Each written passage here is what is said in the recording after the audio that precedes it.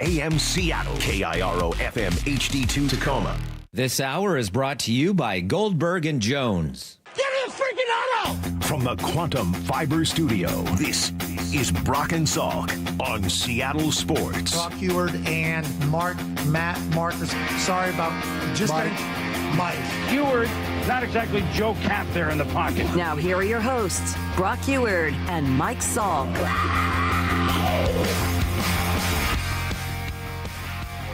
Hello, good morning. Hi, everybody. It is the Brock and Salk Show. Seattle Sports on 710, seattlesports.com, Seattle Sports app, all the podcast platforms, 97.3 HD2, and YouTube.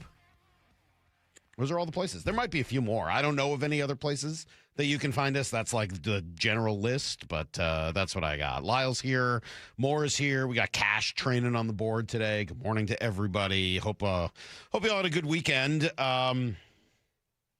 Yeah, all right, let's just jump right into it. I'm not going to mess around with other stuff. We're not going to mess around with how fun it was to watch the PGA Championship this weekend or where the hockey is at and how great it was to see Game 7 tonight, thanks to the beautiful comeback from the Buffalo Sabres. We won't do any of that stuff.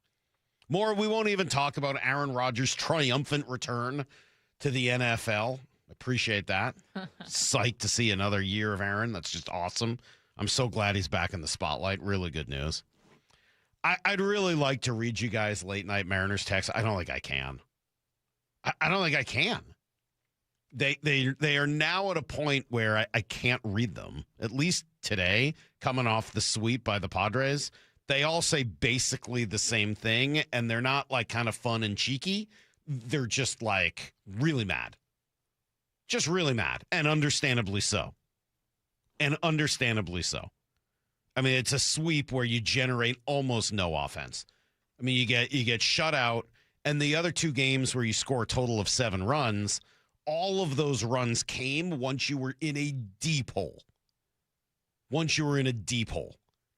So, yeah, all right, cool. You started scoring down 5, 6, 7 runs, but you weren't in those games until the very end in one of them. So it really is just a lopsided series in every way. I'm going to give you two numbers. And we'll talk about Colt Emerson this morning, obviously a lot. Maybe there's some level of hope there. We'll talk about what's wrong with this team and try to figure out whether or not it's fixable. We are rapidly approaching June 1st. Just we're 2 weeks away from kind of a big number, a big landmark date where we'll have to do some significant judging and decision, making on where this team is at. We're getting really close to that date of June 1st, just 2 weeks away. At that point, you're a third of the way through the season, and we talk about, a third to figure out who you are, a third to make changes and figure out who you want to be, and then a third to actually put all of that together in the last 2 months. Yeah, there's still 4.5 months of baseball left. It's not like there's 2 weeks left, but I think at June 1st, yeah, you want to have a pretty good idea as to who this team is. I'm going to give you two numbers that I think are the two most important numbers for any Mariner fan today. Two numbers, okay? You ready? Number one, 15 and 25.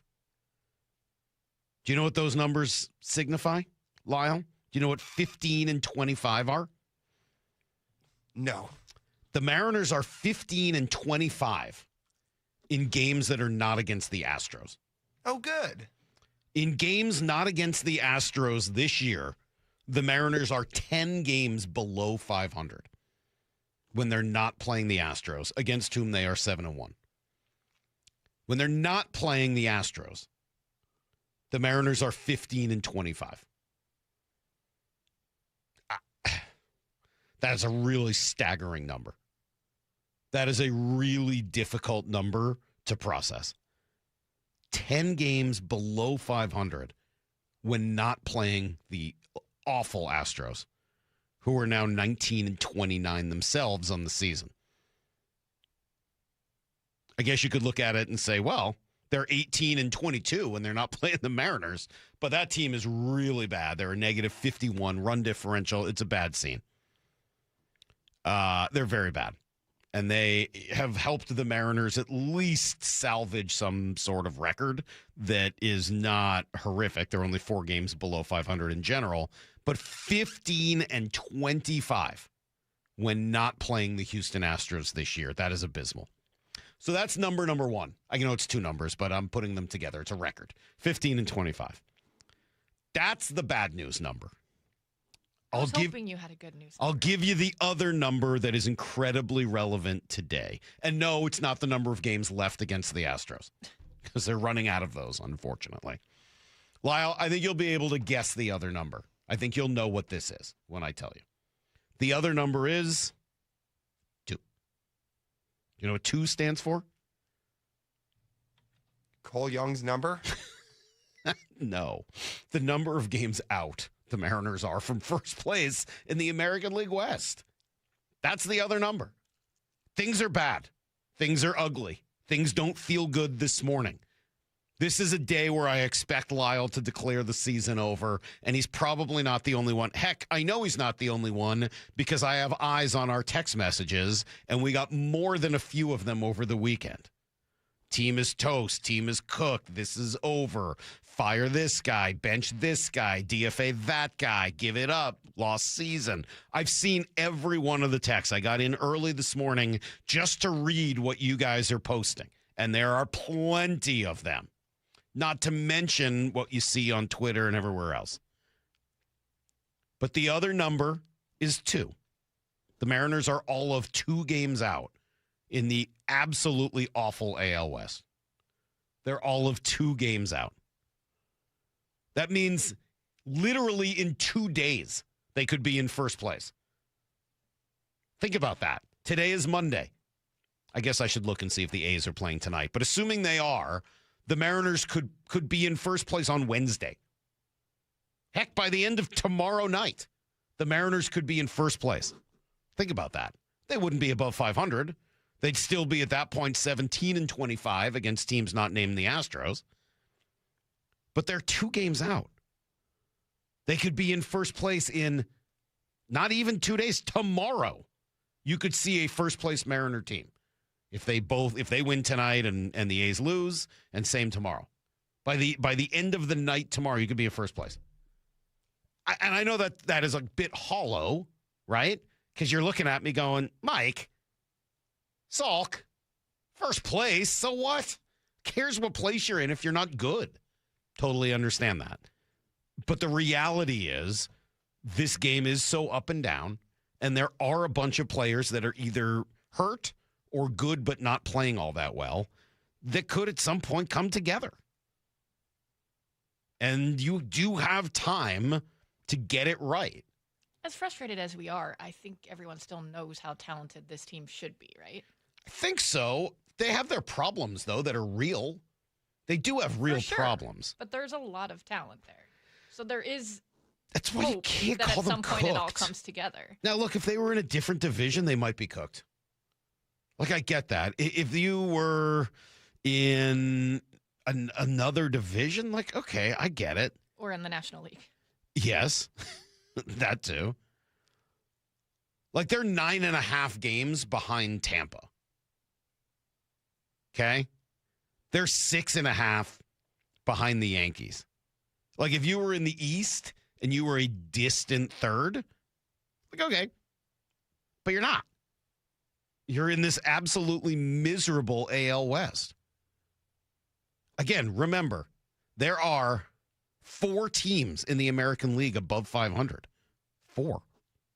That's it. Rays, Yankees, Guardians, and now the White Sox, who, by the way, are in for 3, are all above 500. Not necessarily the 4 teams I would have picked at the beginning of the year, but that's what you got. The A's are 500.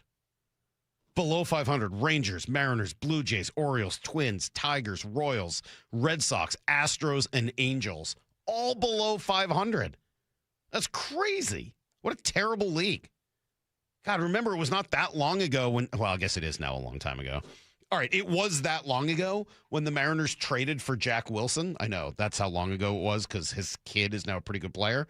But the Mariners traded for Jack Wilson. He came over from Pittsburgh, and I asked him, this is a true story, because the American League was so much better than the NL at that point.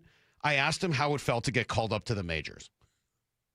He was like, I mean, he thought it was funny, but like that's how different things were then. And now, oh my God, the American League is trash. Total trash. And really, for the second straight year, it's trash. It wasn't good last year either. So good on the Mariners for, kind of capitalizing on that moment last year. And they're not doing so yet this season. If the season starts today, or if the postseason starts today, they're one game behind Texas for a wild card.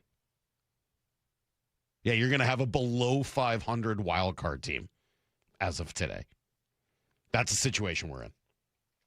So those two numbers are the two I'll give you. There's a million more, and we're going to talk a lot about Colt this morning, and we're going to talk about kind of, what the team can do to fix all of this. But those are the numbers I think are important. There's a serious problem. There is a serious problem right now with the Mariners. They're 10 games below 500 when they don't play Houston. They're also only 2 games back. And both of those things are true at the same time. Pretty crazy. Very strange start, man. We'll be back. We'll give you guys everything you need to know, which, by the way, is a lot today. There's like a million roster moves. Colt Emerson is up. We're going to talk about him. We're going to talk about Cal. We're going to talk about Brash. We're going to talk. There's so many moving pieces. And then you got everything else going on in the world as well. So stick around. It's all coming up on Brock and Salk. Think you know the Mariners? Not if you aren't subscribed to the Daily Mariners newsletter from Seattle Sports. That's what they've been waiting for. The latest Mariners news and injury updates, exclusives from Mariners insider Shannon Dreyer. You look at the pieces and how it works. Plus the best takes and breakdowns from your favorite Seattle sports hosts and contributors. The Mariners seem to be trying to build something that I think is a little bit more sustainable. The Daily Mariners newsletter. Monster solo home run. Subscribe at seattlesports.com/newsletter.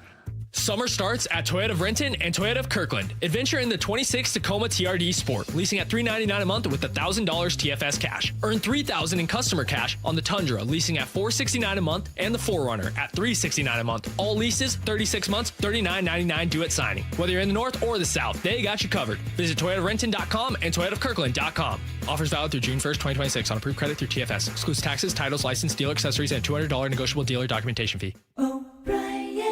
Hey, it's G. Scott. Let's talk real for a sec. Summer is supposed to be about sunshine and kids having fun. But when the kids are home all day, that grocery bill, yeah, it grows fast. That's why I want you to know about Sunbucks and why our friends at Safeway are helping get the word out. If your family qualifies, you can receive $120 per child to spend on groceries this summer, food in your cart, and a little less pressure on that budget.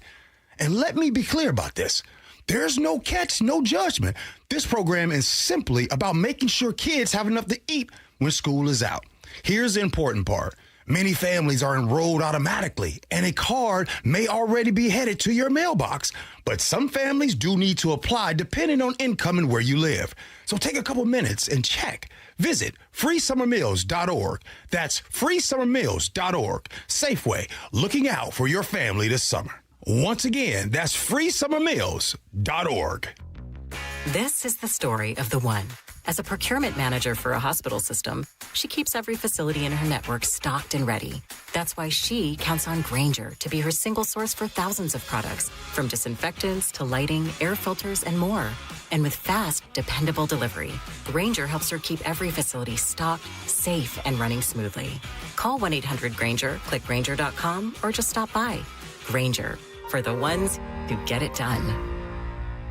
Wesley Financial Group is not a law firm. I'm Chuck McDowell, founder of Wesley Financial Group. Did you buy a timeshare because they told you it was a great investment? That's a lie. Most timeshares can be bought online for $1. To find out what your timeshare is worth and to cancel it, call us today and we'll send you our timeshare exit kit free with all your options for cancellation. Call Wesley for your free exit info guide. 800-771-1300. That's 800-771-1300. This is the story of the one.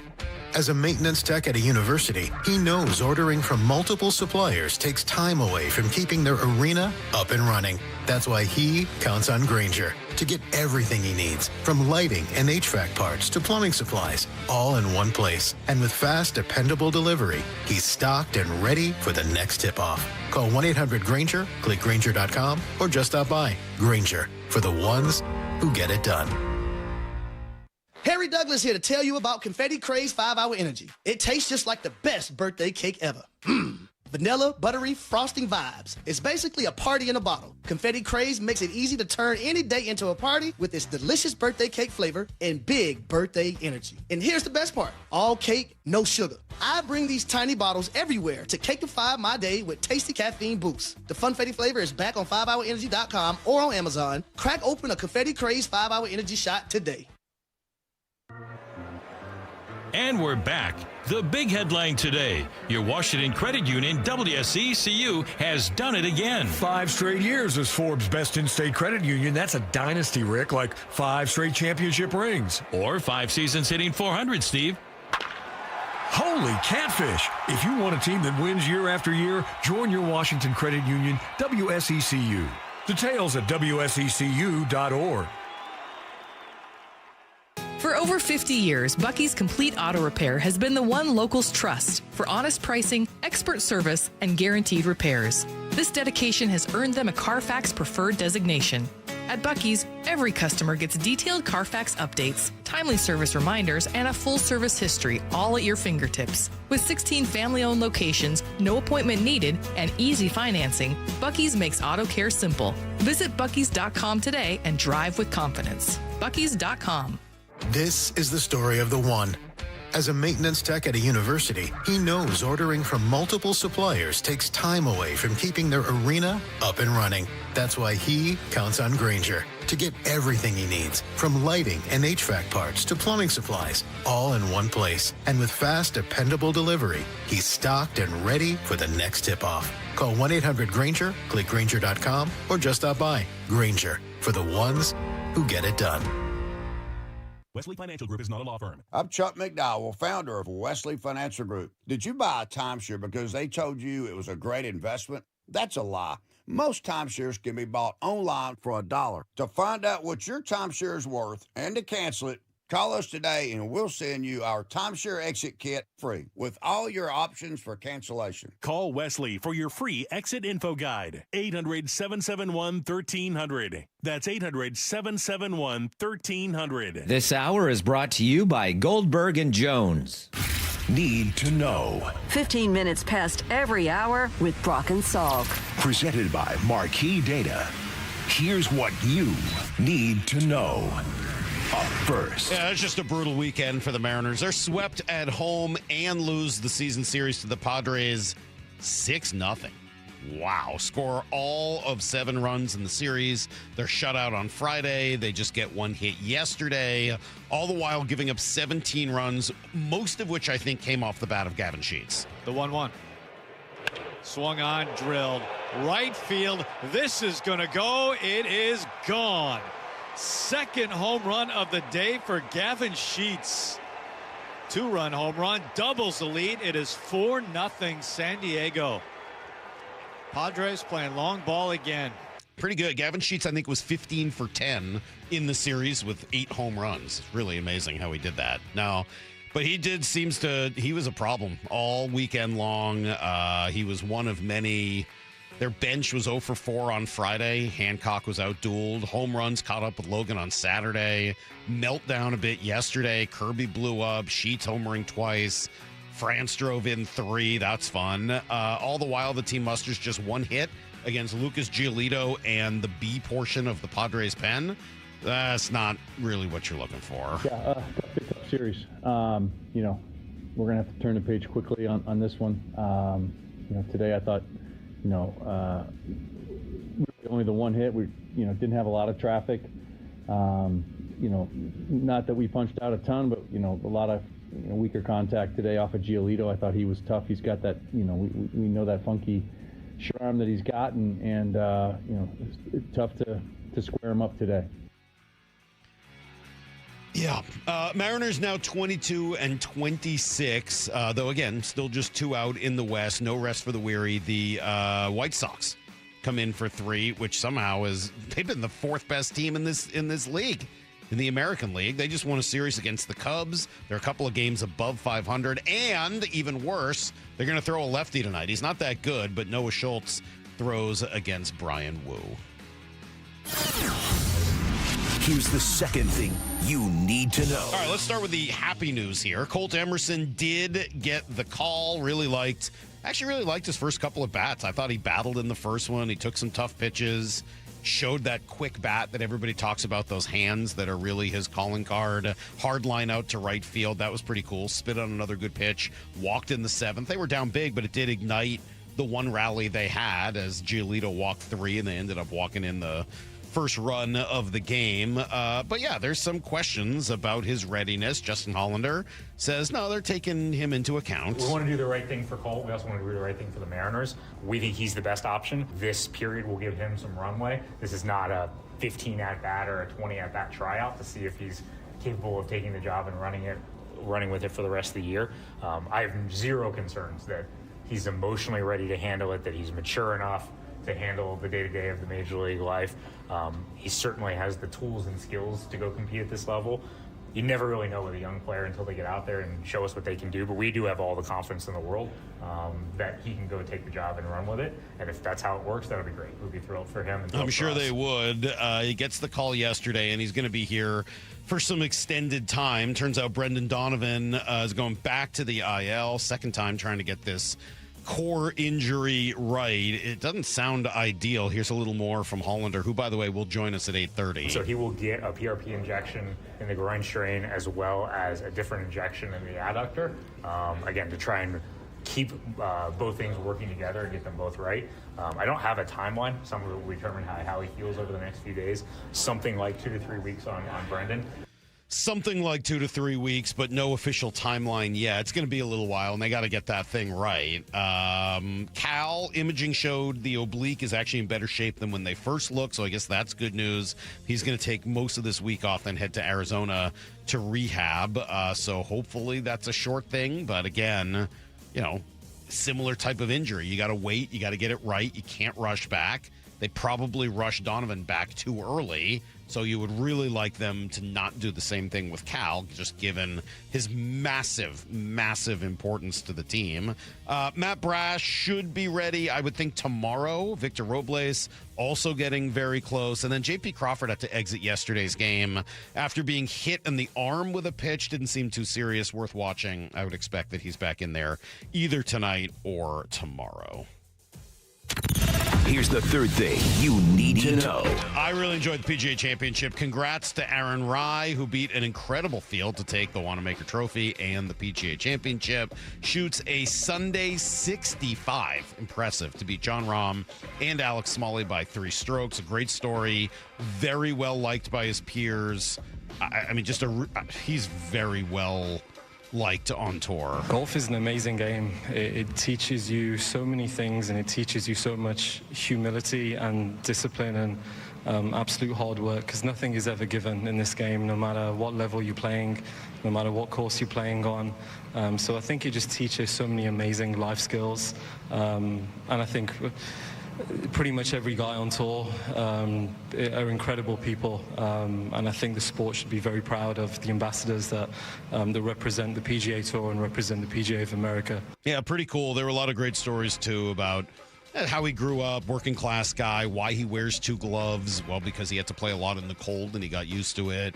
Why he uses iron covers, which are verboten across golf circles, but he did it because he could really only afford 1 set of golf clubs and wanted to make sure everything was kept as nice and lasted as long as possible. So really cool story there, and it was great to see the world's best challenged by a phenomenal golf course. Only 25 players finishing under par. Maura, Aaron Rodgers is back. He signs a 1-year deal worth up to $25 million with the Steelers, thank God. And Nashville is going to get the Super Bowl in 2030. That's everything you need to know. 1:15 every hour here on the Brock and Salk Show. Maura, you wrote in our email last night that our long national nightmare is over. I was curious if Lyle knows who said that and to what it was referring. What do you think? Yeah, you've learned as little as I learned if you're actually still throwing at me with things like this now. I was actually curious if Maura knew, because it is a commonly used phrase, but it does come from one person who said it. Gerald Ford, right? It is Gerald Ford. Nice work. Do you know to what he was referring? I actually don't. So it's often assumed it's Vietnam, but it was not. It was actually Watergate, which I hope Lyle's heard of, but I'm not sure. Lyle, have you heard of either Vietnam or Watergate? Yeah. Okay, you've seen All the President's Men, haven't you? I remember that. Yeah, so that's sort of a trick question. All right, there you go. Good answer. That's what he was referring to. It was when he took his inauguration. He was referring to the end of the Nixon administration and Watergate. So, all right, good stuff. Maura, it was a busy weekend. I had Cecily's birthday parties and some other stuff. We did have 3 kids in giant inflatable costumes playing volleyball down by Green Lake, which was pretty entertaining, and doing races. So, I was a little distracted at times. I'd like to know what I missed. We'll do it next on Brock and Salk. Think you know the Mariners? Not if you aren't subscribed to the Daily Mariners newsletter from Seattle Sports. That's what they've been waiting for. The latest Mariners news and injury updates. Exclusives from Mariners insider Shannon Dreyer. You look at the pieces and how it works. Plus the best takes and breakdowns from your favorite Seattle sports hosts and contributors. The Mariners seem to be trying to build something that I think is a little bit more sustainable. The Daily Mariners newsletter. Monster solo home run. Subscribe at seattlesports.com/newsletter. Your old furnace ain't nice, and your toes are like ice. DayandNight.net. This month, Day and Night gives you a free furnace with the installation of an AC or heat pump. If you're not sure your furnace will make it through another winter, call us to install a proper, long-lasting, efficient heating system backed by our lifetime workmanship guarantee, so you won't be left out in the cold. Install an AC or heat pump and get a free furnace from Day and Night Plumbing, Heating, Cooling, and Electric. DayandNight.net. Dave Wyman here with an interesting story. A woman was about to donate a box of jewelry, but her friend told her, take it to Bellevue Rare Coins first. She walked out with a check that far exceeded her expectations. Old jewelry, coin collections, gold watches, necklaces, and pendants. It's worth finding out what those items are worth during such a strong market. Before you give anything away, get it checked out at Bellevue Rare Coins in Bellevue, Linwood, Issaquah, and Tacoma. Go to BellevueRareCoins.com. Dealing with divorce and custody issues can be terrifying and very lonely, but you don't need to face it alone. Goldberg Jones has been helping Northwest husbands and fathers for more than 30 years. Thousands of men have put their trust in us. You can too. Learn more at GoldbergJones.com. Start having fun. Caesars Sportsbook at Muckleshoot Casino Resort is your #1 place to eat, drink, watch, and have fun. Keep up with your favorite sports anywhere and everywhere on property with the mobile app. Visit MuckleshootCasino.com today. Scan the QR code and let the play begin. Muckleshoot. If stocking your fridge, freezer, and pantry all in one trip sounds appealing, then Chef Store is the place for you. From fresh meat and produce to everyday essentials and frozen faves, get more for less at Chef Store. Open to the public, no membership required. Visit today. Download to see if you qualify. Not all customers will qualify. Transfer fees may apply. No Albert subscription required. Albert is not a bank. Albert Instant Loans are issued by FinWise Bank, member FDIC. Not an actual client. Terms apply. Kylie, what's wrong? I just got hit with a car repair bill. I'm behind on rent, and I feel like I can never save any money. Have you tried the Albert app? Albert is your financial assistant, helping you find ways to save and create custom budgets to actually grow your money. Plus, you can get up to $10,000 for big expenses or advance up to $1,000 fast when you need cash right away. Albert can get me up to $10,000? Exactly. Albert spots you in a pinch and helps you grow your money in the long run. I'm downloading Albert right now. Download the Albert app and use promo code BUDGET to borrow up to $10,000 for whatever you need. The Albert app helps you budget better and save more money so you reach your financial goals faster. Download the Albert app right now and use promo code BUDGET to borrow up to $10,000. Use code BUDGET to borrow up to $10,000. With Popeye's new $6 faves menu, you can get this 3-piece chicken, this 3-piece tenders, this chicken sandwich, or these 2 regular sides for just $6 a piece. I know you can't see what I see, But trust me, those bold Louisiana flavors look so good, you might just have to get them all. Now there's an idea. Love that chicken from Popeyes. Limited time at participating U.S. restaurants. Price may vary. Terms apply. Bob Stelton here, and if you've had LASIK or EVO ICL to get out of those glasses and contacts, you know how freeing it was. I had LASIK, but when I got older, I started to need reading glasses to see my phone or a restaurant menu. That's when I went to K2 Vision for a refractive lens exchange, and it was a game changer. If you'd like to rid yourself from all glasses, including readers and bifocals, learn about K2 Vision RLE at their free live webinar this Thursday at noon. It's a perfect opportunity to meet Doctors Kopstein and King and have them answer your questions about K2 Vision RLE, like how is RLE different from LASIK and EVO ICL? Why won't I get cataracts after RLE? How does the light adjustable lens work? And lots more. The light adjustable lens is the premier technology for those who have had LASIK and now want to get rid of reading glasses. Plus, never get a cataract. K2 Vision has done more light adjustable lens procedures than anybody else in the country. Join the free live webinar this Thursday at noon. Register at K2VisionRLE.com. K2VisionRLE.com. Support comes from Amazon Business. Unlock smart business buying with fast, free delivery on millions of items and practical AI innovations that automate repetitive tasks so you can make smarter decisions faster. Learn more at AmazonBusiness.com.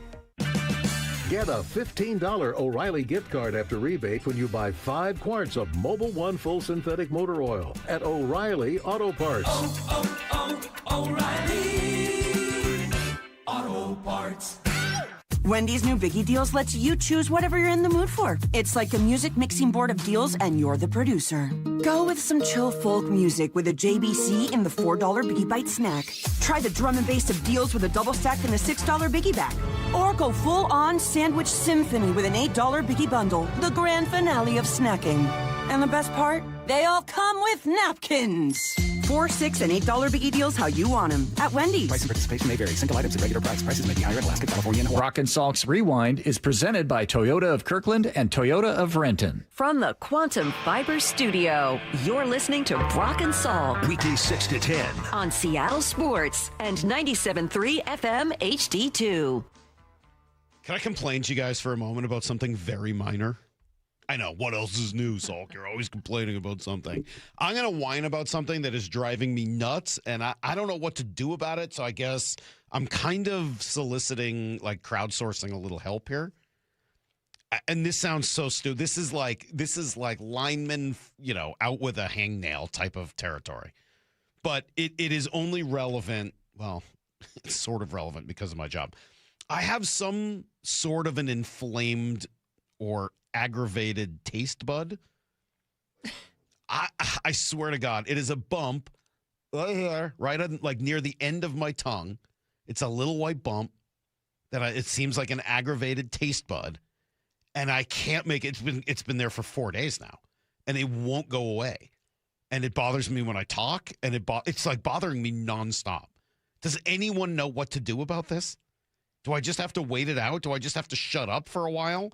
Do I just have to not talk? I just looked it up. It might be a lie bump. L-I-E. A lie bump? Maybe it's like Pinocchio. You told a lie. Well, that's not the first time. I mean, like, after all the lies I've told in my life, why would I finally get one now? It says small, tender, red or white bumps that occur when the tiny, I don't even know how to pronounce that. Okay. Papillae on your tongue become inflamed from stress, spicy acidic foods, or minor injury. I think it's minor injury. That's my guess. Maybe bite it?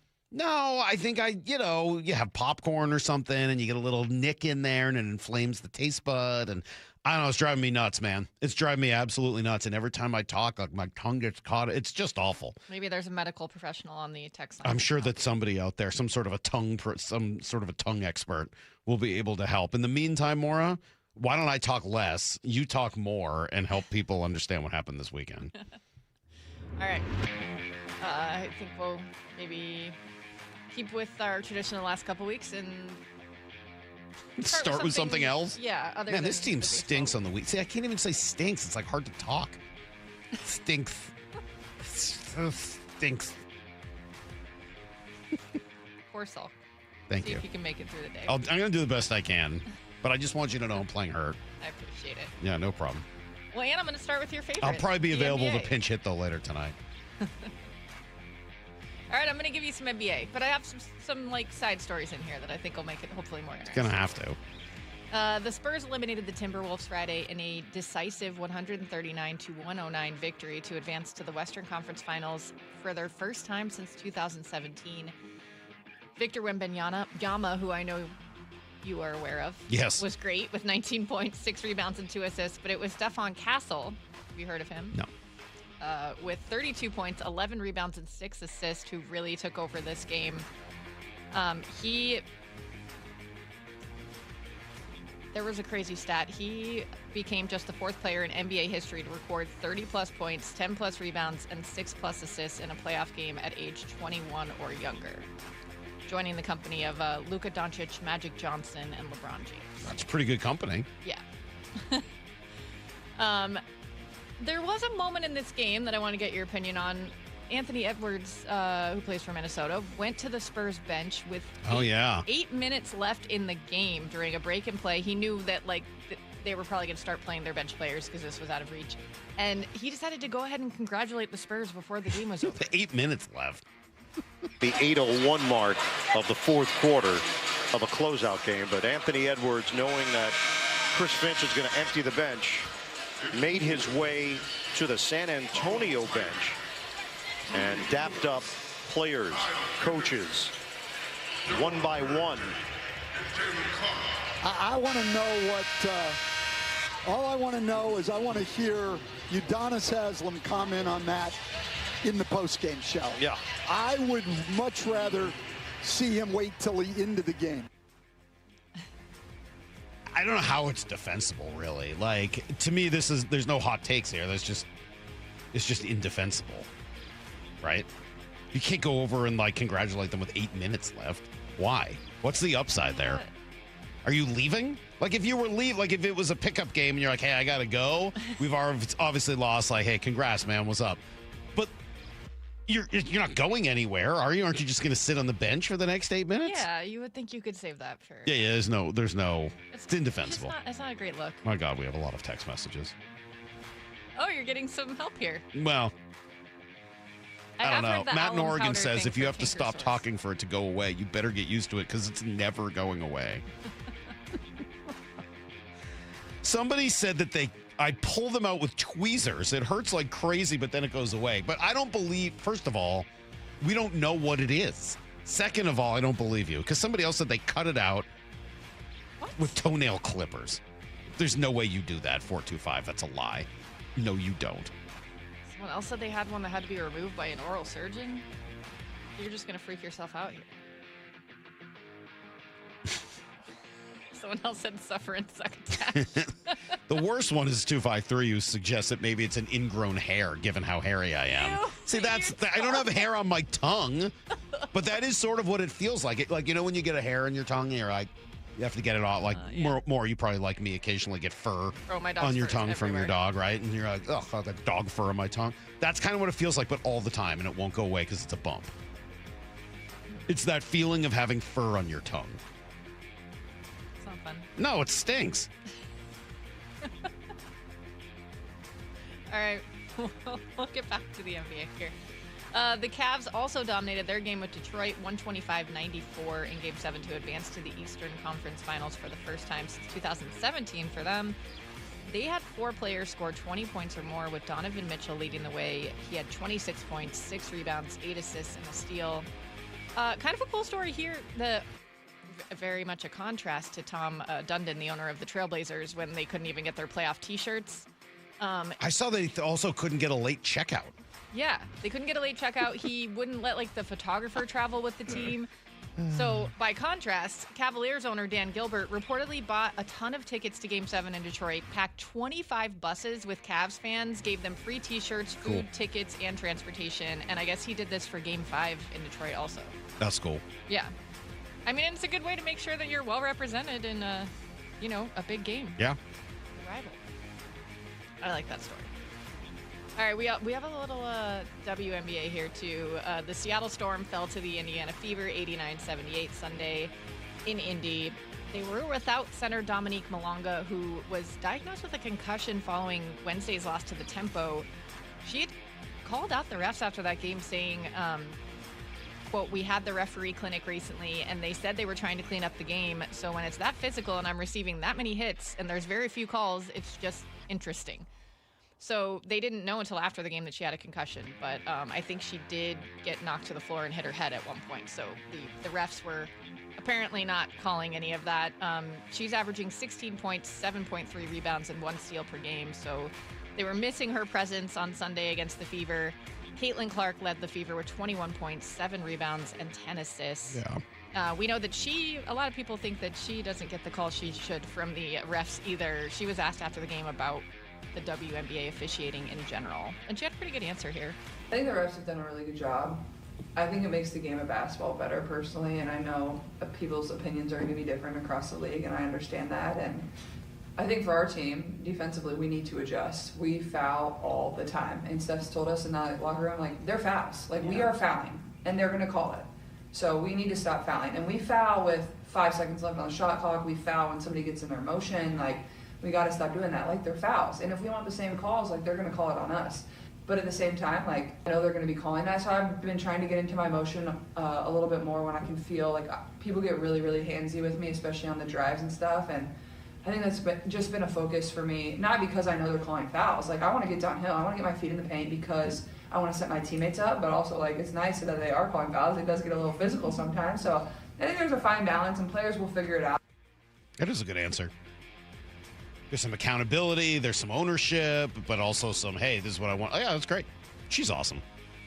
I really enjoy nice to her. have her back playing. It is. And she is filling up the stat sheet, man.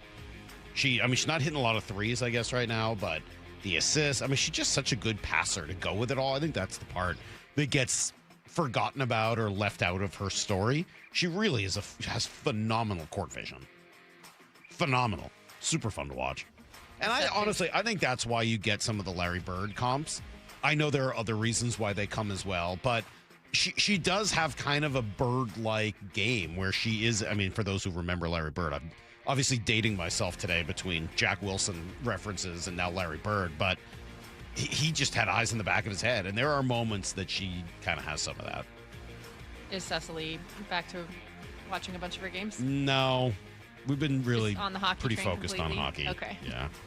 All right. Well, the 215 says if the coach can admit defeat and empty the bench with 8 minutes left, what's the big deal about a player doing the same thing? It just is. Like, you don't need to go over to the other team. Yeah. He's emptying the bench in order to save his guys for later in the series. Like, there's a strategic reason for emptying the bench at that point. It's not just giving up. It's saying, all right, we're not going to be able to come back at this point. Right? So I don't need to keep playing my guys and exhausting them if it's a futile effort. You don't need to go over and congratulate them. You don't need to. Yeah, I agree. Again, it's not like the end of the world. I wouldn't have started the show with it, but like it just seems kind of dumb and unnecessary. All right. We'll get into this Mariners weekend. Friday, Emerson Hancock had another great start. He went 6 innings, giving up 1 run and striking out 6. The Padres starter Randy Vasquez pitched 6 scoreless innings, and when Mason Miller came in the 8th for the 4-out save, it felt increasingly unlikely that the Mariners were going to be able to get on that board. Naylor came close to hitting a 3-run home run that would have given the Mariners the lead just before Mason Miller entered the game, but it came up just short. There was once again a lot of talk about the platoon decisions in this one. Dan Wilson brought Joe Connor in for Raley and Refsnyder in for Canzone in the 7th to face lefty Adrian Morahone.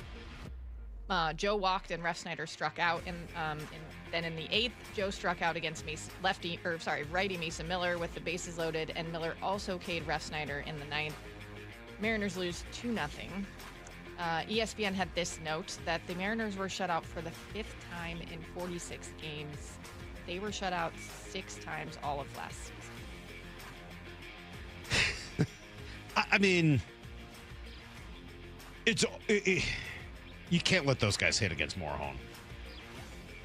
I think you're better off letting righties hit against Morahone and trying to get to him there than hoping that you're going to get anyone to get a hit off of Mason Miller. So I'm not like in general, I'm going to defend Dan on Friday night. I think that's the right decision. Now, the fact that Connor Joe and Rob Refsnyder aren't delivering, that's a different conversation. And we're getting real close to a real Rob Refsnyder conversation here at some point. But that's what he's got available to him. I think you do have to use that against Morahone, even if it means you don't have those guys in the ninth. It's just wild how many times it feels like we have these conversations about guys that come here and we're like, they have this proven track record, but they just can't seem to get it going here. It is happening again. Refsnyder, yeah. It is happening again. Joe, by the way, is actually, well, I'm not going to get into it. Yeah. Lyle, you don't mind that, do you? Right? I mean, like, eventually somebody's going to have to face Mason Miller. I'm not going to sit here and try to, like, I would rather have a lefty against Miller, but Morahone is unhittable for lefties. Yeah, I mean, both of them are unhittable, but in that scenario, it's fine. Like, I guess you have a better shot if you have to pick between the lesser of two evils to have a righty get a hit off Morahone than anybody getting a hit off Mason Miller. Right, that'd be my when Miller enters the game, you might as well just turn around and go home right there. You're not going to beat him. You're not going to beat him. No. So try to do it against He did Morahone. load up the bases, though, right? Yeah, which was a big rarity. I mean, this guy's given up a run in one appearance all year, and he hasn't given up an extra base hit. That's crazy. Those are pretty good numbers. Yeah. His FIP is still negative, by the way. That's also crazy. All right, Saturday was not Logan Gilbert's best outing. Most of the damage came in a 4-run fourth inning that started with 2 walks and was capped off by a Nick Castellanos 3-run home run. Logan then went 3 up, 3 down in the 5th and 6th, but was sent back out in the 7th, got into trouble after getting back-to-back groundouts to start the inning. He gave up a double and then a 2-run home run to Rodolfo Duran to make it 7-2 Padres.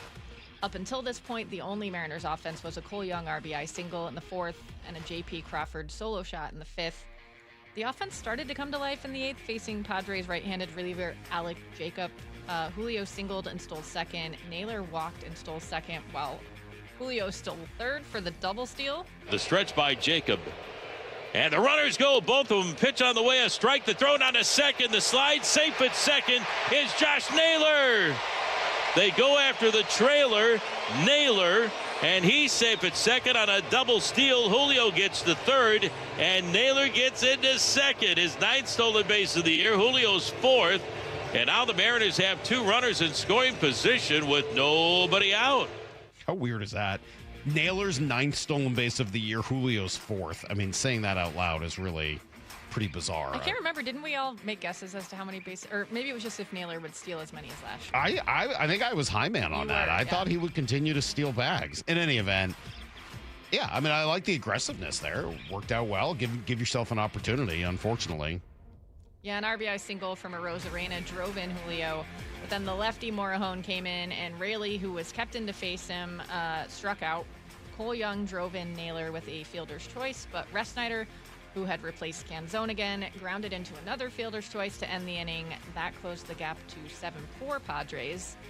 And then Julio robbed a potential second home run for Rodolfo Duran in the 9th. What a great play. The 3-1 pitch, here she comes. Swinging a fly ball into the gap in right center field. Well hit. Julio going back to the warning track near the wall. Leaps up and he makes the catch. Tumbles to the warning track. Holy smokes, what a catch by Julio Rodriguez. Robbing Duran of would have been his second home run of the game. Julio getting back to the wall, timing that leap perfectly, and right in front of the J-Rod squad, he robs Duran of a home run. Were you, did you edit that at all? Rick had that in real time?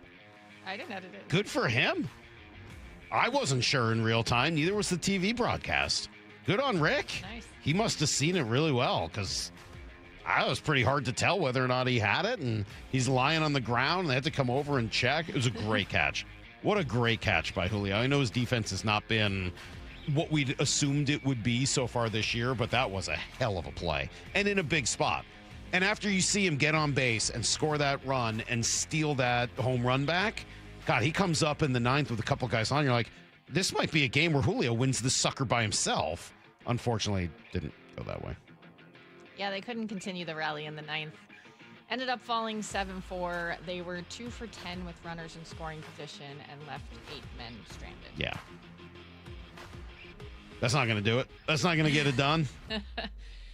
Sunday, Gavin Sheets got the Padres started with a home run off Kirby in the first. Kirby was looking pretty solid after that until he gave up a walk to Bogarts in the fifth, and our old friend Ty France drove him in. But that made it just 2-0, so it still felt manageable. But in the sixth, the Padres really broke it open with another Sheets home run and an RBI double from Merrill. Then a 2 RBI single from France again. Just really opened it up. The Mariners were able to load up the bases and knock Giolito out of the game the next inning, driving in 2 runs. But that would be it for their offensive output on the day. Gavin Sheets added another run in the 7th off of Hoppy, and that brought us to the final score of 8-3 Padres. Yeah, I would say that Lucas Giolito was a lot more effective against the Mariners than you would have liked. He got called up from Double-A before that, right? Yeah, I mean, he's been around a while. He was kind of rehabbing and getting himself. Sox. He's been around. But you'd probably not like to, like, they had to call him up because it was like had an out in his contract, and they're like, okay, well, let's try it. And to have him kind of dominate the way he did yesterday it's just not what you're looking for at all. The offense, once again, challenged. They were able to score. How about this? They scored 3 runs on 1 hit that wasn't a home run yesterday. Not easy to do, right? They walked the bases loaded in the 6th or 7th. Then another walk to score the run, and then a couple of sacked flies bring in the other 2. Those are your 3 runs. They're scored off a total of 1 hit, which had nothing to do with the runs that were scored. Pretty crazy. It's just not a good offensive performance at all. And you just wonder about Colt Emerson coming into that situation. Yeah, and so he's really, sort of the story now of the weekend of the team and kind of where the Mariners are at now moving forward. This is now going to be a Colt Emerson conversation. Brock's going to be in a couple minutes. We're going to obviously start at 7 o'clock talking about him and what this looks like now for him. I'll start by saying this. I really liked his at-bats yesterday. I really liked his at-bats. Calm, patient, professional approach. And the one thing you hear about him more than anything else is the quickness of his hands. And I thought you absolutely saw that yesterday in the first at-bat. It ended up being an out because, unfortunately, it went right to the right fielder. But he hit the ball hard. He hit it on a line. And it's true. His ability to move his hands quickly, get them inside the baseball, and still pull that ball down the – I thought that was really impressive. So I think that we're going to enjoy watching Colt Emerson. I don't know whether or not it means he's going to be successful right away. Like, I think he's got all kinds of talent. He's still 20 years old, and we're going to find out whether or not he's one of the elite ones that can do that at that young age. Pretty hard to do, and the numbers at AAA probably don't really back it up. That said, they were improving over the last couple of weeks, and they're going to make the argument that they need him. I don't know that this is the direction I would have gone right now, but I don't know what else they were going to do. I mean, you've now going to lose Brendan Donovan for at least 2 to 3 weeks, maybe longer. Well, Lyle, I know you kind of side with Salk on this, and what would you have done, You know Lyle? all the players, so who would you have brought Is there up? another option? I mean, it depends on how long-term you want to go. So let's say this is going to be a month. What would you have done? I mean, this is where the other side of the argument comes into play, Yeah, right? you don't have another great option. Could you have gone with Brock Rodden? I guess, but he's a utility infielder who's been about league average in AAA. You don't want to do that. No, and then it becomes, do you just bring Ryan Bliss back up? So is Colt... Ryan Bliss has been awful in AAA. His numbers have been awful. I happened to look at them the other day. He has, I think, the lowest or second lowest OPS on the team. He's been awful. Has not hit at all. So again, this is where the other side of the argument comes into play.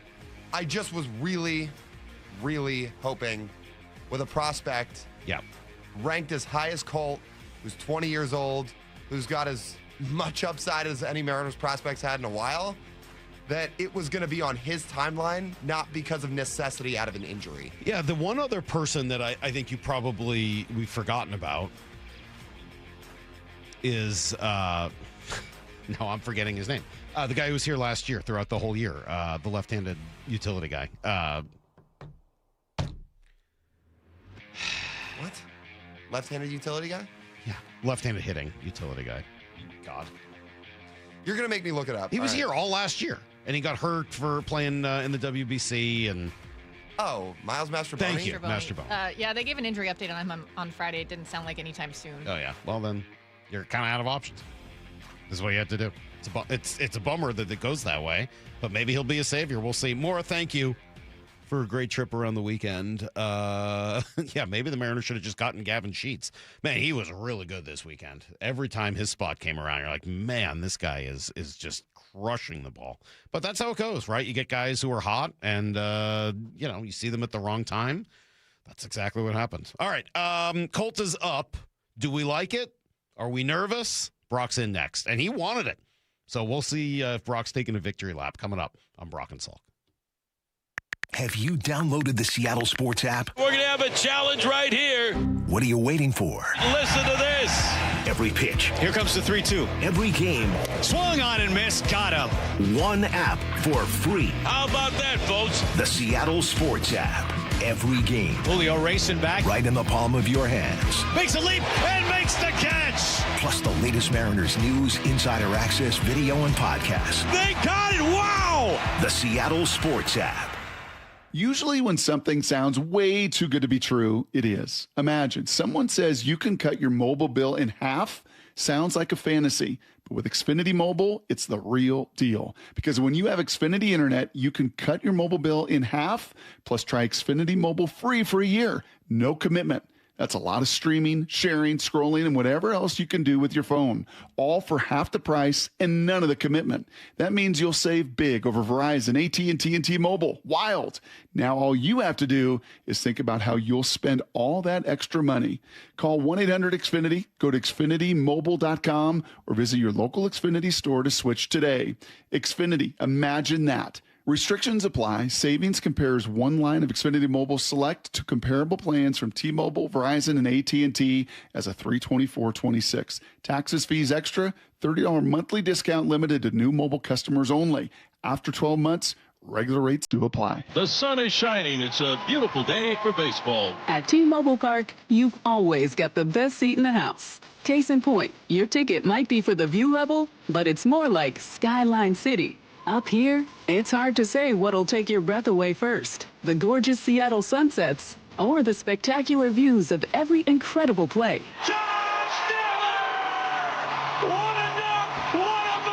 If you like value with a view, it's the perfect place to take quality time with the family to a whole new level. Literally. A bases clearing, 3-run double. Everybody on their feet here at T-Mobile Park. Mariners baseball. Trident's up. Josh Naylor is making his Mariners bobblehead debut this week. It's a 2-day giveaway with the first 10,000 fans tonight and tomorrow scoring this must-have collectible. Thanks to Western Washington Toyota dealers. Plus, both games are value games, so you can score seats for less than $12. Get your tickets at mariners.com. The NBA playoffs are underway, and now you can trade every game on Kalshi. You can also trade on who wins each series, the conference finals, and the championship. San Antonio is currently trading at 19% to win it all, meaning a $100 trade pays out over $500 if they take the title. On Kalshi, you're trading against other people in a live market. No house, no odds makers. And as odds move, you can buy in or out anytime throughout the postseason. For a limited time, download the Kalshi app and use code PASS to get $10 when you trade $10. KALSHI. Kalshi. Trade on anything. At University of Maryland Global Campus, we know you're no stranger to setting big goals, whether in school, at work, or in life, and you're ready for more. At UMGC, we offer the skills-based education you need to move your career forward. Learn how to apply AI, data science, and other emerging tech, plus gain skills in leadership and critical thinking. You've come far. Succeed again. No application fee if you apply by June 1st. Learn more at umgc.edu. Certified to operate in Virginia by Chev. Hey, it's G. Scott. Let's talk real for a sec. Summer is supposed to be about sunshine and kids having fun. But when the kids are home all day, that grocery bill, yeah, it grows fast. That's why I want you to know about Sunbucks and why our friends at Safeway are helping get the word out. If your family qualifies, you can receive $120 per child to spend on groceries this summer, food in your cart, and a little less pressure on that budget. And let me be clear about this. There's no catch, no judgment. This program is simply about making sure kids have enough to eat when school is out. Here's the important part. Many families are enrolled automatically, and a card may already be headed to your mailbox. But some families do need to apply depending on income and where you live. So take a couple minutes and check. Visit freesummermeals.org. That's freesummermeals.org. Safeway, looking out for your family this summer. Once again, that's freesummermeals.org. Smalls here. Look, in sports, the best teams know when to make their move, and Sherwin-Williams is making theirs with their Memorial Day sale. We're talking 30% off paints and stains May 15th through the 28th. You know, I've been looking at these studio walls, and I'm thinking I wouldn't mind a little more red in here. Just get that Cardinal spirit going. Definitely like that. Order online and get everything delivered right to your door, or swing by your neighborhood Sherwin-Williams store. Retail sales only. Some exclusions apply. See store for details. Delivery available on qualifying orders.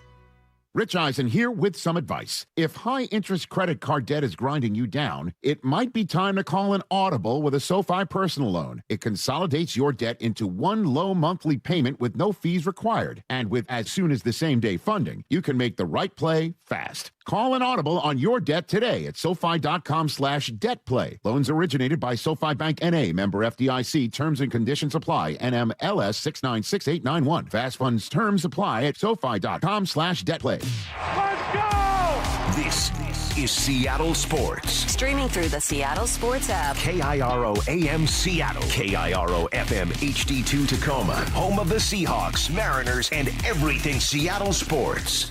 This hour of the Brock and Salk Show is powered by Star Rentals, preferred supplier to the West's best contractors. Get me a freaking auto! From the Quantum Fiber Studio, this is Brock and Salk on Seattle Sports. Brock Ewert is my hero. Jay Buhner just punched me in the kidney. We're going to accuse you of manager. Doesn't really work that way, Sherm. This is a show that has my name on it. It kind of does, though. Now here are your hosts, Brock Ewert and Mike Salk. Hello! Hi, buddy. Good morning, Michael. I'm playing hurt today. You should be impressed.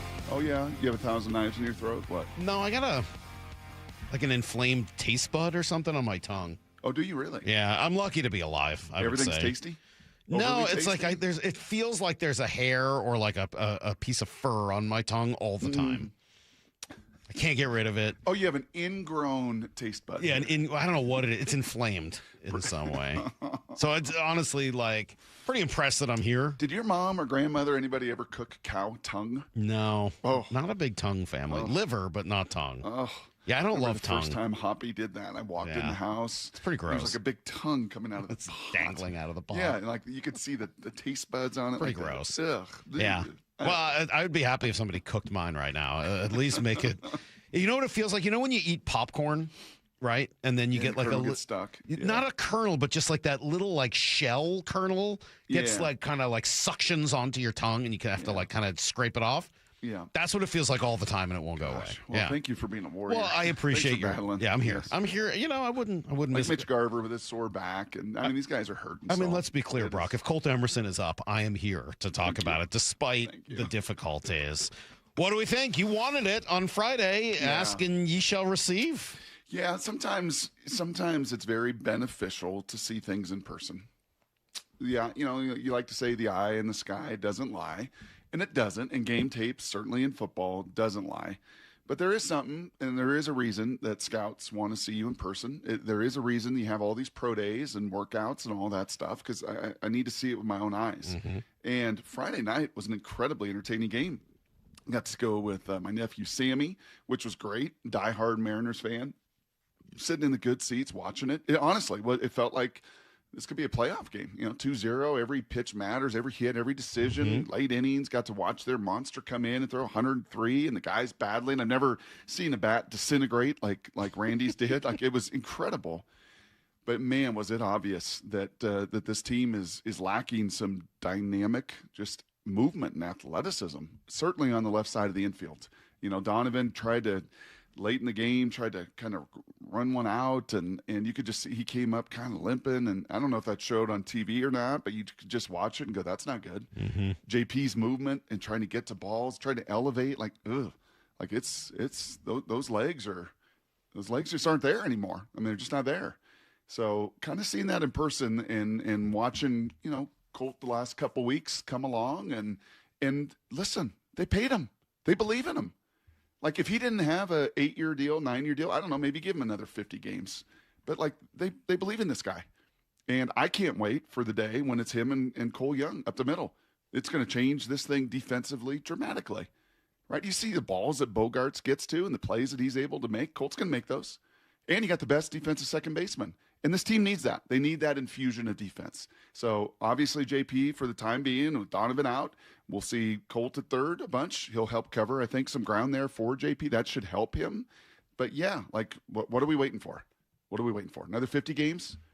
Right? I think he's played 37. Cole Young played 52 AAA games. Do we need to see another, 15, 20 games? Maybe. But, I think this Donovan injury, that's real. And baseball's always got a way of working itself out. Let's go, kid. Hit the ground running. You don't like it. Well, no, that's you not. You and your taste bud don't like it. No, it's not that I don't like it. I don't want to say that. No, that's not true. I think your response to my tweet was when it's time. Yeah, when it's time. When is it time? You bring him up when it's time to bring him up, not when you need him. That's all. You bring him up when it's time, when he's ready, not when you need him. That's all. Mm-hmm. And if they think both are true, then I'm excited. Yep. But if he was ready, I think he would have been up. So I'm a little confused by it. I appreciate all of the things you said, Brock, and I think you're right about all of them. I do think they need a little bit more athleticism, and I do think that stuff helps. I don't think that's why he was brought up. No, it's because Donovan's banged up. Right. I mean, he wasn't going to be brought up until he got hurt, and Donovan got hurt, and they're like, okay, this is going to be a long time. Or they keep losing series, and you keep having the worst defensive shortstop in baseball running out every day. Then you know what? I don't know. Not really? With his 120 WRC plus. Like I don't know. I don't think so. But look, we're going to talk to Justin Hollander at 8:30. We can ask got 120 WRC plus. There was as of recent. Maybe it was 110. Really? I don't know. But like it's been pretty good. I know. Like he's been hitting. No, he's been hitting fine. He's certainly hit some home runs. He's got a great eye at the plate. There's going to be a place for JP. It's not like you throw him out. His WRC plus is 123. That's remarkable. 23% better than average. He's been a pretty good hitter. He's been a good hitter. It's the other side. I know that, but like the good news on Colt, and thank you to both Lyle and Jason Churchill for pointing some of this stuff out. And Jason will be with us at 9:30 today. We'll talk to him, Prospect Insider, about kind of why and where Colt is at. I love the last 2 weeks. The strikeout rate has been down. Some of the other numbers have been up. So hopefully that is the sign that he's ready. Yes. I'll tell you what I saw yesterday was great. Yep. I loved the at-bats yesterday. I mean, the first two at-bats I thought were both A+. Yep. Neither one resulted in a hit, but one resulted in a hard line drive to right where you got to see his great hands, quick hands, fast hands, and the other was a walk that ignited their big rally, which consisted of 4 walks and 2 sacrifice flies. So it's not like there was a lot going on offensively for the Mariners yesterday, and I thought his 2 at-bats were as good as anybody else's. Yep. So, there's a lot to like about him, and I'm super excited. It's just a little odd after all of the conversation about waiting for him to be ready to do it when Donovan gets hurt, but they don't really have any other options. No, I mean that's the other part of it is unfortunately our little Leonardo has been exposed. Like he's not a big league hitter. And Master Boney is hurt. Correct. Right? He might have been an option here. Will Wilson came up. He immediately got hurt. Yep. So he's not going to be an option. Like how many down on the depth chart are you going to go? Right? Like you're going to keep going lower. Like the game's getting younger, my friend. Like look around baseball. Look at the top prospects like Colt. Like they're playing. Colt, he's going to go through some adversity. Right? He's going to. It's like a rookie quarterback in the NFL. You're not going to just star. You're going to go through some adversity, like Cole did last year. Started fast, had to make an adjustment, kind of wore down. Like get the clock started, get the ball going. You paid him. He's your guy. And I think, his level of just dynamic athleticism when he gets on the bases, the ground that he covers, and the maturity ultimately that he has, right? In listening to Ryan Rowland-Smith and listening to the baseball guys, right? You'll hear them just talk about this guy is wise beyond his years. He's just a mature guy. There's no doubt. And again, I think when you have rewarded him with that sense of belief in that contract, like, let's go. What are we waiting for? You're waiting for him to be ready. Okay, but when do you know he's ready? Well, you never know, but Correct. You're certainly looking at some of the numbers, and Justin spoke to that yesterday. Sure. I mean, I think in a perfect world, it wouldn't have been on 2 hours' notice. He was about to go start the AAA game today. But again, there is no perfect time. He's ready. I know I talked to Justin Toole this morning when he called him, and he said, Colt said, great, I'll be right there. Like, he was very matter of fact. There was no jumping up and down, no celebrating. It was like, I'm going to go pack my bag, I'll head right up. He's just wired that way to handle whenever is the time that we were going to do this. I was confident that Colt will be fine with it. There's no way of knowing with a young player. I think we expect that there'll be an adjustment period. There was for Julio Rodriguez and Cal Raleigh and Cole Young and J.P. Crawford and go around the diamond almost everybody but Randy Arozarena who plays out on that field. All of them had a moment where they landed in the big leagues, they had some success, the big leagues adjusted to them and they had to adjust back. That's very normal, and that's how I expect this to go. Yeah. Cosine. I like all that, and I agree with you, Brock. Yeah. Why wasn't he called up a week ago? Why wasn't he called up 2 weeks ago? Why wasn't he? I mean, like, if that is the reasoning, like there is no good time and he's going to be ready, well, then why wasn't he up? Mm-hmm. He was called up because the guy got hurt. Like, what am I missing? Well, and little Leo just, put together a couple more weeks, and the struggles of the guys. Then what you're saying is and his 2 weeks in Tacoma, where his strikeout rate and that barrel rate and all the numbers and all the things that they evaluate got better as his wrist started to feel better. Okay, that one I like. I like. Okay. That one I'm comfortable with. Great. If the answer is we really like the way his last 2 weeks went at Tacoma, then I love it. Then by all means, he's ready. Call him up. And quite frankly, it shouldn't have been done then on 2 days' notice, on 2 hours' notice. It should have happened because you were ready to do it. Yep. Like, I just don't. Let's go to break. We'll come right back. I'll give you guys everything you need to know next on Brock and Salk. Have you downloaded the Seattle Sports app? We're going to have a challenge right here. What are you waiting for? Listen to this. Every pitch. Here comes the 3-2. Every game. Swung on and missed. Got him. One app for free. How about that, folks? The Seattle Sports app. Every game. Julio racing back. Right in the palm of your hands. Makes a leap and makes the catch. Plus the latest Mariners news, insider access, video, and podcasts. They got it. Wow. The Seattle Sports app. Hey, Brock Salk here for my friends over there at People Come First, PCF Construction Group. And if you have been dreaming of a new deck, then call PCF before the good weather arrives and their schedule is totally filled up. You see, with a new deck, patio cover, heater, fireplace from PCF, you can enjoy the outdoors year-round, no matter the weather. In fact, some of my favorite times is when the rain is whipping around and the wind is out and you're on your deck just enjoying your TV with your heater and all your outdoor fun. And for limited time, how about this? Get 50% off demolition costs up to $5,000 when you book your project with PCF. Contact People Come First Construction Group for all the details. They did design and build our outdoor living space, and we loved it. So start planning and designing your dream deck now, so you're ready to build this summer. Planning, permitting, construction, it can take a little time. So get the party started today. Get your project ideas, browse the amazing photos, and find all the offer details at PCFgroup.com. That's PCFgroup.com.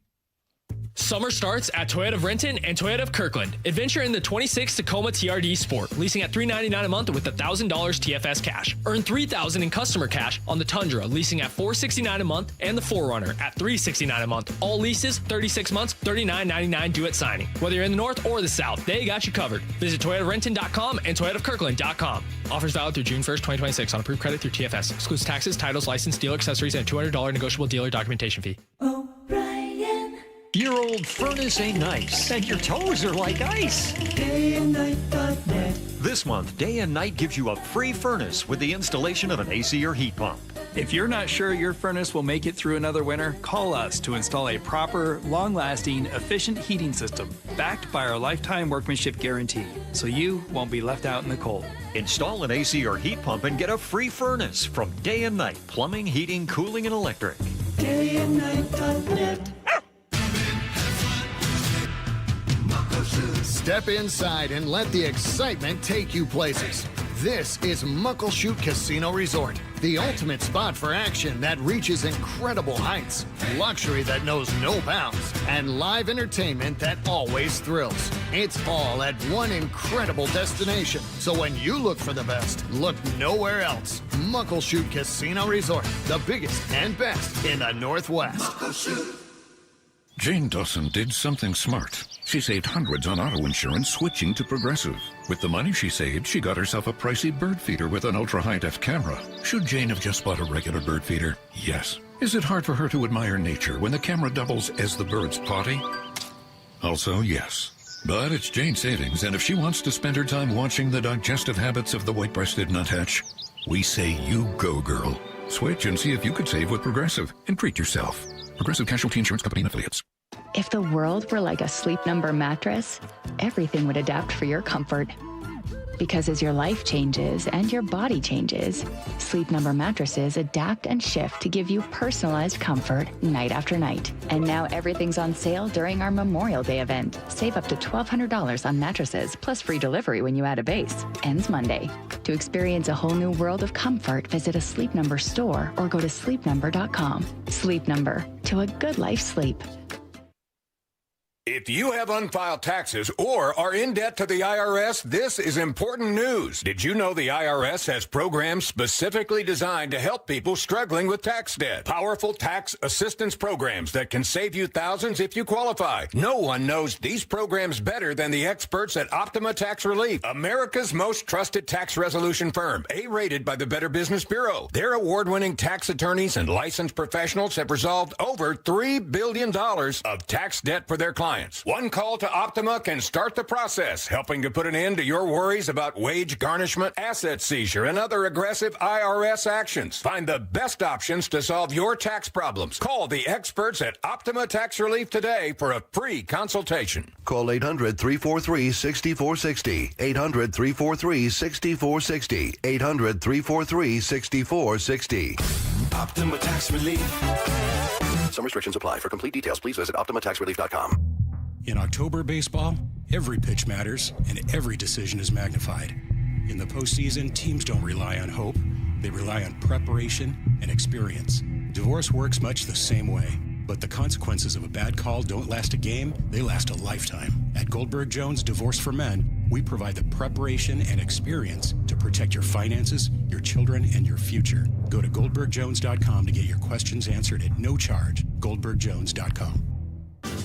Spring is the perfect time to make improvements that protect and add value to your home. Hi, Justin Shirley, CEO of State Roofing and Exteriors. For decades, homeowners across the Pacific Northwest have trusted our team for roofing, siding, windows, and custom decking. This spring, save up to $3,000, or qualified homeowners can take advantage of zero down, zero payments, and zero interest up to 24 months. Call 866-ROOF-ROOF or visit stateroofing.com today to schedule your free estimate. Need to know. 15 minutes past every hour with Brock and Salk. Presented by Marquee Data. Here's what you need to know. Up first. Yeah, it was a tough weekend for the Mariners. Swept at home. They lose the season series to the Padres 6-0. They scored 7 runs in the series. They were shut out on Friday. They had just 1 hit yesterday. Really, all 7 of those runs came after they were really out of both of those games. It just was a largely non-competitive weekend. Gavin Sheets was dominant. A couple of home runs yesterday. Ty France. Cresswell delivers. Swung on line, drive center field, a looper, and it is down in front of Julio. Padres will get 2. Merrill scores. Laureano right behind him. That was the second and third RBI for France yesterday. Just kind of frustrating from start to finish, and all the while the offense just unable to manage really any level of consistency. You know, I think, again, up until today, I thought, we've done a pretty good job of getting guys on. Today was a little bit tougher with Giolito and the way he was locating. But I think, getting guys on, hasn't really been the issue. It's been more about getting them in, and I think that's where our consistency will begin, is when we're able to, drive that traffic in and start consistently getting the runs across the board. Yeah, it's been just a wildly inconsistent near 50 games now. I mean, there's no other way to sum that up, and there's a ton of reasons for it. And we can go down any excuse hole and explanation hole, and there's a lot of them. A lot more in these first 50 games, Salk, than I can remember in a long time, with guys beat up and injured. And I know you're going to get that in Need to Know as well. And it just never felt like you've had the whole crew. You just never gotten yourself into rhythm. And, Friday night was a bummer. They hit so many balls on the screws. I thought Naylor hit a 3-run bomb to win that thing 3-2. Like he hit one on any other, I think, night this year that's going to be gone. And it just unfortunately died out there in the graveyard, as did about 4 or 5 other balls. Donovan hit some balls on the screws Friday night. You didn't get that one Friday. And then, boy, San Diego, matchup-wise, not a good matchup for these Mariners. Well, they're 0-6 against them. Yeah, not a good matchup. Yeah. It'd be better if they could keep playing Houston. That would be... That's a better matchup. Let's play Houston more and San Diego less. Yes.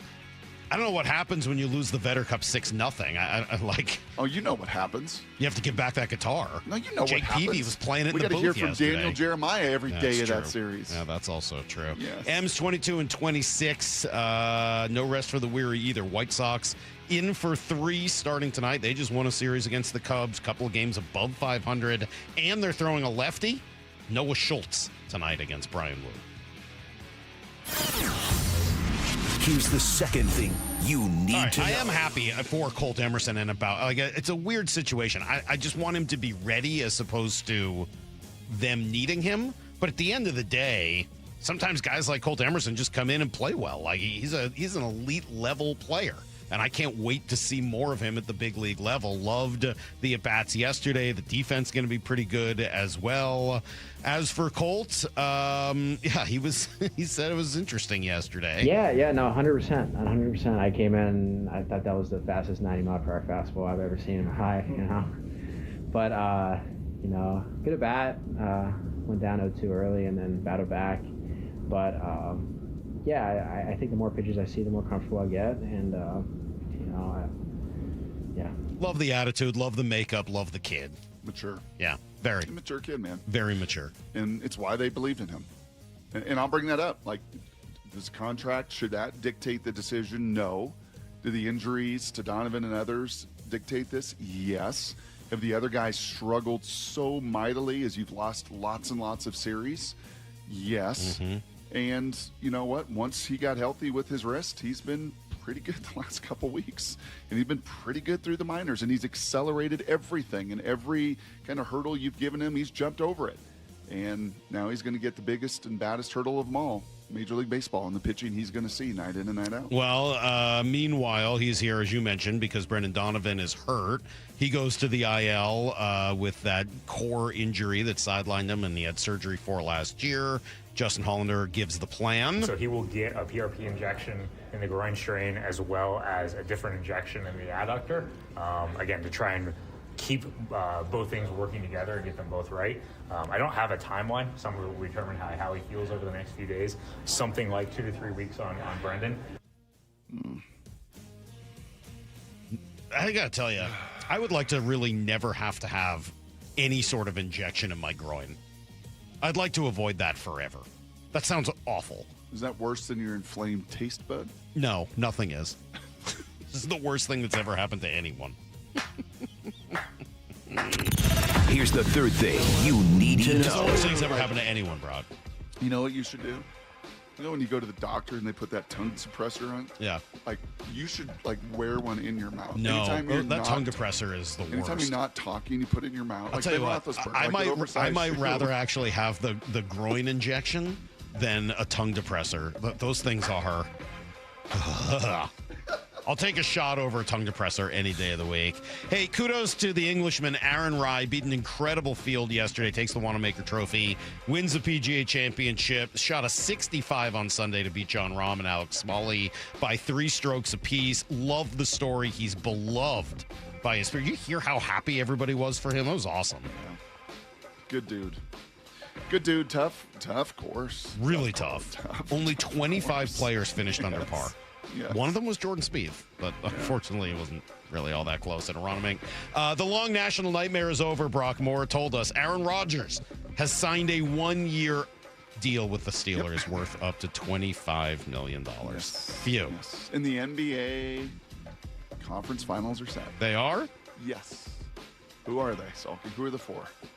New York. No, we talked about this at 6. Oh, Detroit and Cleveland. Yeah, right? who won? Yeah, who won? Who won Game 7 by 35?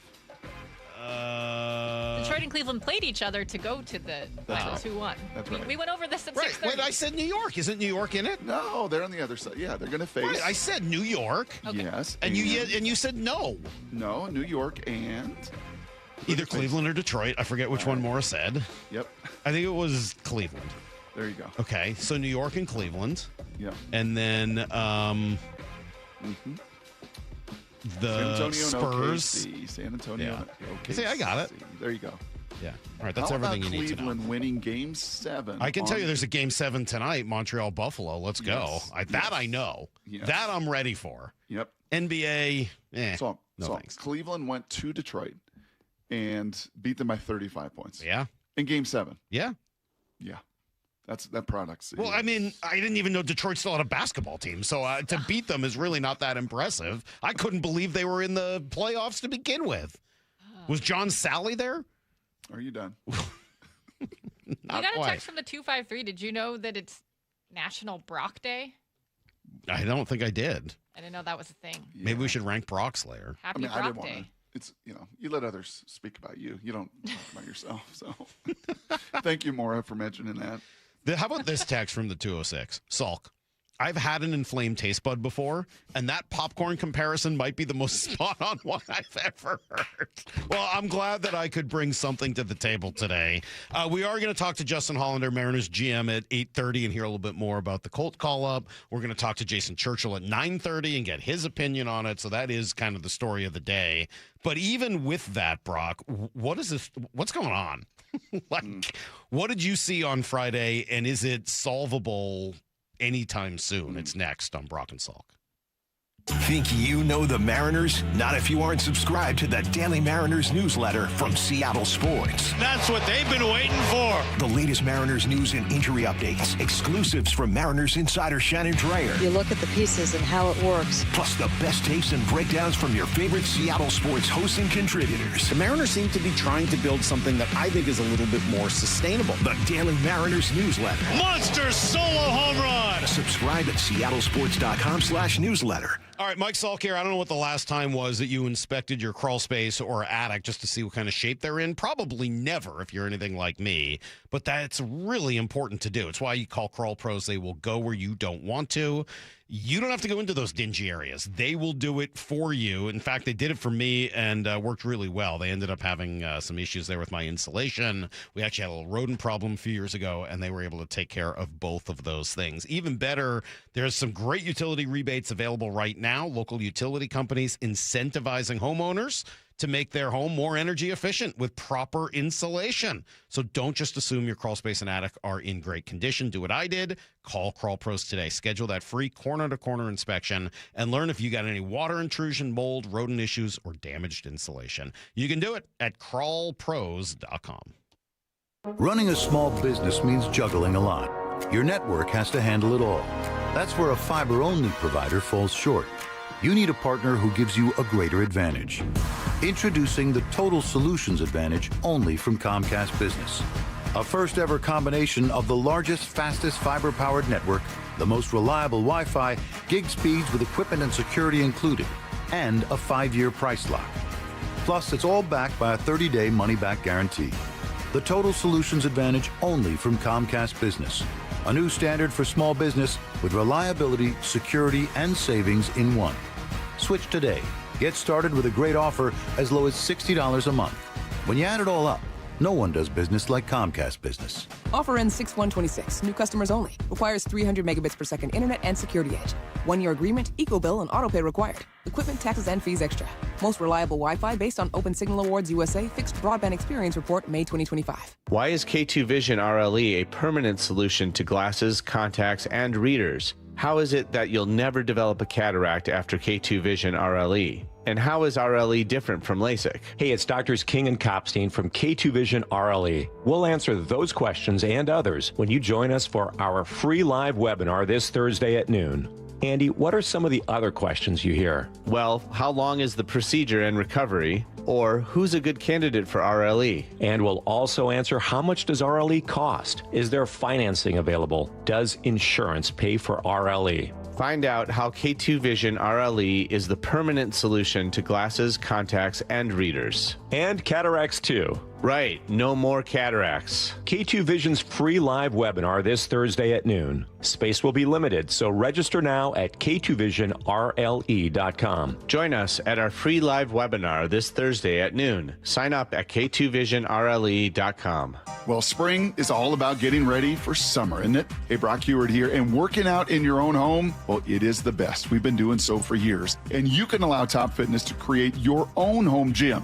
And right now, get spring special financing with 0% interest for 12 months. Plus, mention me and receive an $150 credit towards any purchase over $1,000. Spring is here. So go get into Top Fitness with locations in Tukwila, Linwood, and Bellevue, or simply visit topfitness.com for more info. If the world were like a Sleep Number mattress, everything would adapt for your comfort. Because as your life changes and your body changes, Sleep Number mattresses adapt and shift to give you personalized comfort night after night. And now everything's on sale during our Memorial Day event. Save up to $1,200 on mattresses, plus free delivery when you add a base. Ends Monday. To experience a whole new world of comfort, visit a Sleep Number store or go to sleepnumber.com. Sleep Number, to a good life sleep. Pump up the volume. Business moves fast. Orders roll in, deadlines close in. When you ship with USPS Ground Advantage, you can keep up with confidence. Every package stays in our secure network from dock to door. And with nationwide reach, dependable tracking, and upfront affordable pricing, you get built-in peace of mind. You run the business. We run the routes. Visit USPS.com/Ground Advantage to learn more. Wait! Before you change the station, listen to this. 1-877 Cars for Kids. KARS Cars for Kids. 1-877 Cars for Kids. Donate your car today. Donate your car at carsforkids.org. That's cars with a K. Pickup is quick and easy. You'll also get a vacation voucher and a tax deduction. 1-877 Cars for Kids. Donate your car today. Around here, we see a lot of people head out. No matter where they're going, we just help make sure they're ready. Before you hit the road, get a pre-trip safety check from Les Schwab Tires. It's free. Plus, this May, save up to $200 on select sets of 4 tires, including all-terrain, highway, all-season, and all-weather. So go ahead, explore with confidence. Les Schwab Tires. We're here to help you take the long way. Limited time offer while supplies last. See leschwab.com/sale for details. From the Quantum Fiber Studio, you're listening to Brock and Salk. Weekdays 6 to 10. On Seattle Sports and 97.3 FM HD2. At 6 o'clock, Brock, I had 2 numbers that I thought were very important because I think they together tell the story of this Mariners season. The first one is not great, unfortunately. The second one is better. Okay. The first number is 15-25. Do you know what that represents? That'd be the record if you took away the wins versus Houston. It took away all the games versus Houston, but yes, including the one loss. In games not against the Astros, the Mariners are 15-25. Yeah. That is a really troubling number. Really troubling. 15-25. Not what you're looking for. Now, you could also look at it and say in games against the Padres, they're 22-20. So, like, I guess that cuts both ways, matchups and all of that. But, you know, the Padres are a good team. They're not, like, so otherworldly. The Astros are awful. And the Mariners have really had their number, 7-1, obviously, against them in 2 4-game series. And so they are 15-25, 10 games below 500 in all games not against Houston. Okay. The other side of this is, the other number is, of course, 2. And I'm sure you know what that is. That's the number of games back the Mariners are in the very, very weak American League West.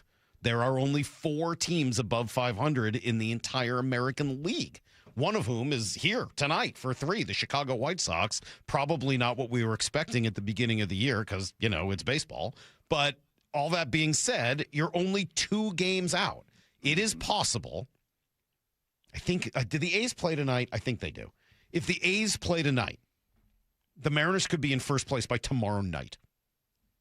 Like, as aggravating as everything has been, that 15-25 number is really hard to see. But the reality is, if the Mariners were to win tonight and tomorrow and the A's were to lose 2 games, you're in first place. And it took all of one day for that to happen. Yeah. So all of those things are true at once. There is a major issue with the way this team has played so far this year, and we are rapidly approaching that June 1st date, Brock, where it's very fair to start judging, and no more it's early. It's about to not be early. Like, you are right on the verge of it not being early, and the numbers are the numbers, and the team is the team. That's right. But you're also still only 2 games out because the division you're in is so weak that it's going to keep you in it forever. We were saying earlier they'd be 7 games back in the East. But they're not. They're in the West, and the West stinks. Yep. So what did my eyes see, Salk? You asked, what did my eyes see on Friday night? I saw a team that, competes hard and plays hard.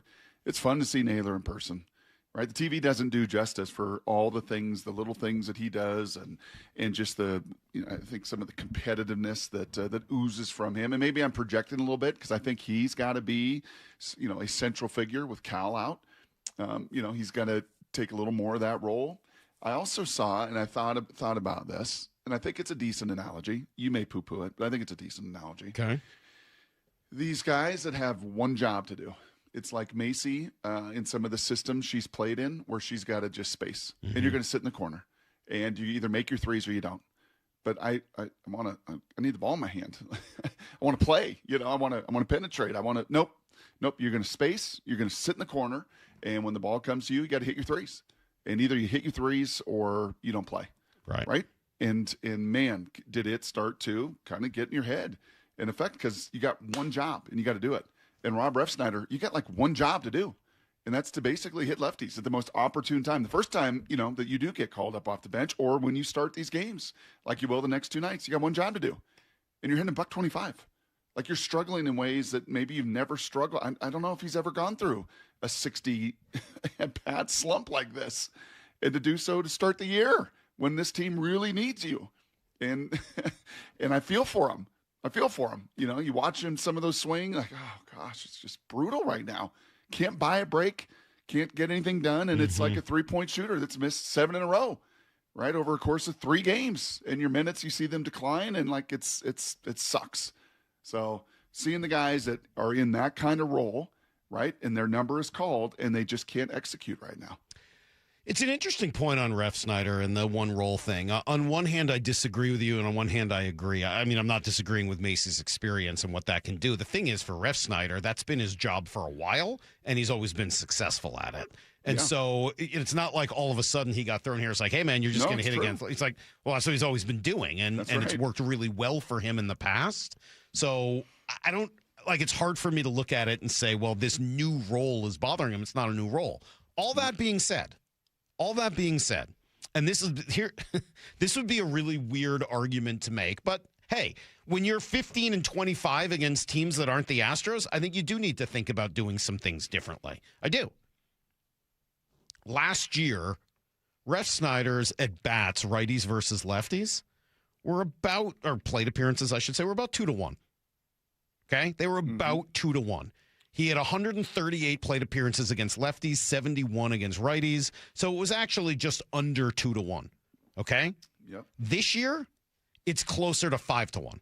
Yep. He's seen 53 plate appearances against lefties and only 13 against righties. Weird question. Would it make sense to let Rob Refsnyder just play more? And just get into some kind of rhythm and see the ball? It's really hard to say, given that he has an on-base percentage under 200 and an OPS plus of 24. It's really hard to make an argument that playing Rob Refsnyder more would be a good way to get out of the, problems that you're having. It's not like Canzone has been awful. It's not like Rayleigh has been awful. So taking those guys out of the lineup in favor of Refsnyder doesn't make a lot of intrinsic sense. But maybe I think Refsnyder can hit righties in general better than Canzone or Rayleigh can hit lefties. Yep. why not give him some more at-bats, give him some more opportunities, and just let the guy try to play his way out of this? Because honestly, you do need him. Yeah. Like that to me is the thing. Like, okay, you're only 2 games out. It gives you a lot of opportunity to try some things, because what's the worst that can happen? Oh, you lose a few games? Okay, well, Oakland's going to lose, or the A's are going to lose a few games too. Like, what, you're afraid Texas is going to run away with the division? No, you're not. So what, you're going to lose something by putting Refsnyder out there and letting him play some games? Let him play 3 or 4 in a row. See if he can get himself out of this and swing his way out of this and turn himself back into the player he's been until now. This guy's been a good hitter for a long time. Yes. And while he's old, he's not that old. Like, he should be a good hitter. And it wasn't just Fenway. You know, Sammy was asking me that, like, you know, was some of that Fenway? No, his home road splits the last couple years. Like, nope. It wasn't just the advantage of playing there, but, you know, it's just tough. Like, you see those guys, and they want it so badly, and they're just so off right now in pretty remarkable ways. It does feel awkward to say that. Someone says, please don't tell me Salk is asking for more Refsnyder. I can't believe I'm saying that, but I'm just trying to look like if I were, we're going to play a little game at 8 o'clock called Would You? Would you? Yeah, it's a very simple game. Just would you? Would you? Yeah, and then I got like 4 or 5 different like, scenarios. Along those lines, Maura, would you mind? Would you go get a half teaspoon of salt, put it into a glass of warm water, and gently swish it around? Or Salk gently swishes it around his mouth for 30 seconds to ease the inflammation of his taste bud like right Salk's now. mom? Yeah, you do. Or actually, Lyle, are you not my mom? Are you my mother? Lyle, would you apply a dab of pure honey or food grade aloe vera directly to the bump to the irritation? Aloe vera on the tongue? I'm reading. No, I'm not doing that. Yeah, the home remedy, Salk. Somebody else asked me to use tweezers and pull it off, which I am 100% not doing. Or maybe the best of all is suck on ice chips or gently press an ice cube against the inflamed spot to numb the area and reduce the swelling. I could see the numbing. Why don't you do that during the next break? Actually, we have the little pebble ice out there. Maybe I will get some of that. See if I can numb this sucker. In any event, a better option than having Lyle apply something directly to your. And it's probably a better option than playing Refsnyder more. But I'm just trying to look at it and say, okay, what are the problems this team is having?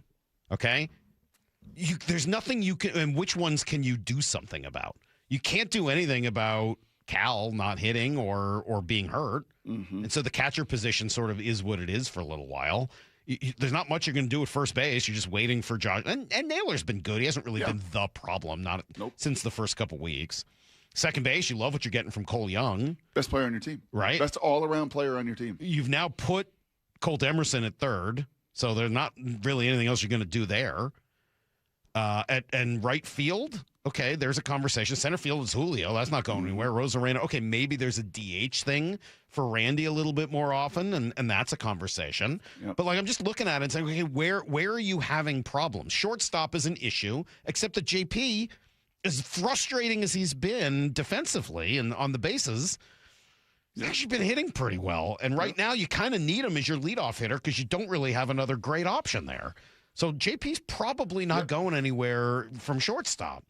You would really like the platoons to work. Yes. That would be like if I could gift the Mariners one thing other than like Cal Raleigh coming back and hitting another 50 home runs, it would be for their platoons to work so that when Dan does turn to the bench, it doesn't flop on him every single time. And by the way, I hope the minister who called us on Friday was watching and got to see Luke Raley versus a lefty. How'd it look? Not good. No, he can't hit lefties. No, not even close. I don't think he can make contact with the ball. We all know this. Yes. Luke Raley cannot hit lefties. No. They need a right-handed complement to him. Does it sound better if we call them complements instead of platoons? Does that make you feel better? Hey, they're not a platoon. They're just going to complement each other in right field. They're just going to complement each other at DH. Because that's really all they're doing. They're filling in. I mean, we didn't like compliment. Mike McDonald didn't like complimentary ball. He didn't, so no. What did he like? What did we get to eventually? Just balance. Just balance. Balance. They're just going to balance. We're just going to balance right field out. Yeah. We're going to balance the lineup out. We're just going to balance it out. Look, I know it's probably a dumb idea, and no, I'm probably not going to ask Hollander about it at 8:30. But I do think that you do need. How do you get him going? You got to try to do that. How do you get a guy going that's never been like this? The first 50 games of a season. I mean, not like this. I mean, it's some of those numbers are mind blowing, you know, like, and And I know over the course of 162, you got to be patient. Eventually, it's going to turn around, right? Has to, right? 480 says, I can't believe I'm saying this, but Salk is 100% correct about Ref Snyder. I don't know whether I am. I don't feel good about that. I don't want that 100%. I don't know if I want that 100%. Yeah. Yes. It is weird. I mean, it's just been a weird year. Brock, I understand your point about the athleticism. I kind of agree with you. They don't look particularly athletic. They feel a little in between. And you can see it with other teams, by the way. Like when you watch other teams, that are running and moving. And, they get the balls. You would think with Julio and Randy. Julio made an unbelievable. What a catch on Saturday. Oh, my God. Julio almost won that game by himself. I mean, it was like one of those things like, oh, my God, Julio's going to bring them back in this game literally by himself. It shows what kind of a force he's capable of being. Yep. But, are you really that unathletic with Julio and Randy? And then you look at the infield and you're like, the infield really is not that athletic. No. And that is a bit of a challenge. And so, no, I get what you're saying. I don't disagree with you. It feels a little in between. You got a little stationary and slug. You got a little bit of quick and athletic. Oh, poor Mitch. His back is sore. He's hurting. Well, he got hurt. Oh, I know. I'm not ripping him. I'm just like he had to face that monster. Oh gosh, those swings.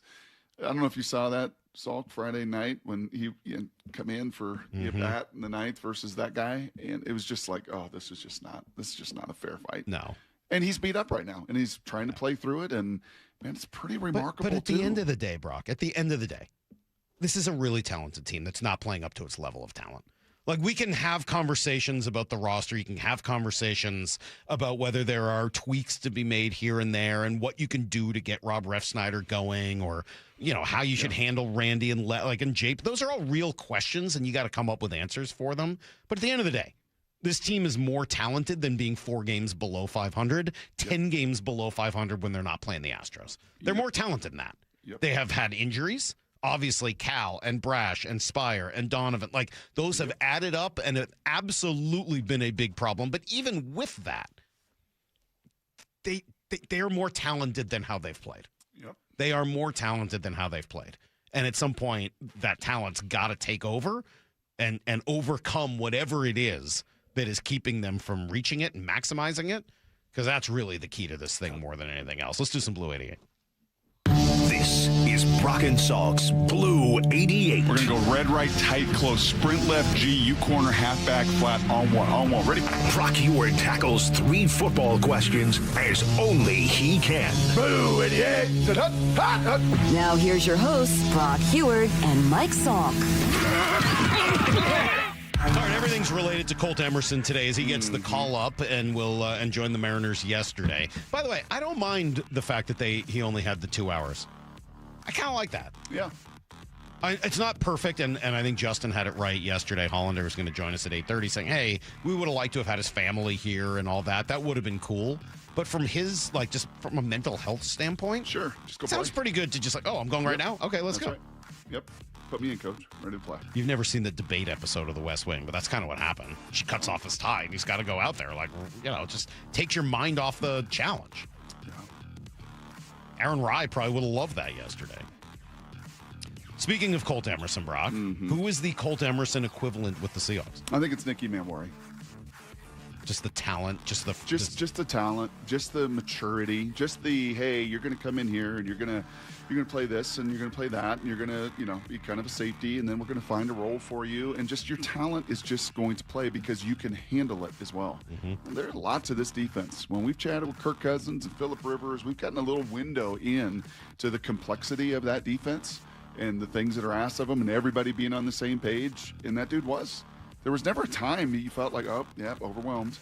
Yep. I think he had one tough game. I think it was maybe the San Fran. Was it the playoff game or the last game of the year where he was a little jumpy. He was out of position a time or two. That's about it. The whole time. He's got the skill set. He's got the makeup. He's got the mentality. And he's got pretty freakish athleticism. And those things are going to play.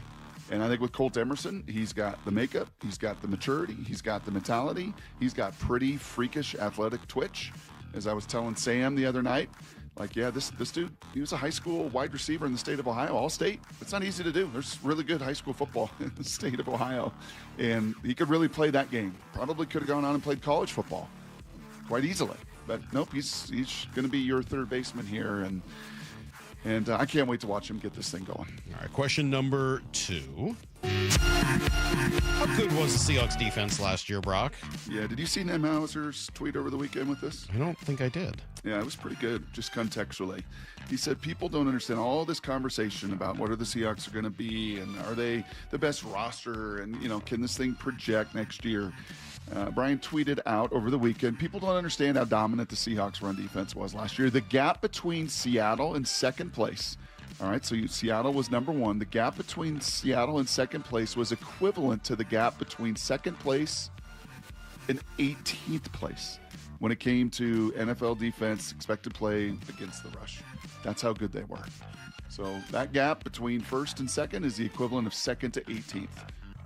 That was the basis of everything. So, you lose Boye Mafe. You lose Reek Woolen. You lose Kobe Bryant. You lose some guys that in your lineup were significant contributors. But Boye's strength was not stopping the run. It was his pressure rate and his win rate, and it was impacting the pocket and the passing game. You get everybody back and then some, and some reinforcements. And if you don't run the ball in the NFL, we know what happens. You don't have success. And offensively, you do defensively, and they did in a big way a season ago. Such a huge deal, man. Such a huge deal. And think how bad they were. Well, and think about how they were able to do it. Going back to your first question, Brock, think about how often they were able to do it in a nickel package. That's right. That's what's so amazing. But it's not just that they were able to stop the run, although that's amazing. They did it with 5 defensive backs on the field. Mm-hmm. That's incredible. You're not supposed to be able to do that. I think that's great. Question number 3. What we spent a bunch of time on the Seahawks schedule last week. What's sort of the national perspective on this? You got a little Cowherd and Hasselbeck on this. Yeah. Here we go. This is appropriate. And there was nothing about the Seahawks schedule that I thought was overbearing. I looked at it and I thought, first of all, you're going to be favored. You get New England at home, then a couple of games you'll be favored in. I thought this was a pretty soft landing for a Super Bowl champ. Well, I don't know, Colin. I think look at the end of that schedule. You're going to play a Rams twice. Friday Christmas game, the Rams, and then you play them again week 18. Your whole season's coming down to those last 3 weeks, and probably those last 2 games against the Rams right there. And by the way, you get the Eagles right before that. So you go Eagles, short week, Rams. I don't know. I think that's going to be similar to what it was this year. The season was going on. The Niners were decent. The Rams were great. The Seahawks were right in it, and we all knew it was going to come down to that week 18 matchup. I think it was a rematch with the Niners and the Rams before that. So it's I think that's what it's going to be. And I think you and I were in agreement with this last week, Salk, on Friday as we talked through the schedule. If you were to pick when to play the Rams and how to set that up and how the NFL wanted the 2 best teams in the league a season ago to have the most salacious storylines in 2026, it'd be this. Salacious? Yeah, salacious. Let's go salacious. So you were close. We'll go salacious. Inflamed. Please don't make me say that again, though, with my inflamed taste bud. It's really hard to say words with S's at the moment. If you wanted the most sex appeal, you're going to do it this way. You're going to put these 2 teams, and I think I'd rather do it at the end and take my chances that Matt Stafford's going to get beat up over the course of the season and not going to be what he will be in the first few weeks of the season. All right, that is today's Blue 88. I should throw a little credit your way, Brock. Which I like to do. I mean, heck, you asked for Colt Emerson, and the next day you received him. But also, we were arguing last week a little bit about the NFL schedule and going different play and all. Just whether or not there is an end point to their ability to leverage all of it. And I thought this was kind of interesting. John Skipper, who used to run ESPN, did an interview where he kind of agreed with your take that eventually the NFL is going to run out of leverage because, as he says, the companies they're going to be negotiating with aren't desperate. It's not the networks, which right now are desperate because without the NFL, they're screwed. Right. It's giant tech companies that don't really need the money. Roger knows that he's getting so expensive that the tech companies are going to outbid the next round. But he should be careful. He doesn't have to be careful because it'll be the next commissioner, not him. So it's not going to be on him. because the next commissioner is going to deal with the fact that these big tech companies have more leverage over you, and they don't need your product as much as the traditional broadcasters do. He goes home from there, and we can play the sound maybe later. It's a pretty interesting interview, but it does speak to your point. Yeah, we'll see. We'll see in time. And as old Skip said, it won't be Roger's decision. No, it'll be the next person's problem. He'll hand that over to him. What's the sweatshirt we're wearing today? What it's Steelheads. Oh, it's just a Steelheads one. I thought it was, but I wasn't sure. Yeah, it's a big S. It is. It looks like that old R on the Rutgers court that took up like most of the court. Most of the court. That thing is from large. free throw line to free throw line. It's a big S. It's a big S. I do like the Steelhead. Yeah, I like those. They look so good last night. Look so good. They look so freaking good. All right, coming up at 8:30, we will speak with Justin Hollander, the Mariners general manager, Jason Churchill a little bit later. Yeah, I have a little quick mini game for us. It's called Would You, and it's next on Brock and Salk. Would You? Have you downloaded the Seattle Sports app? We're going to have a challenge right here. What are you waiting for? Listen to this. Every pitch. Here comes the 3-2. Every game. Swung on and missed. Got him. One app for free. How about that, folks? The Seattle Sports app. Every game. Julio racing back. Right in the palm of your hands. Makes a leap and makes the catch. Plus the latest Mariners news, insider access, video, and podcasts. They got it. Wow. The Seattle Sports app. At Uline, they know going the extra mile takes hard work. For companies pushing to go further, Uline will go the distance with you. 24/7, they answer the phone to get you the shipping and industrial supplies you need. Business can move fast. Unexpected large orders, adverse weather, new safety guidelines, and changing economic trends. Uline works hard keeping 41,000 items ready to ship, minimizing detours on your way to the extra mile. Visit uline.com. At Toyota of Kirkland and Toyota of Renton, ambitious dreams don't need a big payment. Lease the 26 Corolla Gas for just $219 a month or the hybrid for $249 a month with only $29.99 due at signing. The Corolla Cross Gas at $269 a month with $29.99 due at signing. Or level up to the Camry at $299 a month with $39.99 due at signing. All three leases, 36 months. Whether you're in the north or the south, they got you covered. Visit ToyotaKirkland.com and ToyotaRenton.com. Offers valid through June 1st, 2026 on approved credit through TFS. Excludes taxes, titles, license, dealer accessories, and $200 negotiable dealer documentation fee. This week's First Mark Challenge victory goes to my friend Brock Heward. Brock, why did you call First Mark? Brandy, it is so good to talk to you. It's been too long, and we made that call. And the only bummer is we waited too long. I know you hear from people that you talk to, as well as I do, to take the First Mark Insurance Challenge. I just wish we would have done it earlier. You know, Brandy, the word that comes to my mind is a word I use on my sports show a lot, and that is connective tissue. It's important in team building. It's important to players in a locker room to be connected to others. And when it comes to insurance, it's so complicated. It's stressful, and you just don't even want to deal with it. And that's where the connective tissue of having a pro, having a broker, having a partner, and most of all, having a teammate like First Mark Insurance was the best connective tissue we could find. Brock did it. My family did it. You got to do it. It's free. Take the First Mark Challenge. See how much they can save you and how much better your coverage will get. Maybe you will be our next First Mark Challenge victory. Go to firstmarkinsurance.com. Dave Wyman here, and you've heard me talk about a local company for over a year now I really love working with. Harley Exteriors. You can expect a no-pressure consultation. They're great people to work with, and their windows are beautiful. I recently met with them, and I was excited to hear about the many Seattle sports listeners they've worked with. And now Harley Exteriors has stepped up with a can't-miss offer. Right now, get $450 off each new window. $1,000 off each patio or entry door, 12-month or 18-month, no interest, no payment options, plus $200 off your final project total. If that isn't enough to get you started on a new project, I don't know what is. Schedule a consultation just like I did.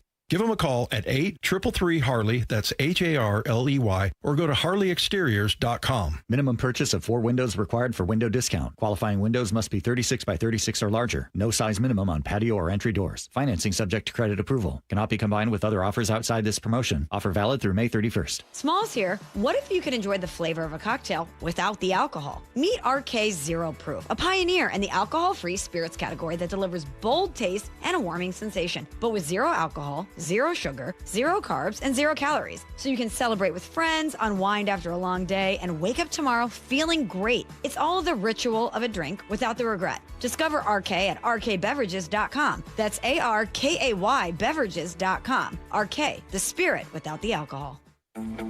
Your summer starts now with Memorial Day deals at the Home Depot. It's time to fire up summer cookouts with the Next Grill 4-burner gas grill on special buy for only $199. And entertain all season with the Hampton Bay West Grove 7-piece outdoor dining set for only $499. This Memorial Day, get low prices guaranteed at the Home Depot. While supplies last, price and valid May 14th through May 27th. U.S. only, exclusions apply. See homedepot.com/price match for details. The sun is shining. It's a beautiful day for baseball. At T-Mobile Park, you've always got the best seat in the house. Case in point, your ticket might be for the view level, but it's more like Skyline City. Up here, it's hard to say what'll take your breath away first. The gorgeous Seattle sunsets or the spectacular views of every incredible play.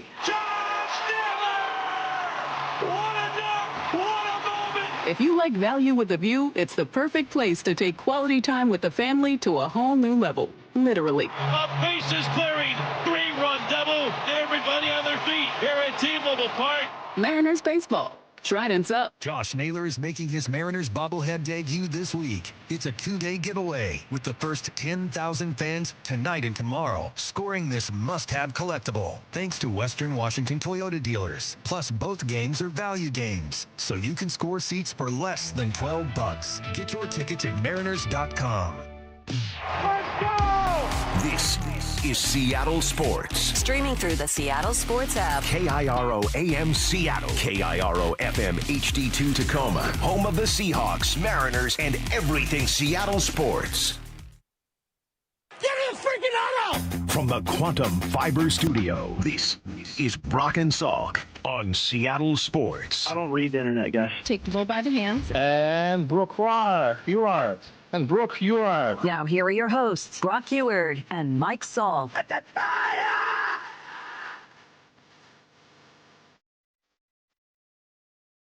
Those ice chips help, buddy? Oh, I forgot. I got distracted. I was talking to you. I got distracted talking to you. It's your fault. Right. Okay. I'll do it at the next break. The ice chips. Fine. I'll do it live. I've got a game for you. Okay. All right. Are you ready? Do you want to play a little game? I do. I think I'm ready. I don't know how it's going to go. It's a very simple game. Hopefully it'll go better than kick it or punt it. This is a very simple game, okay? It's just called Would You? And I've got 4 or 5 continuations to the question. And it's just a matter of would you do it or not, okay? Mm-hmm. So would you start Jadarian Price with the ones at the first practice of the year? Oh, yes. Like, he's your number one running back to start the year. He doesn't have to earn it. He doesn't have to, he's there. You're giving him first shot at it. Yep. Yeah. Yeah. I mean, you could say, well, George Holani has earned it and what a great teammate he is. No, you drafted this guy. No, it wouldn't be Holani. If it was anyone, it would probably be the kid they got from Green Bay, who's been in the league a little bit and had some time as a running back in the league. I mean, Holani's had time. He's played in the Super Bowl for you in the NFC title game. Not as much. I mean, come on. Yeah, yes. I think he has. I don't think Eugene is, or Emmanuel, not Eugene, Emmanuel Wilson. I don't think he's had more carries or yards than Holani, has he? I don't think so. I thought he had. Really? I thought he had 600 yards a few years ago. I think he has. Yeah. No, would you start Jadarian? Yeah. Yeah. Yep. You're not worried about entitlement. You're going to be our lead guy. You're going to be our number one guy this year until Charbonnet gets back. And yeah, I would absolutely run him out with the ones. Emmanuel Wilson, Brock, just so that we're on the same page here in terms of. He's had one career 100-yard game. I know that. Last year he had 500 yards. Oh, he did? Okay. Yeah, he had 125 carries for 496 yards last year. George Holani has not done that. Okay. So, I think that's at least a conversation. George Holani has 88 total yards. In his career. That's pretty different. Yeah. This guy in 3 years has about 1,000 yards. Okay. Look, I'm not saying that makes him the number one running back, but he's more of a conversation to get those number one reps. Would you have Price? Absolutely. Abso-freaking-lutely. Abso-freaking-lutely. Yes, I am right there with you. Absolutely. He was your first round pick. Get him out there as the starter. 100%. Yes. Did you see his pictures at the rookie premiere over the weekend? He looked great. He did look good. I love this guy. I'm all in on the Jadarian Price experience. Right. I think he's going to be awesome, and I would 100% give him those first reps. No reason to wait. Give him every opportunity to start week 1. He's more talented than anybody else on the team. I bet you Bud Clark was fired up that he didn't get invited to that thing. This is ridiculous. And 7th round Garrett Nussmeier gets invited to the rookie premiere, and I don't. Right. That's just not right. All right, would you shake up the Mariners lineup? Can you give me a little context? No. Like what? No? Okay. Would you? Absolutely not. It's a simple game. You have Sure. to give a simple answer. Would you shake up the Mariners lineup? No. No, I don't think that the lineup is the issue. And by shake up, you mean like put Randy at second, move Julio around, Naylor. Maybe, or who's in it, right? Maybe, try some different things in terms of who's getting some playing time. Yeah. I mean, I don't think it's absurd to see what we talked about to start the show, or we got to eventually. Mm-hmm. I mean, Ref Snyder is just, he's never been this. He's dead weight right now. Yes. And that's not what he should be with his track record. He should not be dead weight. So what can you do? So when he's in the lineup, I guess, okay. Yeah, I guess in that way. Like when he's in the lineup, I'm not hitting him leadoff. No. Like I'm done with this, putting him up in the first three. Like go hit 9th, go hit 8th. Yeah. To take some of that responsibility away, maybe have some guys on base in front of you. Yeah, maybe with him. But like a wholesale, I don't know how much wholesale you can do with the lineup. You and I are on the same page on both of these All again. right. So All I right. totally agree. Okay. But, It's something we disagree on. Let's go. Would you reset the cornerback market for Spoon? Would you give him the highest contract ever for a corner in the NFL? Yes, I would. Yep. That is a weird one, man. Yep, just That like is you a did with real weird JSN. one. Then you reset it with JSN, and then days Yeah. later change, and then next year it's going to change, and the year after that it's going to change, and it's a cap is going to grow, and more revenue is going to come in. So you're going to reset it for an off season. Yeah, because he's not just a corner. And I loved some of what DJ was talking about, and G answered the other day. When it came to who loves to practice on a Wednesday and a Thursday like they do on Sunday, it's that guy, and no money's going to change that with him. The fact he's here right now, the fact he hasn't missed a workout. I'm here. Like I love ball. I want to be around these guys. So yes, I would do that. And especially now, because you can do the same thing with him that you did with JSN.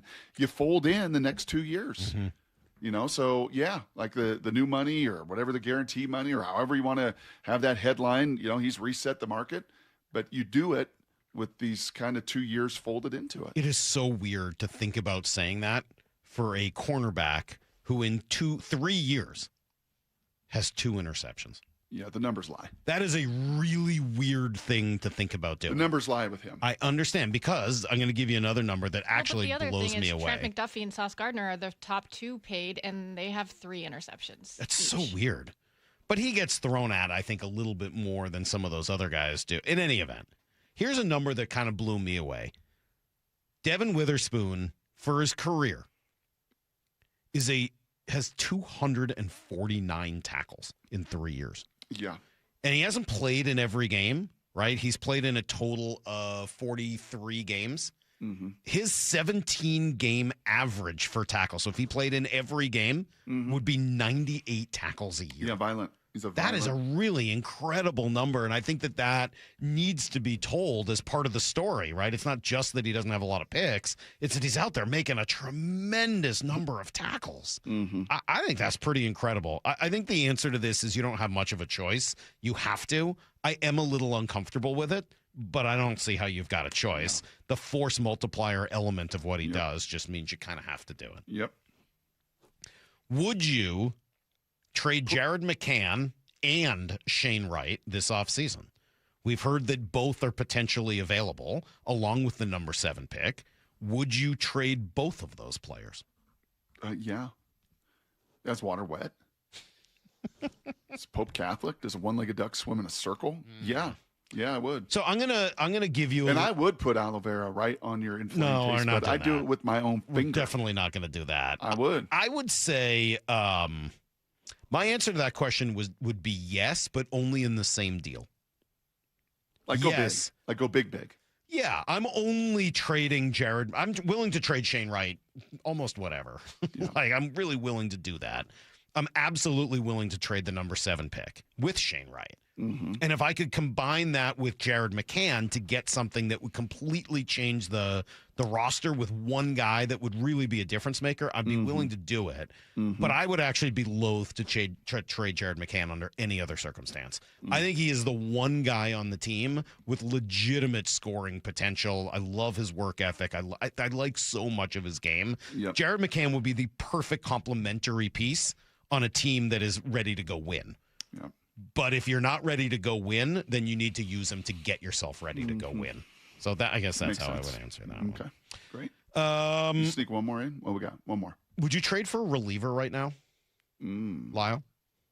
Yes. Whoa.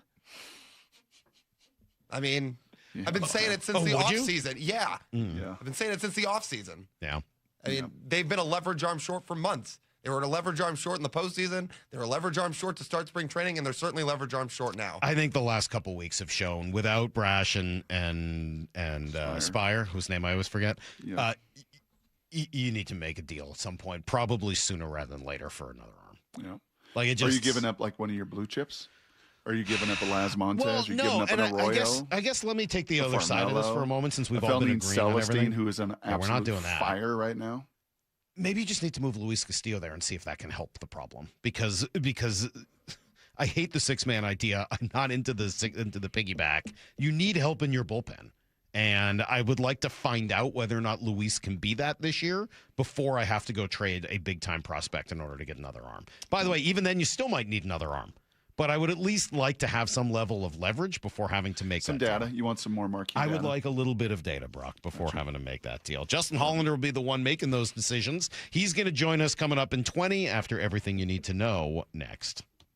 Think you know the Mariners? Not if you aren't subscribed to the Daily Mariners newsletter from Seattle Sports. That's what they've been waiting for. The latest Mariners news and injury updates. Exclusives from Mariners insider Shannon Dreyer. You look at the pieces and how it works. Plus the best takes and breakdowns from your favorite Seattle Sports hosts and contributors. The Mariners seem to be trying to build something that I think is a little bit more sustainable. The Daily Mariners newsletter. Monster solo home run. Subscribe at seattlesports.com/newsletter. Okay, so on this Monday morning, let's say you're 62 or older, you got a ton of equity in your home, and you want to pull some cash out, but a refinance or a HELOC means a bigger payment and the cost of selling your home and that whole process you just don't want to go through. So what can you and should you do? Hey, Brock Ewart here for Tila Mortgage. You don't need to live at a lower standard than you deserve, I'll tell you that. And to me, you kind of have 3 different options. Number 1, sell your home. Number 2, get a HELOC or refinance. Or number 3, get a reverse mortgage. Tila's done the analysis, and they believe that a reverse mortgage is the most cost-effective way, especially for seniors, to get cash out of their homes without selling and having the option of no monthly mortgage payment. Too good to be true? I don't think so. Give Bill and his team a call today and go compare. Tila, spelled Tila, is a name you can trust for truthful, honest, and ethical advice for all your mortgage needs. They're ready for you on this Monday morning. 206-766-8888. That's 206-766-8888. Insurance and property taxes, borrower's responsibility. Tila Mortgage LLC is a mortgage broker. MLS 247-2046.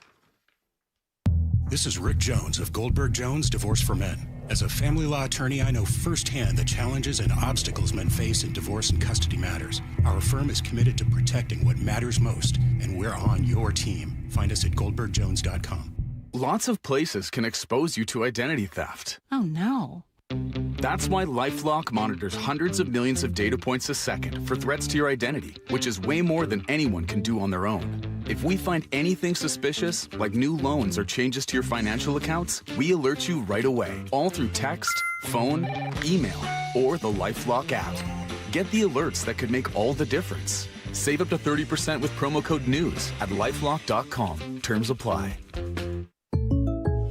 Jake from State Farm. I just beat my running PR, so I'm celebrating with the Banana Bonanza smoothie. Hey, and you can keep celebrating when you create an affordable price just for you by bundling your home and auto with the State Farm Personal Price Plan. Go bananas. I will. Hey, make it a large. Bundling, just another way to save with the Personal Price Plan. Like a good neighbor, State Farm is there. Prices are based on rating plans that vary by state. Coverage options are selected by the customer. Availability, amount of discounts and savings, and eligibility vary by state. The warm weather has me thinking about summer plans. Stacy here to add one thing to the top of your list. Book a demo and check out the brand new all-electric wake boat from ARC. I got a ride in a brand new ARC Sport, and it was like a luxury EV on the water. Quiet, powerful, easy to operate, and low maintenance. They're doing demos in Lake Union, Lake Washington, and Lake Sammamish. Honestly, if I could drive one of these to work, I would. Schedule your demo at arcboats.com/demo. If you can't make it out to Kirkland, they'll pick you up. arcboats.com/demo. If you're building decks in Puget Sound this season, you need materials you can trust and a supplier who delivers. Par Lumber carries premium TimberTech and Trex composite and PVC decking, railing, and lighting. Visit par.com to learn more. Par, where the builders go. Thinking about investing in home upgrades? Worry less and save more with Snohomish PUD's network of trade allies. These are trusted local contractors who can install heat pumps, insulation, new windows, and more. And when you work with a PUD trade ally, you can unlock instant rebates. This means lower upfront costs, lower energy bills, and work done by vetted pros. Find a PUD trade ally at snowpud.com/rebates. If the world were like a Sleep Number mattress, everything would adapt for your comfort. Because as your life changes and your body changes, Sleep Number mattresses adapt and shift to give you personalized comfort night after night. And now everything's on sale during our Memorial Day event. Save up to $1,200 on mattresses, plus free delivery when you add a base. Ends Monday. To experience a whole new world of comfort, visit a Sleep Number store or go to sleepnumber.com. Sleep Number, to a good life sleep.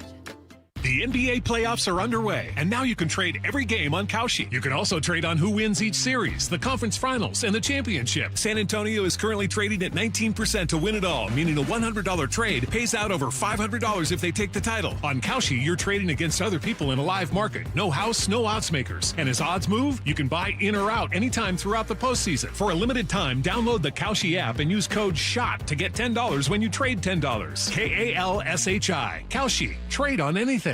Hon, is your new pinball machine in our budget? KeyBank will meet you in that our money is now our money moment. Actually, our banker Steve recommended we start a joint checking account for bills and keep our individual accounts for things like, pinball machines. Did someone say Banker Steve? I was in the neighborhood, in case you had any checking account questions. Steve, you're always there for us. Now, how quickly can we open that account? Steve, are you seeing this? For every financial need, we'll meet you in the moment. KeyBank opens doors. KeyBank, member FDIC. Spring is a season homeowners start improving their homes. Hi, Justin Shirley, CEO of State Roofing and Exteriors. If your home needs roofing, siding, new windows, gutters, or decking, our team can take care of it all. For a limited time, save up to $3,000 on a new roof, siding, deck, or windows project. Planning multiple upgrades? Combine your projects and save even more. Or with 0 down, 0 payments, and 0 interest up to 24 months. You can start your project now and pay later. Call 866-ROOF-ROOF or visit stateroofing.com. Need to know. 15 minutes past every hour with Brock and Salk. Presented by Marquee Data. Here's what you need to know. Up first. It was an ugly weekend for the Mariners. Not a lot of positives to take from this one, unfortunately. They're swept at home. They lose the season series to the Padres 6-0. That has just been a brutal matchup for them, and they have found all manners of ways to lose games to San Diego. This was a shutout on Friday where, unfortunately, Emerson Hancock was outdueled. He pitched really well. I mean, it wasn't his fault, but they just didn't generate any offense whatsoever. The home runs kind of caught up with Logan on Saturday, and just unable to come back again. Then Sunday, Kirby blew up, and all 7 runs you scored in the series, unfortunately, came after you were down big. It just was not a competitive series at all. No. And he kind of tried. I mean, after Danny got, booted from the game Saturday, you kind of tried, like, okay, let's keep Rayleigh in there. Let's see if maybe. What did you make of Dan getting booted on Saturday? I don't know. Frustration. Just this thing has just been choppy and inconsistent, and that's not Danny's nature. For people that want to see that, and I know the overnight text toy has clamored for that. When I saw it, I was like, oh, please don't do that again. It's just not him. No. It just doesn't feel authentically him. Have you seen me really angry? You? Have you seen me out of character in 17 years where you're like, dude, that's not Not you? really. Don't do that. Have you ever seen me really angry? Like, I don't do it either. Like, I know it's got to be really weird. Here's Dan on Saturday postgame. That's been a little bit of the story here, and we're just, our guys keep putting the at-bats up. I think, again, as we've talked about several times, able to get traffic, and sometimes, we're just not able to get them in and capitalize on those situations when we have them. That's really been, to me, the difference. But these guys keep fighting. They keep putting up the at bats, and sooner or later we're going to start getting them in in big ways. Keep fighting. Yeah, keep fighting, Zoggy. I mean, I don't know what else is supposed to say. I mean, he's right, but again, 22-26, 2 games out in the West. That team put so much pressure on you. Your question about would you and why Lyle popped in right away with maybe the most adamant, demonstrative answer he's ever given on the Brock Salk Show. Yes, is because that Padres bullpen. You just know the game's over in 6. Like the game's a 5-inning game. Yeah. Like if you're down 3-0 or whatever it is, you kind of have that pressure hanging over you with those monsters that they've got over and over and over and over again in their bullpen. Totally agree. All right, well, White Sox come in for 3. They just won a series against the Cubs. They're a couple of games above 500. Surprise of the year. Lefty tonight and tomorrow. Noah Schultz tonight against Brian Wu. Here's the second thing you need to know. Colt Emerson got the call. It was on short notice. He didn't have a lot of time to think about it. It was just like, okay, here you go. You're on your way. Drive up to Seattle, and you're in the lineup, batting 9th tonight. Love the 2 at-bats yesterday. I thought they were both great. Here was Colt afterwards. But at the end of the day, this is a very special day for me, and a special day for my family, a special day for everybody who's been along with me, So I wanted to soak in it as much as possible and really take it in, and this is first of many days. So I'm just happy to be here, happy to be a part of this team. The guys coming in the clubhouse, the guys are great to me, and this is a really special group here, and I'm just happy to be a part of it. What does he sound like? Jared Kelenic. He sounds like him there. Kind of does, yeah. Yeah, not the same type of personality at all. No, that's why it's but just hard voice? Yeah, he sounds a little bit like Jared Kelenic. Yeah, I think you're right. He sounds a little bit like Jared. Right, he does. It's just voice. I don't mean to make any other comp between them. I want to be very clear. And by the way, Jared's a thoughtful guy, too. And very you thoughtful. Asked him. Yeah. He was a little pompous He early. was wound a little tight. Maybe a little tighter than Cole. Like a lot tighter. I mean, smell you later. I can't really picture that. They don't have the same personality at all, but no. but their voices are actually a little bit similar. Unfortunately, Brendan Donovan is going to be out for a while. That's why Colt's here. He's going to get 2 injections to try to get this core injury figured out. Cal, better news. It sounds like he's actually doing okay. Here was Hollander yesterday. Cal's overall is pretty positive. The imaging showed similar to slightly better than it was on the 4th when this initially popped up. We're going to shut him down for a week. He'll get a shot to help the healing. Hopefully after a week he's ready to resume baseball activities. If it needs a little longer, obviously we'll take the time it needs. I think the biggest thing is, he tried to play through this, and now we want to get it right and make sure that when he is playing in games again, he's doing so with the peace of mind that it's not going to feel something when he swings every once in a while. It's not going to feel a certain way. He's not going to feel a tinge of pain or a tightness when he tries to throw. So getting it right now, I think, is the right thing for him and for us. And hopefully we're talking about resuming baseball activities in a week or so. Well, that would be good because they could really use that. The news seemed to be pretty good on J.P. Crawford. He left the game yesterday, but by all accounts, should be all right. Here's the third thing you need to know. We're psyched for Aaron Rai. He wins the PGA Championship yesterday. I love his swing. Great story of working class guy growing up. And did you see the story, Brock, about both his 2 gloves and his iron covers? No. So 2 things that are a little verboten, right? Okay. But he uses iron covers because when he was a kid, he had 1 set of clubs. His dad would clean it after every round with baby oil and a pin. And he put on the iron covers because that was it. There was no money for another set of clubs. So they had to protect them as much as possible. And it's kind of stuck and sort of a lesson on you know, how important those things are. Taking care of your stuff. And the gloves are because he played a lot in England in the cold. And he wore 2 gloves because he was freezing I've been cold. a double glove guy before. You been a double glove guy? I had to on Friday in the pouring rain, but those were you rain ended up gloves. playing I Friday? did. Well, I played 9. I played 9. We left. I ate a little food, and as we were leaving, the sun came out. It was beautiful. Sopping wet. I mean, like, I went home and took a 45-minute shower. I was so cold. It was awful. Never should have played. Never should have done it. No. All right, that's everything you need to know. 1:15 every hour here on the Brock and Salk Show. Wait till I tell you what I'm doing later today. Oh, boy. Wait till I tell you what I'm doing later today. You're going to laugh tell me at that me at for a 9? while. Can you tell me that at 9? Yeah, I can do it at 9. Okay. Yeah, because we're busy until then. We got Justin Hollander, who's going to join us in a few minutes here. Mariners GM, going to tell us what's going on with Colt Emerson, why they made the move, and what we can expect from him here over the next couple of weeks, and maybe more than that. Looking forward to talking to Justin about that and a whole lot more next on Brock and Salk. He is one of the most anticipated prospects in Mariners history. Here comes Colt Emerson. He's out there right now wearing number 4 over at third base. The Mariners' top-ranked prospect and 4th-ranked overall in baseball. Is Colt Emerson the spark the Mariners offense needs? We want to do the right thing for Colt. We also want to do the right thing for the Mariners. We think he's the best option. Complete coverage at seattlesports.com. Really hone in on the winning aspects of the game. And the home of the Mariners, Seattle Sports. Highlights don't win games.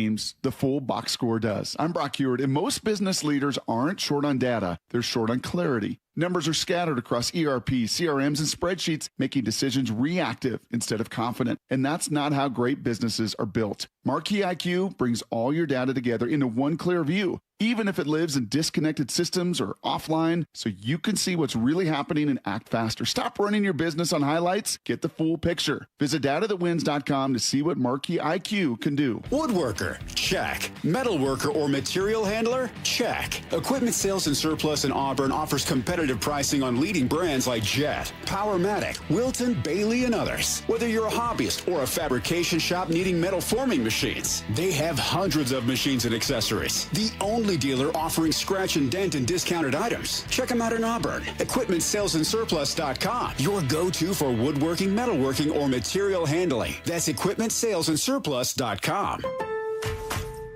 Pros, save more on the materials you need to get the job done inside and out at Lowe's. Right now, get 10% off in-stock Trex Naturals decking, now available in more styles. Plus, get 15% off select custom entry, interior, and storm doors. Then, we'll deliver it all straight to your job site to help keep your jobs moving. Get the brands pros trust, priced right, and ready when you need them. Our best lineup is here at Lowe's. Valid through 5/27. While supplies last. Selection varies by location. The NFL schedule dropped, and it's time to settle up. There's road trips to plan, hotels to book, tickets to split, tailgates to cover, scores to settle. All the things for the season. But now, when you send $10 or more to a friend with PayPal by May 28th, you could win 2 tickets to every home game of your favorite team. Yep, the whole season. Visit PayPal.com/P2P sweeps. No purchase necessary. See website for details, including how to enter by mail. Brought to you by PayPal, official peer-to-peer payment sponsor of the NFL. Start having fun. Caesar Sportsbook at Muckleshoot Casino Resort is your #1 place to eat, drink, watch, and have fun. Keep up with your favorite sports anywhere and everywhere on property with the mobile app. Visit MuckleshootCasino.com today. Scan the QR code and let the play begin. Muckleshoot.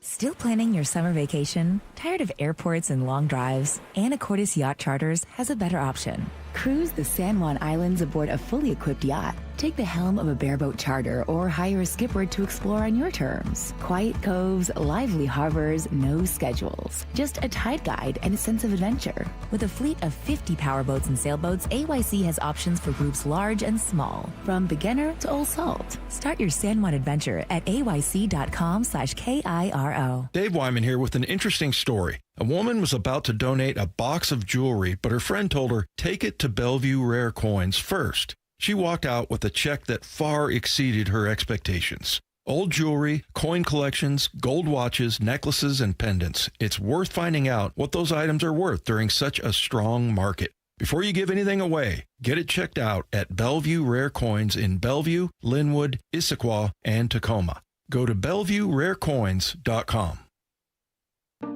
At Fisher Investments, we may seem like other money managers, but we're different. What makes you so different than the rest of us?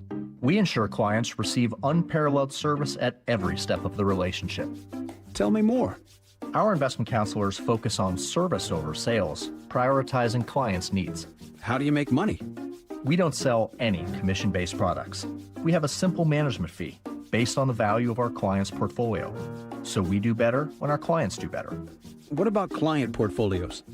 We get to know each client, their finances, family, health, lifestyle, and more, and then we tailor a portfolio based on their specific goals and needs. Your clients really come first then, huh?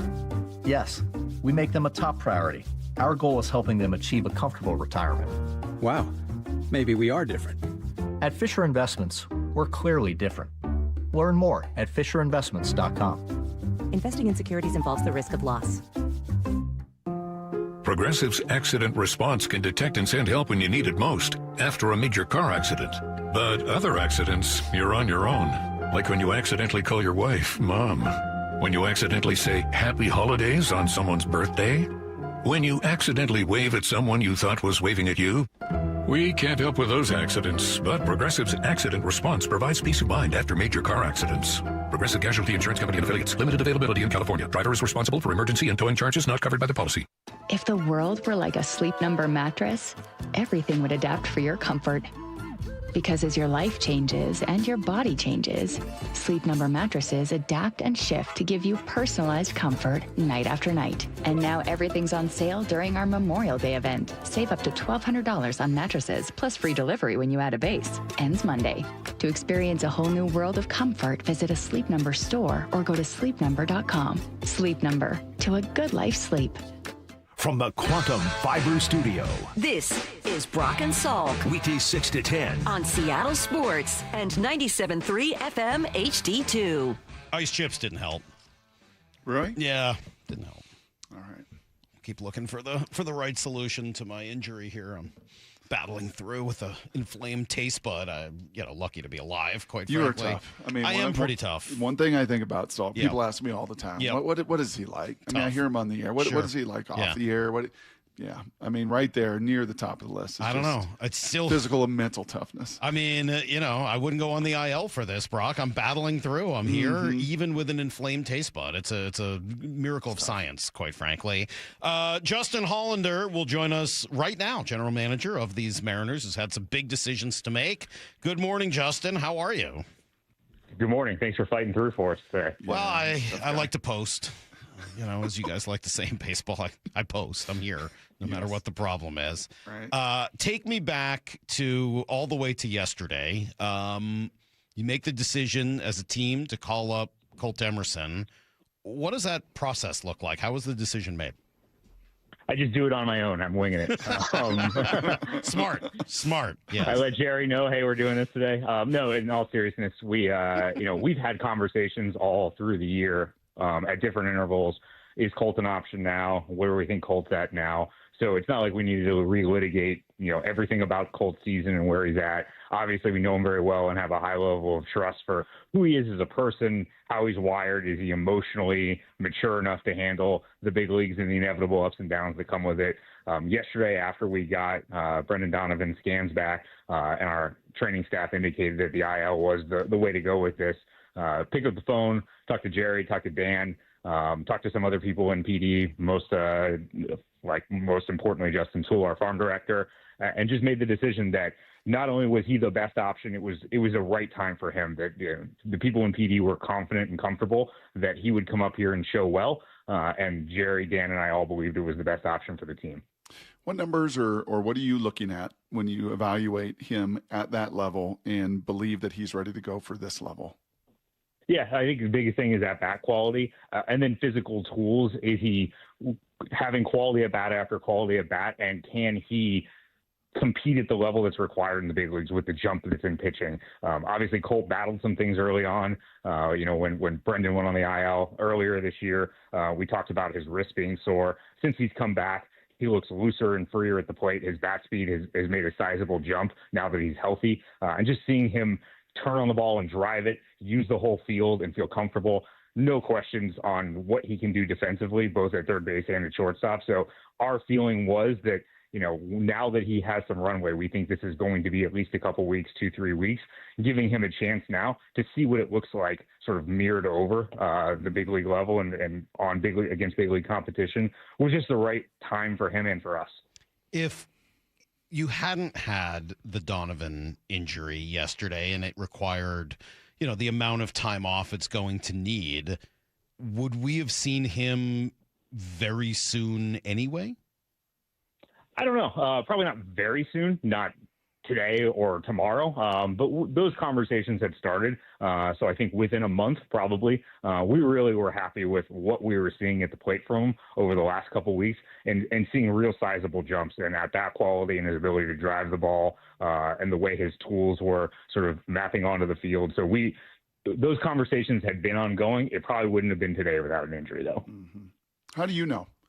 Just yourself, Justin, like individually, how do you know the time is right and the time is ready to make that call? You don't. I mean, I don't want to get on the radio and just say, yep, I got it. This guy's ready and this guy's not. That's just, I think you're just a pretender at that point. No one knows. Baseball's a really hard game. I think the majority of young players that come to the big leagues will have a struggle at first. It's, can they handle that struggle and adapt to what the big league environment is giving to them and then give it right back to the opponent? We think Colt has those traits, so we don't know. But we think that he'll be fine in the long run, and this is a good thing for his development to be challenged.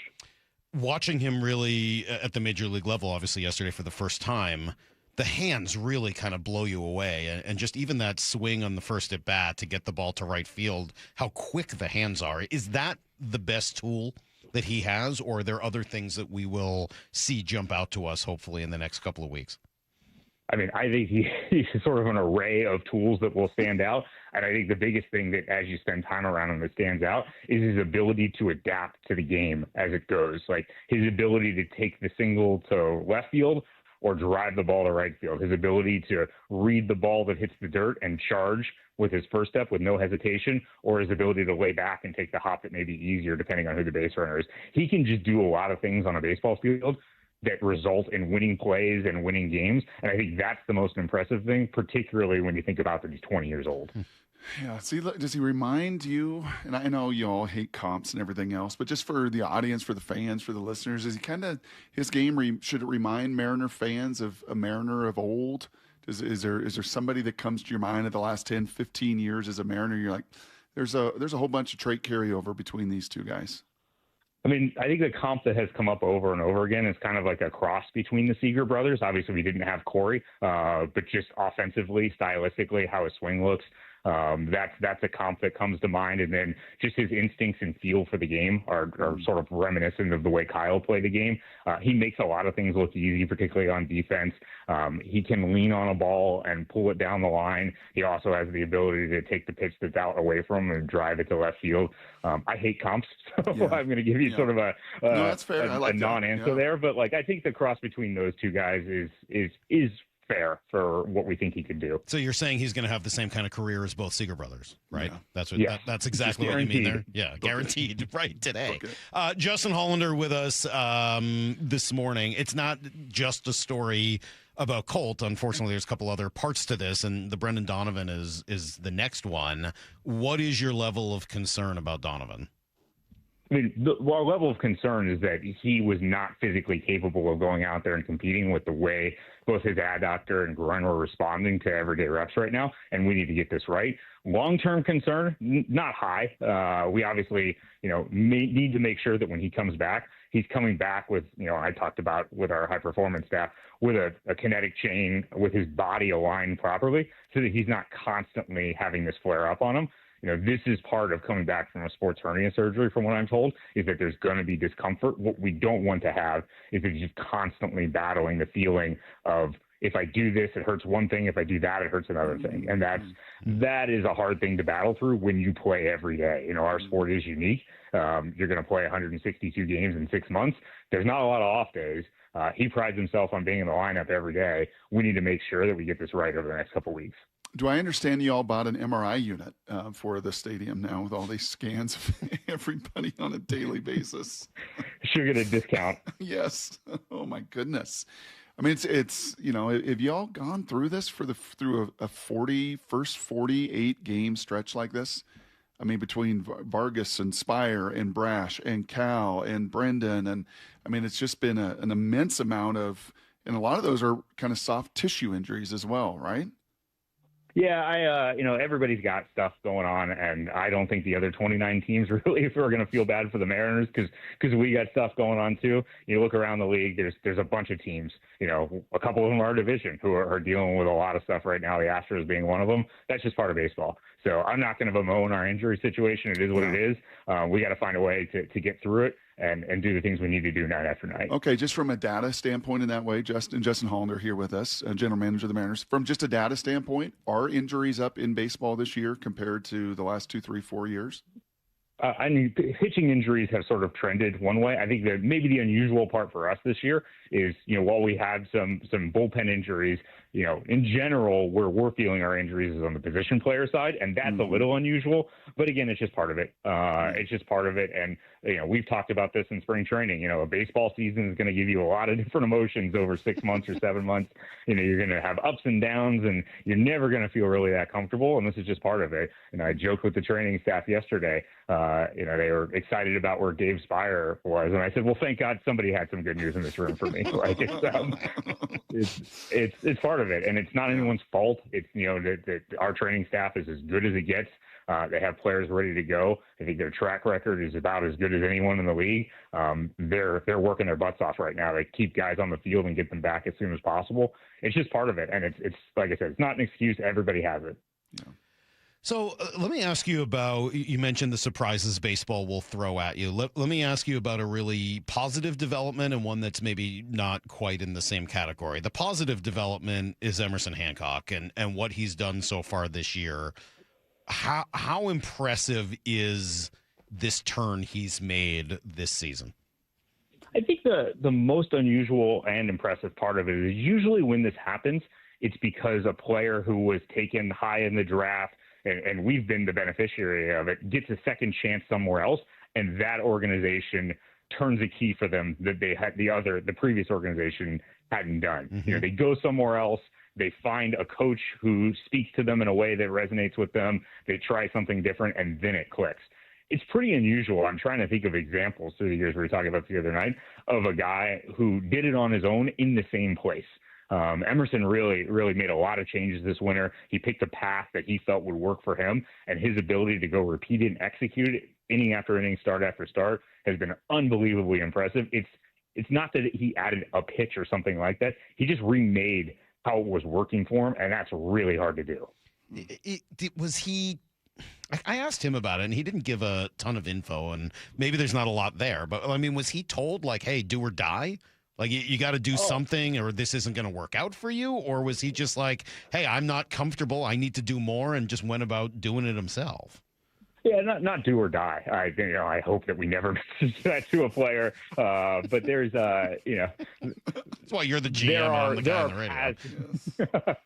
There are paths that you can take when you're a pitcher. Do you want more strikes and less miss, more sink, less fly balls? And what Emerson chose, as we've seen him lean over the last couple of years, is lower the slot a little bit, focus more on the four seam and the sweeper, which he didn't really have before, maybe de-emphasize the sink and the change. He also added another breaking ball, a harder one, over the winter. For him to accomplish all of those things, usually you can do one of those things over a winter. For him to do it all, I think speaks a lot to his desire and his work ethic and his belief in himself that he could go do this. That's a lot of boxes to check in a winter. So then the other side of it, because that's such a great story, and so is Cole Young. There have been a lot of really good stories. Luke Raley's return, I like a lot of those stories. The other side of it is yeah, no kidding, is just the lefty, the struggles against lefties this year. How surprised are you by it, and what is the way out of it? Yeah, I am surprised. I think that it's not all one thing. Obviously, I think that there's been some frustration directed from the fans' perspective or the media's perspective about where Robert F. Snyder is today. Like, 60 plate appearances with a guy who's got an awesome track record of doing this. Those 60 plate appearances haven't made or broken our success against lefties. I think a number of guys have struggled against lefties this year. You could go up and down the lineup, and I'm certainly not going to name names, but we need to be better as a team. It's not all on one guy that came in here and for 60 plate appearances, which is like nothing in a baseball season, to not have gotten off to the start that he wants to get off to is not really the reason. It's a series of guys that have all struggled against lefties this year, and we need to find our way out of it. We need to be better. I guess I'll kind of frame in a similar way that Mike just did there, the incredibly positive story that Cole Young is the best defensive second baseman in baseball. Based on metrics, and I don't know what numbers you look at in that way defensively, and even the eye test. Like, my gosh, did you expect? Was there this expectation that he'd have a ceiling this high defensively? The eye test has been outrageous, and I think the numbers backing it up has been really exciting. I think another guy who put in a ton of work this winter, and not just the work like, I'm going to go work on my backhand, I'm going to go work on the throw in the hole, I'm going to work on my arm strength, but like changed how his body was moving this winter. And that takes real dedication and discipline to go do that. I mean, we've all seen the difference physically in how Cole is moving this year, and I think it's really helped him. He's made fantastic plays and been really consistent day to day. It hasn't been just making a diving play here or there. It's the consistency every inning of every game where there's just very few balls that have been hit where you're like, man, Cole should have made that play. How did he do that? Like, I know a few years back, Julio had hired the speed coach out of Florida, right? And really went to work with that. Do you have any of the kind of background of how he did go about really changing that movement and athleticism? My understanding is that Cole was unhappy with the way he felt at the end of last season. We talked to him about that. Like the changes in lifestyle from the big leagues to the AAA can really weigh you down if you're not really disciplined. And he was very strict with a diet regimen this winter, with a workout plan this winter. And he got with a workout group outside of Pittsburgh, and those guys got after it every day this winter. And you can see the results now. How do we go about the decision-making process that will inevitably come here if Bryce continues to stay healthy? And obviously there's 6 guys in that rotation. Can you kind of walk through where you see that going in the days and weeks ahead at all, Justin? Yeah, we're gonna piggyback it on Tuesday for the next time around, and we'll see how that works out for a couple different times. Just splitting up a game, it's not that uncommon to do. Maybe not with guys that are, career track record of long history of starting like Bryce and Louis do. But, just for instance, like the Rays are doing with Griffin Jacks right now and building him up so he pitches, 3-ish innings to start a game and then somebody else comes in behind. You lose the benefit of having an extra reliever in the bullpen. You will gain the benefit of not using as many relievers every 5th day to do that. We really don't want to go to a full-time 6-man rotation. I think you take starts away from the guys at the top of the rotation that have, pitched really well consistently. You also give too much rest to those guys once you start having off days like we do for this stretch, where instead of pitching every 5 or 6 days, now they're pitching every 7 days or even every 8 days. That's too much rest. It's too disruptive to their schedule. We'll continue to evaluate it as we go. There isn't anything set in stone that says we're going to do it for X period of time or, we'll reevaluate after 2 starts or 5 starts. We'll just see how it goes and we'll adjust along the way. There's not really a blueprint for this. I'd rather have this problem than the other. We want to have our 13 best pitchers pitch for the Mariners. So this is the best way to do it right now. And maybe this is hard to answer, but have you thought about is there a projection for what someone like Luis could look like as a full-time leverage reliever? We've thought about just about everything that you could throw out there. I'll keep those conversations obviously internal. We feel like this is the best one right now. Once you shrink guys down and eliminate their ability to post for 70, 80, 90 pitches, it goes fast, and it takes a long time to build back up at that point. So for us, the best thing we can do right now is keep everyone as stretched out as we can, utilize the group of 13 in the best way we can. But yeah, we've looked at projections. We've sort of modeled stuff, what it might look like in shorter outings with a velo increase, what it looks like if you pitch every 3rd day instead of every 5th or 6th day. We've done a bunch of stuff, both analytically and sort of conversationally and eye test wise, to try and lean on all of our resources to see what's the best thing to do here. This is what we landed on for now. It's written in pencil. It's not written in pen, but we'll evaluate it as we go. Is there a kind of standard for what you would expect Velo to do when you make a move like that? Not specifically with Luis, but just with anybody. When you go from being a starter to being a reliever, is there an expectation of what the Velo does? It's harder to say what each individual will do. Some guys don't change at all. I remember when I was with the Angels and we had Garrett Richards, and there was some question about whether G. Rich was a starter or reliever. And it's like, oh man, this guy sits on 97, 98 as a starter. Imagine what it would look like in the pen. And then you put him in the pen and he was 97, 98. Like it didn't move at all. He was exactly the same. Some guys do get a big bump. Obviously we watched Mason Miller throw, and he went from 98, 99 to 100 to 103 when he moved to the pen. So some guys change over time. I think in general what we can look at is, with more confidence, is if they do get the bump, what would it do to their stuff, as opposed to sort of projecting with a great deal of confidence how much of a bump they will get. Sure. 2 of your 13 best pitchers, I don't think there's much debate about this. 2 of the 13 are Spire and Brash. Yeah, you hinted at maybe some good news from the training room on Spire. Do you have any kind of timetable for those 2? Yeah, absolutely. Brash threw yesterday. Felt good, felt better after yesterday's outing than he did after the first one. So he'll be in today. We'll reevaluate for whether it's the right thing to do to go give him another rehab outing early this week, or whether to activate him in the big leagues this week. Gabe will throw in Everett, I believe, but I'm maybe not as confident as I should be. He will throw this week on Wednesday, either in Everett or Tacoma. It is Everett, because Tacoma goes on the road to Salt Lake. So he will throw in Everett this week on Wednesday. Likely another one after that on Saturday, and then we'll see where he's at. How challenging have those injuries been to deal with on a day-to-day basis for the pen? It's a challenge, but I think the next man up mentality in the pen has really shown through. Those guys have done a terrific job. Nick Davila, Alex Hoppe, those guys have really stepped up into those roles and pitched meaningful innings. Cooper Criswell has moved up from maybe a more traditional middle inning pivot role to pitching and leverage, and has done a really good job in those situations. This is what bullpens do, is they step up. The next guy comes in and does what he needs to do to get through it and hand the ball to the next guy. Obviously, Bizarro and Mooney have been really good for the most part lately, and that's just what bullpens do. They care about each other, they root for each other, and they help each other by passing the baton to the next guy. No qualms at all with what those guys have done. They've done an awesome job. Hey, last thing for me here, Justin. Just with where the American League is right now, what is it, Salk? 4 teams above 500. That is it in all of the American League. With that as kind of the context and the background, what do you think that leads to from a trade activity standpoint? We're going to be over 50 games. It's still early, but yeah. There's already some traffic going around, text messages and calls over the last 3, 4, 5 days of teams reaching out, checking in. That's about the normal time.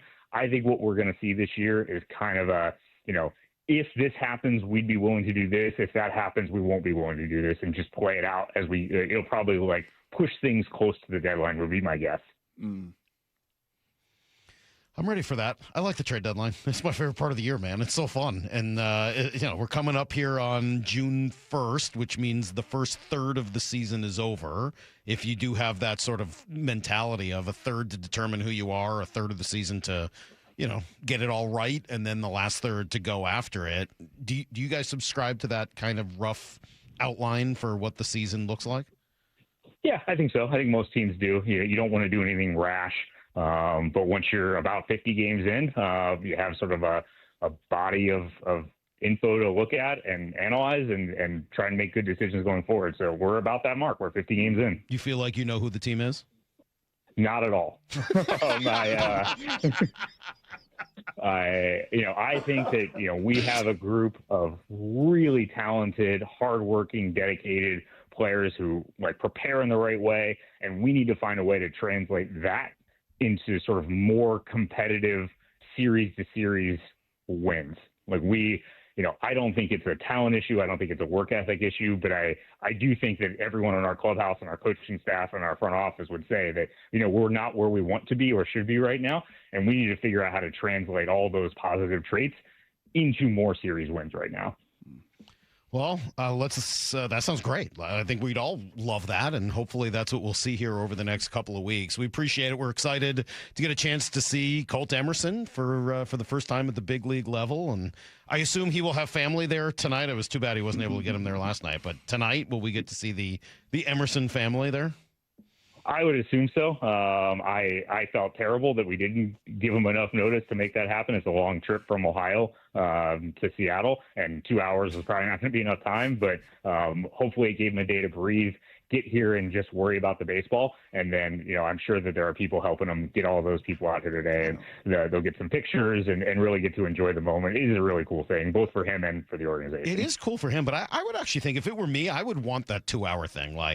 Yeah, I don't want to think about this and stew on it and get nervous. I just want to go. 2 hours? Great. I'll be there then. Let's go. Take all the thinking away from me. I read the quotes afterwards, and he said he never speeds, which strikes me as like the most Colt Emerson thing ever. He just stays at the limit and goes to it. I'm very happy that that's his sort of resting position on the freeways. That being said, he did make it very quickly, so I may be calling a little BS on that. Justin, we appreciate it. Good luck with the White Sox coming in town, and we'll talk again soon. Appreciate you.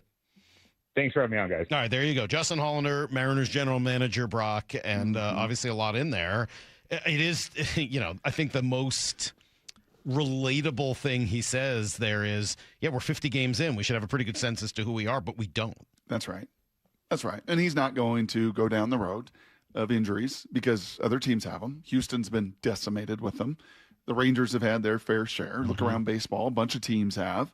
So, but that's an excuse he's not willing to make, nor even an explanation. And I get that. And I love that.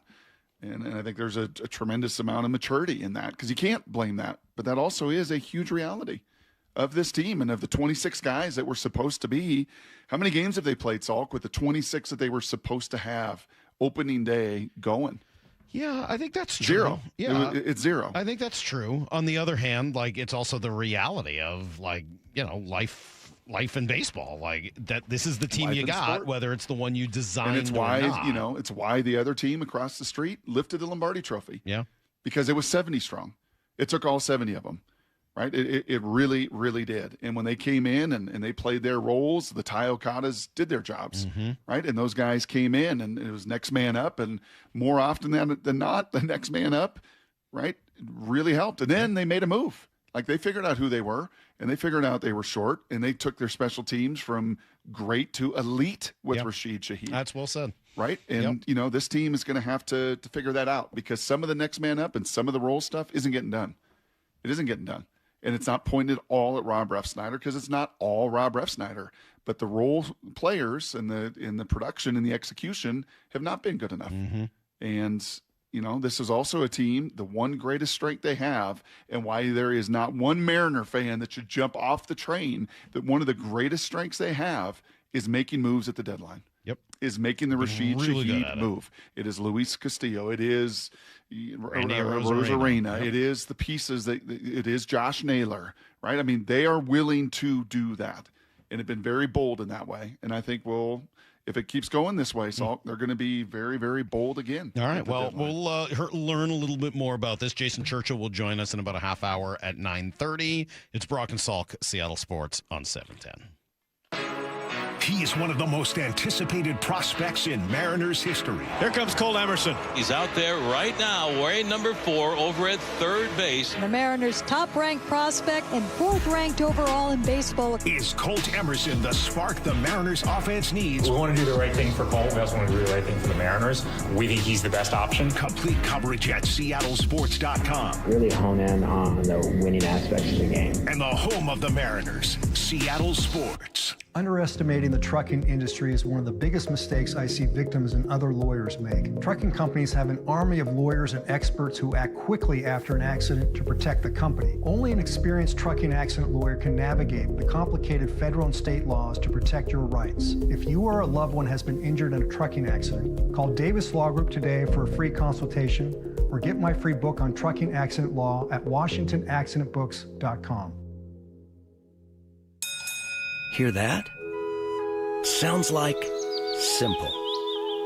Valvoline Instant Oil Change simple. No appointments. About 15 minutes to change your oil. Then out the door and back to life. Yeah, honey, on my way. Valvoline Instant Oil Change. Expert service doesn't need to be overcomplicated.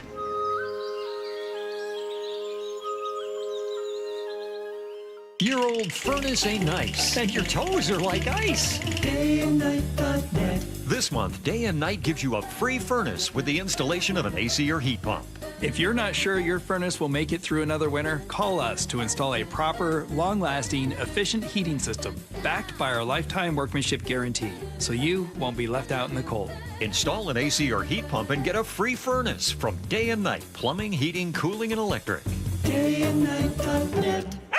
Well, spring is all about getting ready for summer, isn't it? Hey, Brock Heward here, and working out in your own home, well, it is the best. We've been doing so for years. And you can allow Top Fitness to create your own home gym. And right now, get spring special financing with 0% interest for 12 months, plus mention me and receive an $150 credit towards any purchase over $1,000. Spring is here. So go get into Top Fitness with locations in Tukwila, Linwood, and Bellevue, or simply visit topfitness.com for more info. Dave Wyman here, and you've heard me talk about a local company for over a year now I really love working with, Harley Exteriors. You can expect a no-pressure consultation, they're great people to work with, and their windows are beautiful.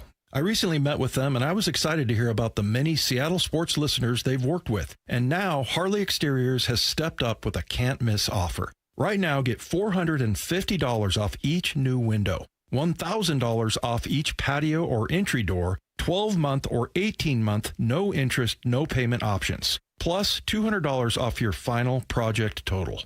If that isn't enough to get you started on a new project, I don't know what is. Schedule a consultation just like I did. Give them a call at 833-HARLEY, that's HARLEY, or go to harleyexteriors.com. Minimum purchase of 4 windows required for window discount. Qualifying windows must be 36 by 36 or larger. No size minimum on patio or entry doors. Financing subject to credit approval. Cannot be combined with other offers outside this promotion. Offer valid through May 31st. Get in the zone, AutoZone. Welcome to Markdowns for Miles at AutoZone. Got any markdowns on brakes? We mark Duralast brake pads down to free. Free Duralast brake pads? When you buy 2 rotors. Can I get Duralast Gold pads for free? With 2 Duralast Gold rotors, and there's a lifetime warranty on brake pads. That's a huge markdown for like so many miles. Save on brakes and more during Markdowns for Miles at AutoZone. Get in the zone, AutoZone. Restrictions apply.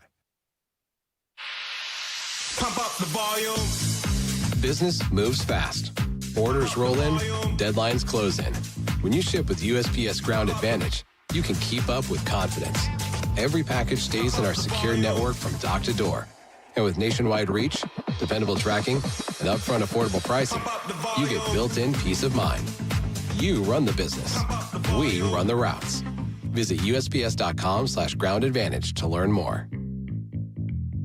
The NBA playoffs are underway, and now you can trade every game on Kalshi. You can also trade on who wins each series, the conference finals, and the championship. San Antonio is currently trading at 19% to win it all, meaning a $100 trade pays out over $500 if they take the title. On Kalshi, you're trading against other people in a live market. No house, no odds makers. And as odds move, you can buy in or out anytime throughout the postseason. For a limited time, download the Kalshi app and use code PASS to get $10 when you trade $10. KALSHI. Kalshi. Trade on anything. Finding great candidates to hire can be like, well, trying to find a needle in a haystack, but not with ZipRecruiter. Its powerful technology actively finds and invites qualified candidates to apply to your job. So while other companies might deliver a lot of hay, ZipRecruiter finds you the needle in the haystack. See why 4 out of 5 employers who post a job on ZipRecruiter get a quality candidate within the first day. Try ZipRecruiter for free at ZipRecruiter.com/free. That's ZipRecruiter.com/free. ZipRecruiter.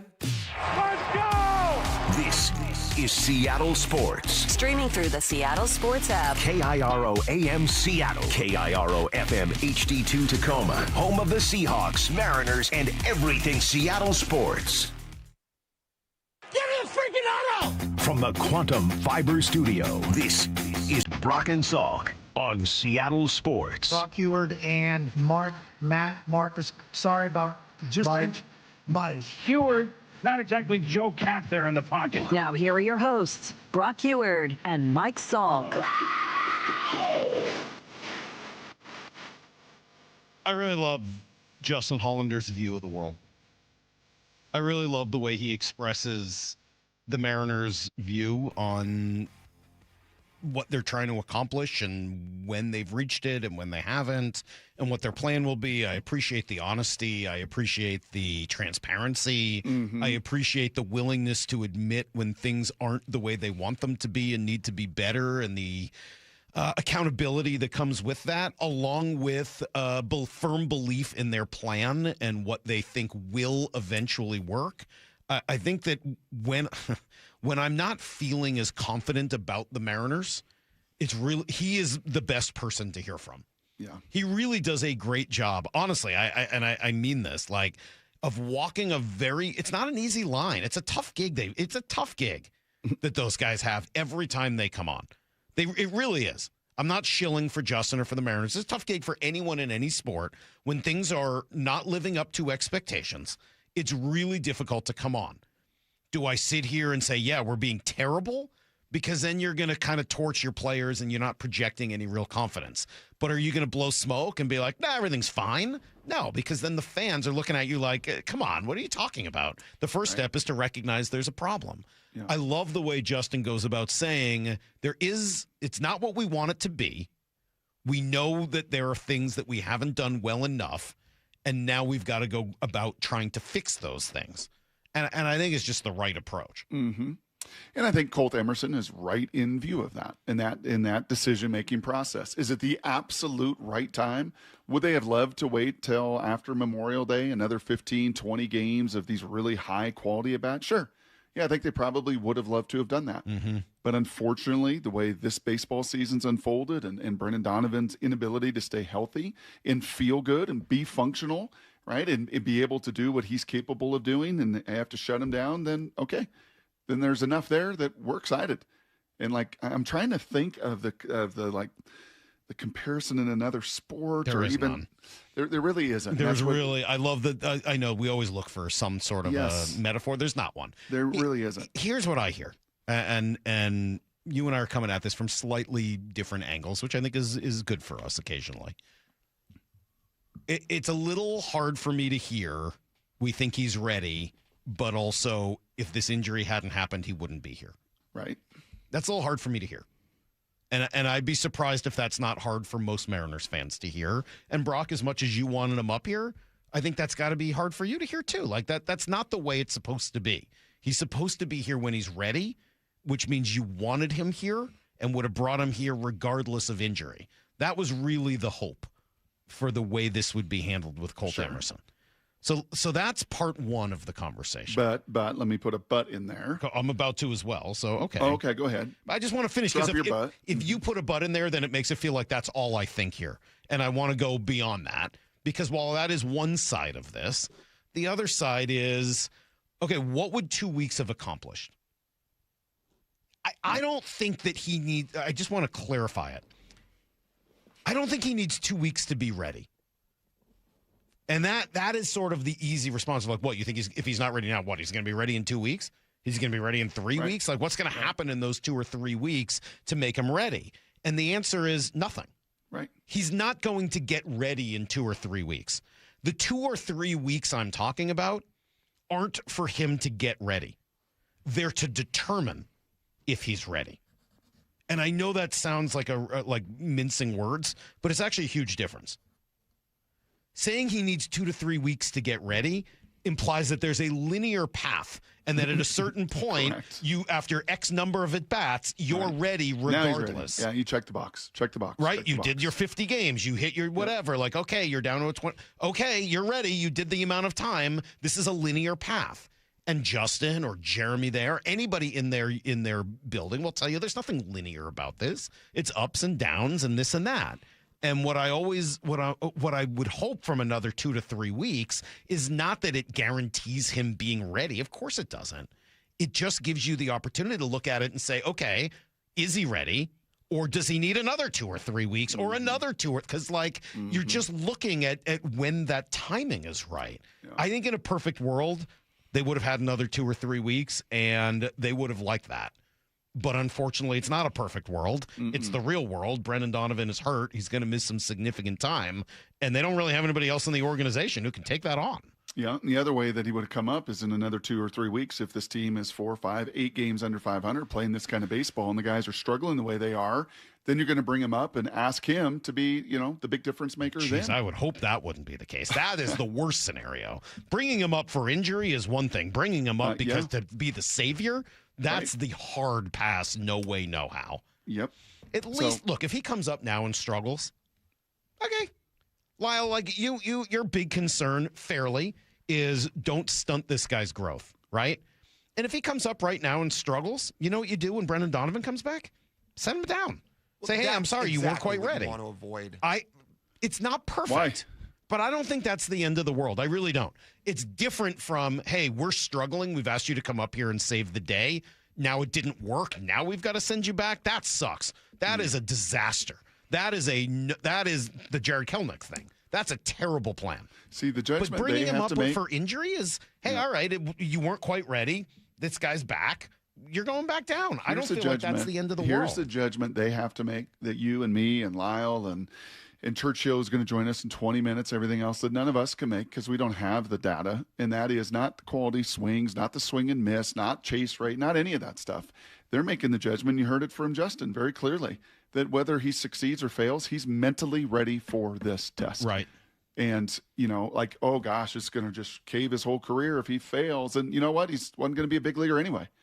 To me, like either you've got that mental makeup and that mental fortitude and that mental toughness, and they judge that by the $96 million they already gave him because they believe that he's got it. They make that judgment, and they do it with a ton of And I think data. what that means is, Brock, good point. And I think what it means is if he doesn't hit right now, you can send him back down. Without crushing his dreams, crushing his confidence, crushing anything. You're just telling him, all right, you weren't quite ready. Yeah, it was Here's a Jackson Holiday that on. started out like 0 for 40 in Baltimore, and it didn't work. I don't think his stunted and destroyed his entire Cal Raleigh came up, went down, came back up again. I mean, I don't think that's necessarily a problem. I think it would have been much more of a problem if you brought him up here to be the savior. And the beauty that he's going to bring to this team are the traits that I talked about earlier, and why I tweeted what I did Friday night or whenever it was. Like those traits, that speed, that dynamic ability, that defense, those things, that should help this team, whether he hits or not. And I hope he does. And the quality of bats yesterday were pretty good. And hopefully he keeps stacking them. And he's going to have some failure, but he's going to respond to it. And, oh, by the way, he's going to bring some speed and twitch and, again, dynamic ability that I think this group in the infield absolutely could use. I think that's very well said. Very well said. All right, we're going to talk to Jason Churchill, as you said. We'll learn a little bit more about this and about what some of their options will be moving forward. We'll do that coming up in 20 after everything you need to know next. He is one of the most anticipated prospects in Mariners history. Here comes Colt Emerson. He's out there right now wearing number 4 over at third base. The Mariners' top-ranked prospect and 4th-ranked overall in baseball. Is Colt Emerson the spark the Mariners offense needs? We want to do the right thing for Colt. We also want to do the right thing for the Mariners. We think he's the best option. Complete coverage at SeattleSports.com. Really hone in on the winning aspects of the game. And the home of the Mariners, Seattle Sports. Well, on this Monday morning, I got 3 questions for you. No, it's not about baseball and the lineup or any of that stuff. I got 3 questions, and I'd love for you to do what Molly and I did, answer them honestly. Number 1, do you 100% know you got the right insurance coverage for your needs? Number 2, are you paying the lowest possible price each and every month? And number 3, should you need insurance, can you actually pick up the phone and talk to a human being? When Molly and I took the First Mark Insurance Challenge, it was pretty eye-opening. We were undercovered, we were overpaying, and they have literally saved us thousands each and every year. So take the First Mark Challenge right now and become the next First Mark victory. They go to work for you, not the insurance carriers, to get you the best coverage at the lowest price, and you get to talk to real people along the way. First Mark Insurance has helped tens of thousands of Washington families manage the complicated world of insurance and save them big-time money, and they can do the same for your local business as well. Be the next First Mark victory. Take the challenge. And did I mention it's totally free? Simply go to firstmarkinsurance.com. First Mark Insurance. They win for you. Hey, you mind keeping it down up there, please? KeyBank will meet you in that I need new neighbors moment. Rick, it's your mortgage loan officer, Beth. I was in the neighborhood and wanted to let you know your home loan application's been approved.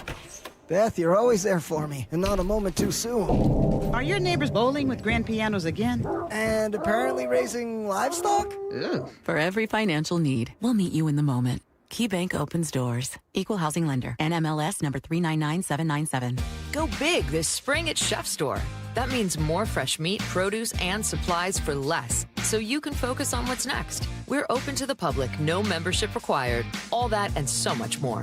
Chef Store. Shop big, save bigger. Dave Wyman here with an interesting story. A woman was about to donate a box of jewelry, but her friend told her, take it to Bellevue Rare Coins first. She walked out with a check that far exceeded her expectations. Old jewelry, coin collections, gold watches, necklaces, and pendants. It's worth finding out what those items are worth during such a strong market. Before you give anything away, get it checked out at Bellevue Rare Coins in Bellevue, Linwood, Issaquah, and Tacoma. Go to BellevueRareCoins.com. My first car sale was from Michigan. I get this lead. This guy had been looking for this very specific truck across the whole U.S., and he's concerned about rust. And I'm like, why don't we FaceTime? I will crawl beneath the truck. I literally was on my back beneath this vehicle, showing him all the welds that he wanted to see. He agreed, put down a deposit, held the truck, flew out that night from Michigan. I picked him up at the airport. He had his cashier's check. We went through everything, and that was my first car sale. So here's the catch. If you're willing to put a limit on what you're willing to do to be a good person, to help somebody out, or to help in the community, then that limit exists. So you don't. You just do what it takes to be the type of person you want to be and to help people like you hope that they would help you. And it doesn't matter. You just do what it takes. The Johnson Auto Family, the LJ way. Stacy here for ARC, a fully electric boat that feels like a luxury EV. ARC boats are easy to operate with significantly less maintenance and service. Book a demo just like I did. They'll pick you up if you can't make it to Kirkland. Go to arcboats.com/demo. That's arcboats.com/demo. Mariners and White Sox tonight at T-Mobile. 6:40 first pitch, pregame at 5:30. Listen live for free on the Seattle Sports app.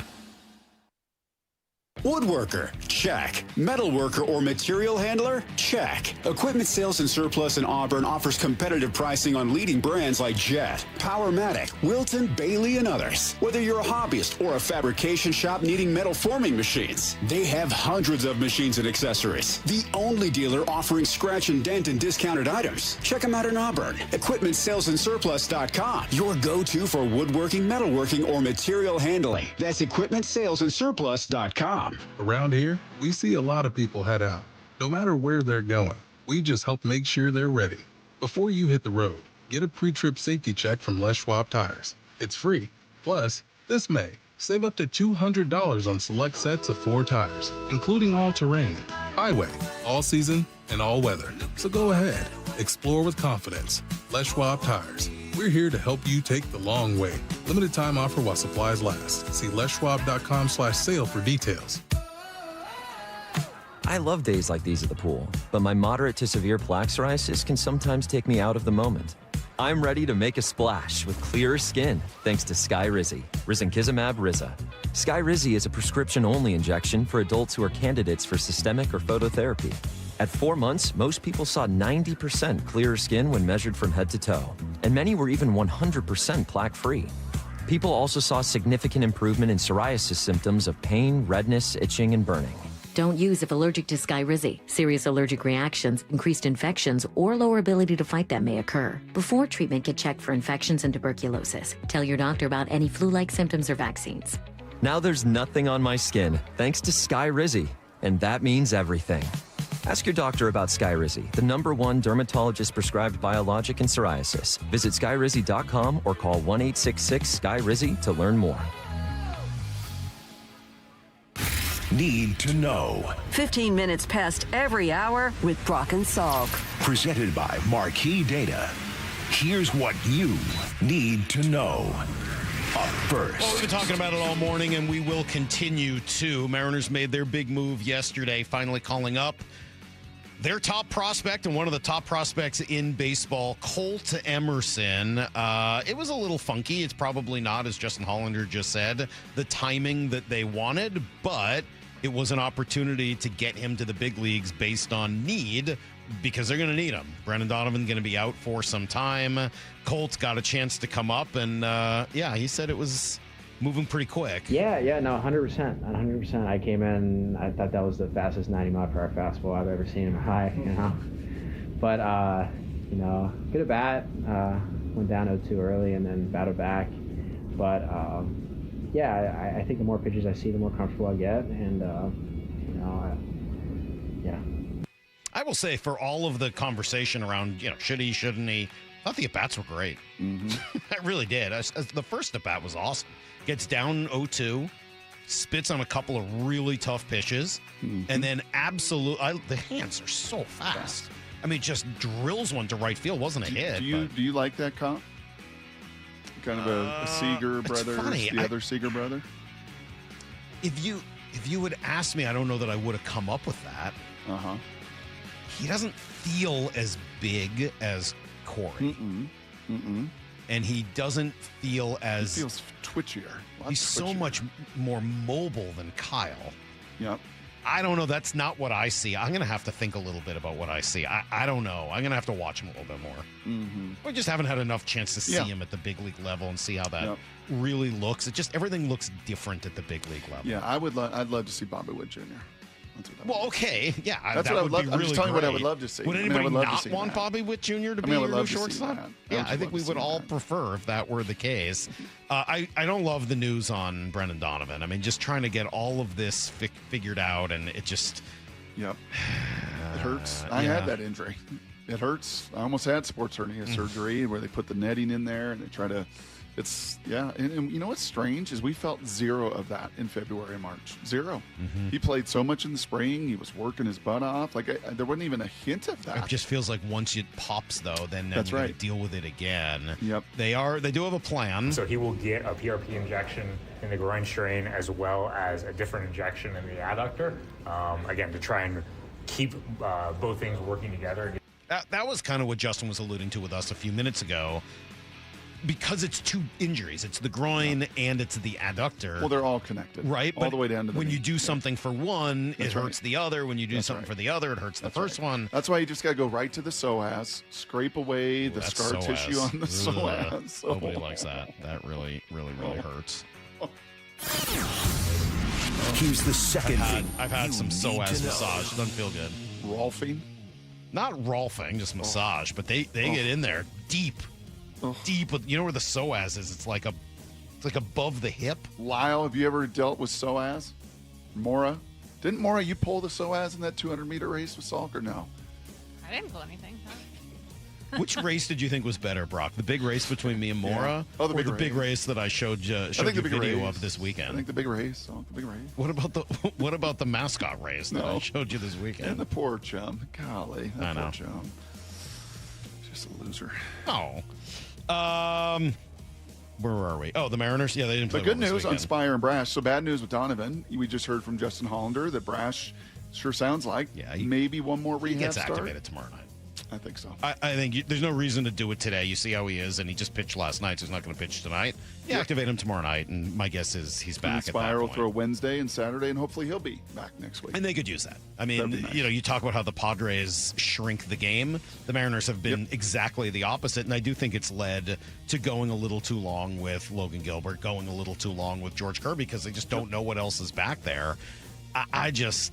I'm still struggling with the 6-man or the piggyback. I think it's leaving you an arm short. That'll be tomorrow, right? Yeah, and I don't know how what it looks like. Let's see what our data point looks like tomorrow. All right.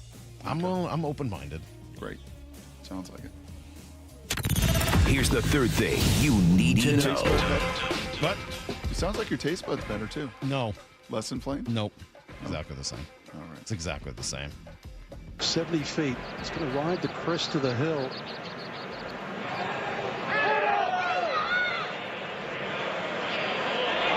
That was exquisite.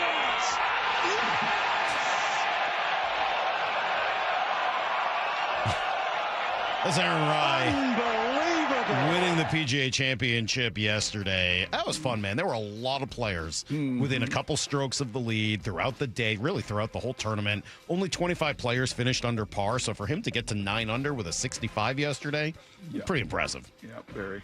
Well deserved. And by all accounts, a great guy. Just beloved, it sounds like, on tour. Big battle tonight. 2 skinniest 7'5" guys in the history of the NBA outside of Manu Bol getting after it tonight, Salky. Wembayama. Who's the other? Chet Holmgren. A combined 15 feet and 212 pounds. They are both so skinny. Oh, my gosh. That's funny. That's funny. All right, that's everything you need to know. 1/4 every hour. Here in the Brock and Salk Show, Game 7 tonight as well. Montreal, Buffalo. Looking forward. Who are you rooting for? Buffalo. Okay. Yeah. It's not really much of a challenge. Growing up, anything close to a Bruins fan, because I don't know that you really are anymore, you cannot root for the Canadians. I hate the Canadians. I absolutely hate them. I despise the Canadians. Is that in Buffalo or is that back in Montreal? I think it's in Buffalo. I think. But now that I say that, I'm not sure. I think it's in Buffalo tonight. That arena in Montreal, though. Oh, Bell Center's unbelievable. It's so good. It's the best I've ever been to. It is the best environment I've ever been to for any game in my, well, one of the best I've ever been. It's just incredible. Yes, but God, their fans are so obnoxious. They are so entitled. They are so arrogant. I started this. They are the worst. Elite jersey matchup. Elite uniform matchup. Buffalo, the Habitants Montreal. and the Sabres? Yeah. Elite uniform matchup. This has been a really good series. It has been. Yes. Yeah. So winner takes on Carolina. And then in the West, we have Vegas and Colorado. So getting down to 4 by the end of the night in the NHL. And then today, Brock, I'll be out there battling myself on the golf course. You told me you teased this for 9. I know. What are you doing today? It's not a pro-am. It's a member. What do they call it? A member something. I don't know. A pro member. A pro member. So I'm going down to the home course. Shane Pranty is the pro. As I've said before, best golfer I've ever played with. You're the member? I don't know what I am. I think he's the pro member. I'm just a guy. I'm just the amateur. That I know. Okay. So it's Shane plus 3 of us schlubs. We use the handicap, and then it's Stableford scoring, which I'm kind of excited about. And as you described that off the air, I think this is going to free you up. I think so, too. I think you finally break 80 today. Maybe. I mean, I think you do. I think today's the day. Net, maybe, but no, just not even net. I think you think gross? Oh, yeah. Well, I'm going to pick up once I'm at a net double. So at that point, it doesn't matter. Again, you're required to pick up once you get to a net double. So, yeah, all right, that might help. That's for sure. I'm excited for the Stableford. I think that's going to be good for me. All right, we got to take a break. Jason Churchill going to join us in just a moment. Prospect Insider, figure out what's going on with Colt Emerson and the rest of these Mariners next on Brock and Salk. Stick around for Bump and Stacy coming up next at 10. That's right. That's what this news feels like. Committee for so there's going to be a committee to decide whether they're going to make an announcement and when they're going to make an announcement. Give Seattle a team. Bump and Stacy with Michael Bumpus and Stacy Ross next at 10. I hope you guys are prepared to be embarrassed by my behavior. We're going to be on Hard Knocks for sure. We're definitely going to be on Hard Knocks because I will drag us in front of these cameras. On Seattle Sports. Hey, it is Mike Salk here, and it looks like it's going to be nice for a little while, but when you get rain this time of year in Washington, which is not, like, unusual, the soil around your home, it can get saturated, and that starts making its way into your crawl space. Maybe you don't even know it, right? So that's why you want Crawl Pros to come out. They'll go where you don't want to. They will check your crawl space. They'll check out your attic at the same time. And if they do find any water, they can do what they need to do. Install a sump pump, drainage, reroute all of that water out away from your home's footprint back to where it belongs. Don't take a risk. Do what I did. Have Crawl Pros come out, free corner-to-corner inspection of your crawl space. They'll check your attic at the same time for proper insulation, any signs of rodents or mold. If you're worried about anything in your crawl space or attic, I'm talking critters, insulation, water intrusion, mold, whatever. Call Crawl Pros and schedule your free corner-to-corner inspection right now at crawlpros.com. At Toyota of Kirkland and Toyota of Renton, ambitious dreams don't need a big payment. Lease the 26 Corolla Gas for just $219 a month or the hybrid for $249 a month with only $29.99 due at signing. The Corolla Cross Gas at $269 a month with $29.99 due at signing. Or level up to the Camry at $299 a month with $39.99 due at signing. All 3 leases, 36 months. Whether you're in the north or the south, they got you covered. Visit ToyotaKirkland.com and ToyotaRenton.com. Offers valid through June 1st, 2026 on approved credit through TFS. Excludes taxes, titles, license, dealer accessories, and $200 negotiable dealer documentation fee. Hey, Brock Ewart here with my buddy Dave Taylor from First Mark Insurance. You know, Dave, I love sport. You love sport. And I love sitting with coaches and hearing their game plan each and every week. What are the keys to a First Mark Insurance game plan? It's a great question, Brock. I think there's really 3 keys to a great game plan with us. Number 1 is we want to make sure that our clients have the correct coverage for their unique specific needs. So that's number 1. Do you have the right coverage? Number 2, once we have the right coverage, are we getting that coverage at the most competitive price possible? And then last and not least would be, once we have the right coverage at the most competitive price, are we providing world-class service to those customers so that when they need it, they have someone there that's got their back? Those are the 3 keys to a First Mark Challenge victory. And man, am I so glad Molly and I took the challenge. We are one of so many through a decade plus of being a First Mark Challenge victory. You can too. Just simply go to firstmarkinsurance.com. Firstmarkinsurance.com. Under these arches, opposing teams are put to the test. Can they hear themselves over the boom of the 12s? Can they withstand the Seattle elements? Can they compete against us? Touchdown, Seahawks! This city lives for Sunday. Get your tickets for Seahawks game days at Lumen Field and experience what this city lives for. Visit Seahawks.com today. Still planning your summer vacation? Tired of airports and long drives? Anacortes Yacht Charters has a better option. Cruise the San Juan Islands aboard a fully equipped yacht. Take the helm of a bareboat charter or hire a skipper to explore on your terms. Quiet coves, lively harbors, no schedules. Just a tide guide and a sense of adventure. With a fleet of 50 powerboats and sailboats, AYC has options for groups large and small, from beginner to old salt. Start your San Juan adventure at ayc.com/KIRO. Mariners and White Sox tonight at T-Mobile. 6:40 first pitch, pregame at 5:30. Listen live for free on the Seattle Sports app.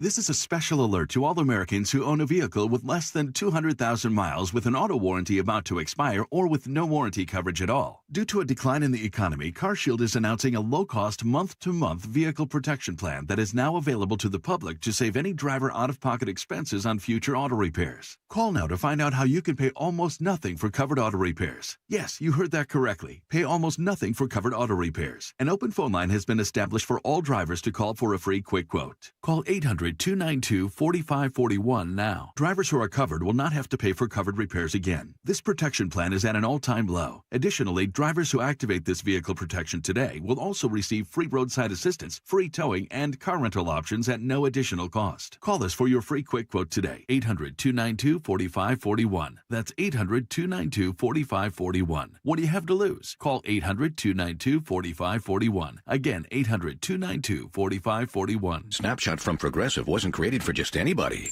Oh no, we made it for you. Smooth accelerators. When that light turns green, you're off. Like a warm knife through firm butter. Going from 0 to the speed limit in an appropriate amount of time. Sure, your car has horsepower, but your horses prance around as silky smooth as your right foot.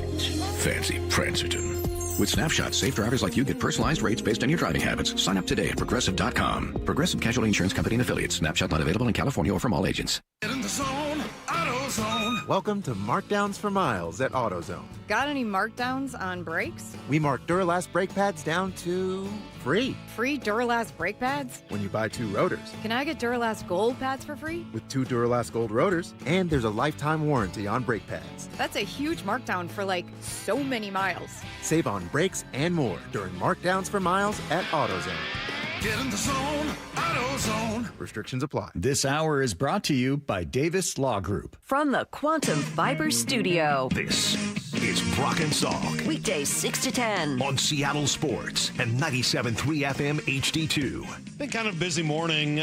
Mariners get back to it tonight against Chicago. White Sox have been kind of the best story in baseball so far this year, right? Coming out of nowhere and actually playing some really good ball after all of the problems of the last few years. Organization-wide, things have taken a bit of a turn, and they beat the Mariners 2 out of 3 in Chicago. Now they come in for a 3-game set tonight. Emerson, great to see Colt Emerson start yesterday, and he'll be in there, I would assume, for all 3 of these games. I would assume he's back at third and JP's back in the game tonight, but maybe you get a one more day here for JP after hitting the triceps yesterday. But what do you expect? We talked to Justin Hollander earlier, got the organizational view on why they made the move and what happens next. We'll get a little bit more of a media view here from our friend Jason Churchill, longtime friend of the show, Prospect Insider. Good morning, Jason. How are you? Hey, good to hear from you guys. Is there a trivia question? Is there time for a quick trivia question? I'll make it really fast. You're 7'5", things to know when you talked about the 7'5" players. Okay. If one of those guys wins the championship, I believe they would tie this player for being the tallest player to ever win an NBA championship. Who is this player? Who is the top? So what 7'5" player has won a championship? Yeah.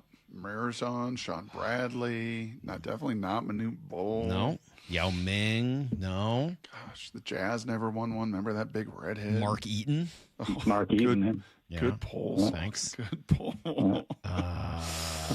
Yeah, that's I don't know. I don't think I know who. I don't think I even have another guess. I believe the answer to this question is Chuck Nevitt. Remember Chuck Nevitt? No. I believe he won the champion. He was a bench guy, hardly ever played his entire career, but he was on the 85 Lakers, I believe. Wow. The 85 Lakers had a guy that was 7'5"? What, just to mess with Kareem in practice?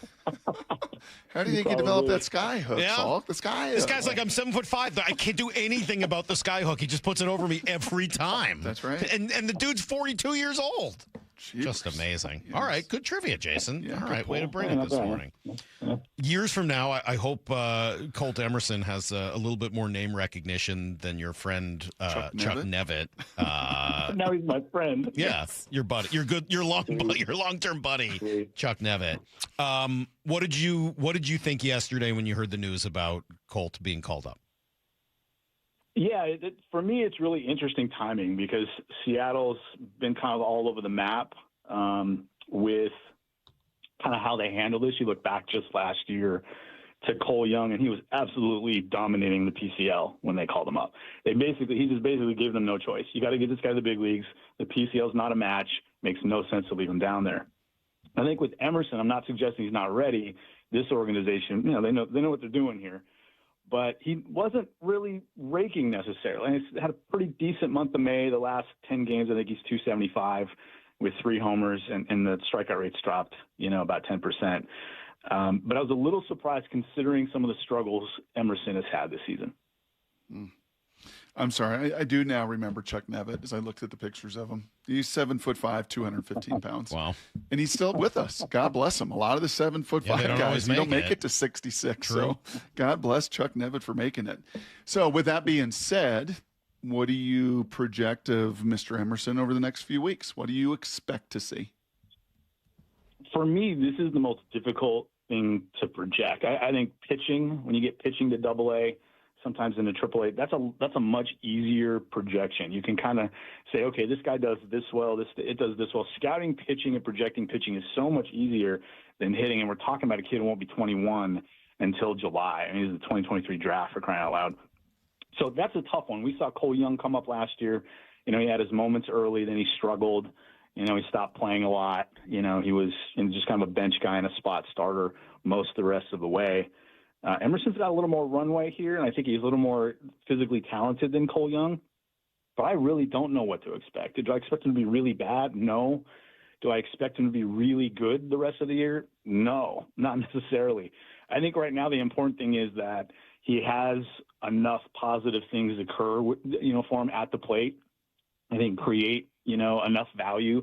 And I'm not saying he's going to get sent back. I don't think that's going to happen. I do think it'll be another Cole Young kind of situation where if Emerson struggles, they'll just reduce his playing time a little bit, have him work on some stuff, maybe get him back out on the field. And that's an advantage Emerson has this year over Young last year because of when they were called up. There's more runway in front of him. But he's certainly capable of going out there and putting the ball in play a ton, hitting a bunch of line drives. I think Emerson's one of those prospects, those young players where the power is going to come. But 7 home runs in Tacoma this year, and guys, he sprays them all over the place. His first 3 homers of the year were absolute screamers to left center field. He's hit 2 to center and 2 to right. So he sprays even the extra bases all over the ballpark. I think this year he's probably going to be a little bit more aggressive than he ultimately will be. Probably not a ton of walks once we look up at the end of the year. But that's just going to be dictated to how he's pitched. And I've been screaming this for, a decade, it seems.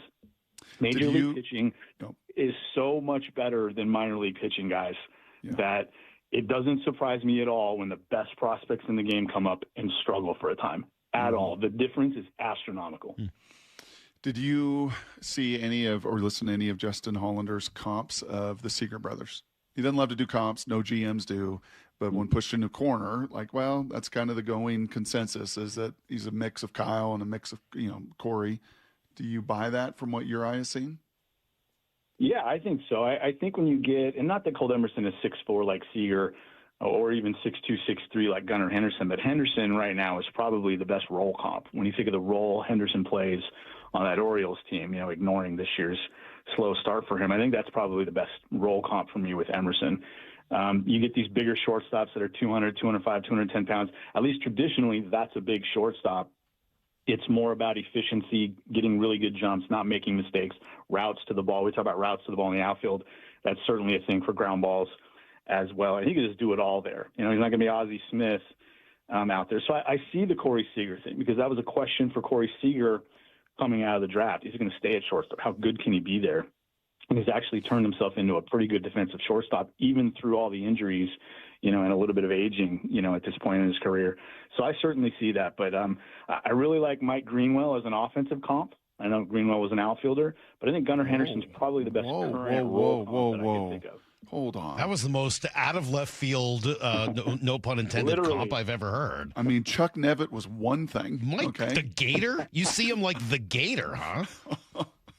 Yeah, like offensively, there's even some similarities with, their swings, their finish in their swings too. Obviously, both lefties. Kind of flat. I think ultimately, it's a clean swing. It's pretty direct to the ball. You're not going to see deep, hand loads. He doesn't move his hands around vertically before the swing. He's pretty simple at the plate. There's a lot to like here that you don't necessarily see in the box score either, and that's obviously why they gave Emerson almost $100 million guaranteed. The guy pays attention, self-scouts, very self-aware, makes fixes on his own, really understands what's going on out there. In Everett last year, he started off struggling. He was making contact, but just smacking the ball into the ground. And he makes a couple of slight adjustments, and all of a sudden he's getting more backspin, hitting the ball all over the field. The hard hit rates come back, and you get the Colt Emerson you expected. Mike Greenwell once fought Mo Vaughn. Really smart move, by the way. Fight Mo Vaughn at the batting cages because he didn't think the rookie deserved to be in there enough. Didn't end well for Mr. Greenwell, as you might imagine. In fact, I think he was out of the league like a year later. So let's hope that the mental part of the game is different for Colt Emerson. But I actually kind of like the comp. I think I see what you're getting at. And you could see it yesterday. I've mentioned it a few times today. That first line drive he hit to right field, you really get a sense of just how quick the hands are. Mm-hmm. That's absolutely it. And when he was coming out in the draft, it was just 2023. It wasn't even 3 full years ago. The questions on Emerson were, how much power is he going to hit for? And can he stay at shortstop? It's like everybody really thought he was going to hit for average. He can hit 270, 280, maybe better, get on base enough. How much power is he going to hit for? Can he stay at shortstop? And he's worked really hard to kind of answer both of those questions. He's tracking toward the best case scenario in both categories. And Mike, the hands, the quick hands, the direct path to the ball are the reason why. Like, he's not going to go up there and throw up, elite bat speed, with the bat tracking at StatCast, but he's going to be average to above average, direct to the ball, get to everything, and hit a bunch of balls out of the ballpark. Ultimately, I'm pretty bullish on the power here. Like, ultimately, I think he gets to 20 home runs, and I'm not sure how many other folks believe that. You want to continue with Colt or go no, you other can move places? On. Or, yeah. I feel like I now know everything I need to know about Colt. I mean, once you get the Mike Greenwell comp, I feel like that was phenomenal. That really just blew my mind this morning. Jason, the Mariners are 22-26 because they haven't had a chance to play the Astros enough. Didn't ask you. Sorry. I said Jason. My bad. That might be the best answer at this point. They're not playing enough bad teams, even though the Astros are only 3 games behind them. The injuries are a big thing. Slow start. They're kind of notorious slow starters, just like kind of Julio is, although I think Julio maybe answered that this year. With the injuries being what they are and who they are, particularly Cal, now, I think it explains a lot. But the first month and a half of the season, like, Cal was fine, right? So what was going on then? Well, slow start Naylor, slow start, Julio. Brendan Donovan missed half the games the first, 36 or so of the year. He's obviously out again now. Not being able to have their full roster out there for long periods of time is probably going to slow down their kind of recovery from this, this start. 22 and 26, 48 games. I think the cool thing here is when you look at the roster, they're better. But sometimes, guys, the roster, you guys know this. We've seen this over the years. This is a pretty good roster. We saw it with the Cano Cruz, group 2. This team should be better, and then they end up just not being. Sometimes it's injuries. Sometimes guys just have weird years. Nobody was expecting Cal Raleigh to hit 60 homers again, so he probably never was. But this team should be better. There should be more contact here. There should be more consistency offensively. I got to tell you, I don't like to use the word concern and worry when talking about baseball because it's baseball, for crying out loud. I kind of have to here. What is this rotation? Because it's certainly not anything like we saw in 2024. It seems to be last year's rotation all over again. And it's not just this season. We're seeing, Kirby have good starts and then he, has the big hiccup. And we're just seeing that more since the start of last season with Gilbert. Certainly with Miller, we'll see how Miller is back from injury. But it's the foundation of their entire, roster. And if the starting rotation isn't really good, I'm not sure this team is any good. I got to think about that one a little bit. So essentially, if I hear you, your concern is not about the offense, although it obviously hasn't lived up to expectation, but about the pitching and not the bullpen, more specifically about the rotation. I mean, it's interesting. Kirby's been tremendous this year. Wu has been, other than 2 starts, tremendous this year. But and Emerson Hancock has been tremendous this year. You're talking about 3 starters that have really been as good, if not better than expected. So is this just a Logan Gilbert concern? Because, in theory, Castillo gets kind of replaced by Miller here at some point soon. Where is the concern other than maybe with Logan? What is Logan Gilbert, though? It's certainly nowhere near what he was in 2024, and this is the second straight year, right? Agreed. And we probably know part of the reason why. But what is George Kirby at this point? I know, Kirby's been pretty good. But you see more of those starts where essentially once Kirby was done and you've given up 6 runs, you've basically lost the game. Like this club, even last year after the trade deadline when they added Suarez and Naylor and things were kind of rolling, your starter gives up 6 runs before he's done. You're almost certainly losing that game. Mm-hmm. This is still an offense. While there's certainly still some concerns there, they got to get it going. They're probably still a bat or 2 short. They're not hitting lefties well enough. There's not enough consistency in the lab. They have to do something about that between now and the trade deadline. But if you're giving up 5-6 runs, you don't have a shot to win that game. It has nothing to do with the bullpen, really, at that point. Because very rarely is this team going to come back from 5 or 6 runs down after the 5th or 6th inning and win a game. It's just not that kind of a lineup, and it never really has been.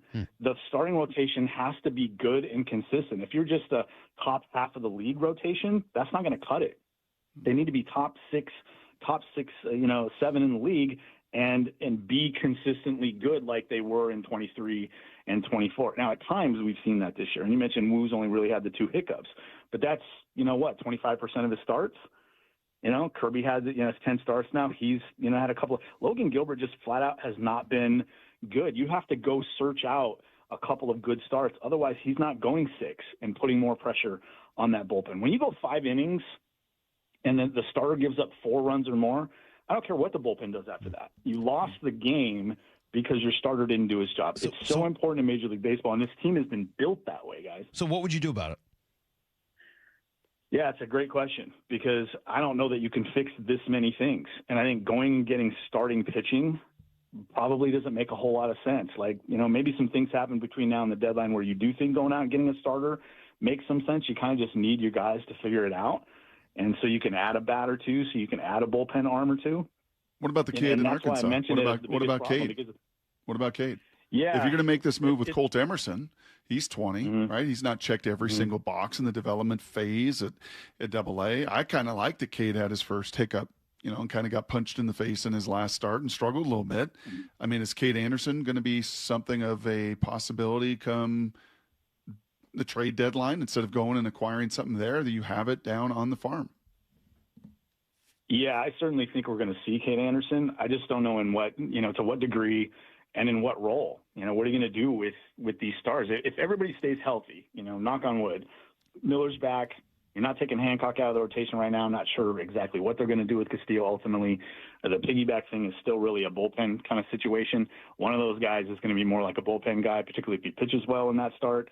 So I'm not sure ultimately what happens there, but you kind of have 6 or 7 guys.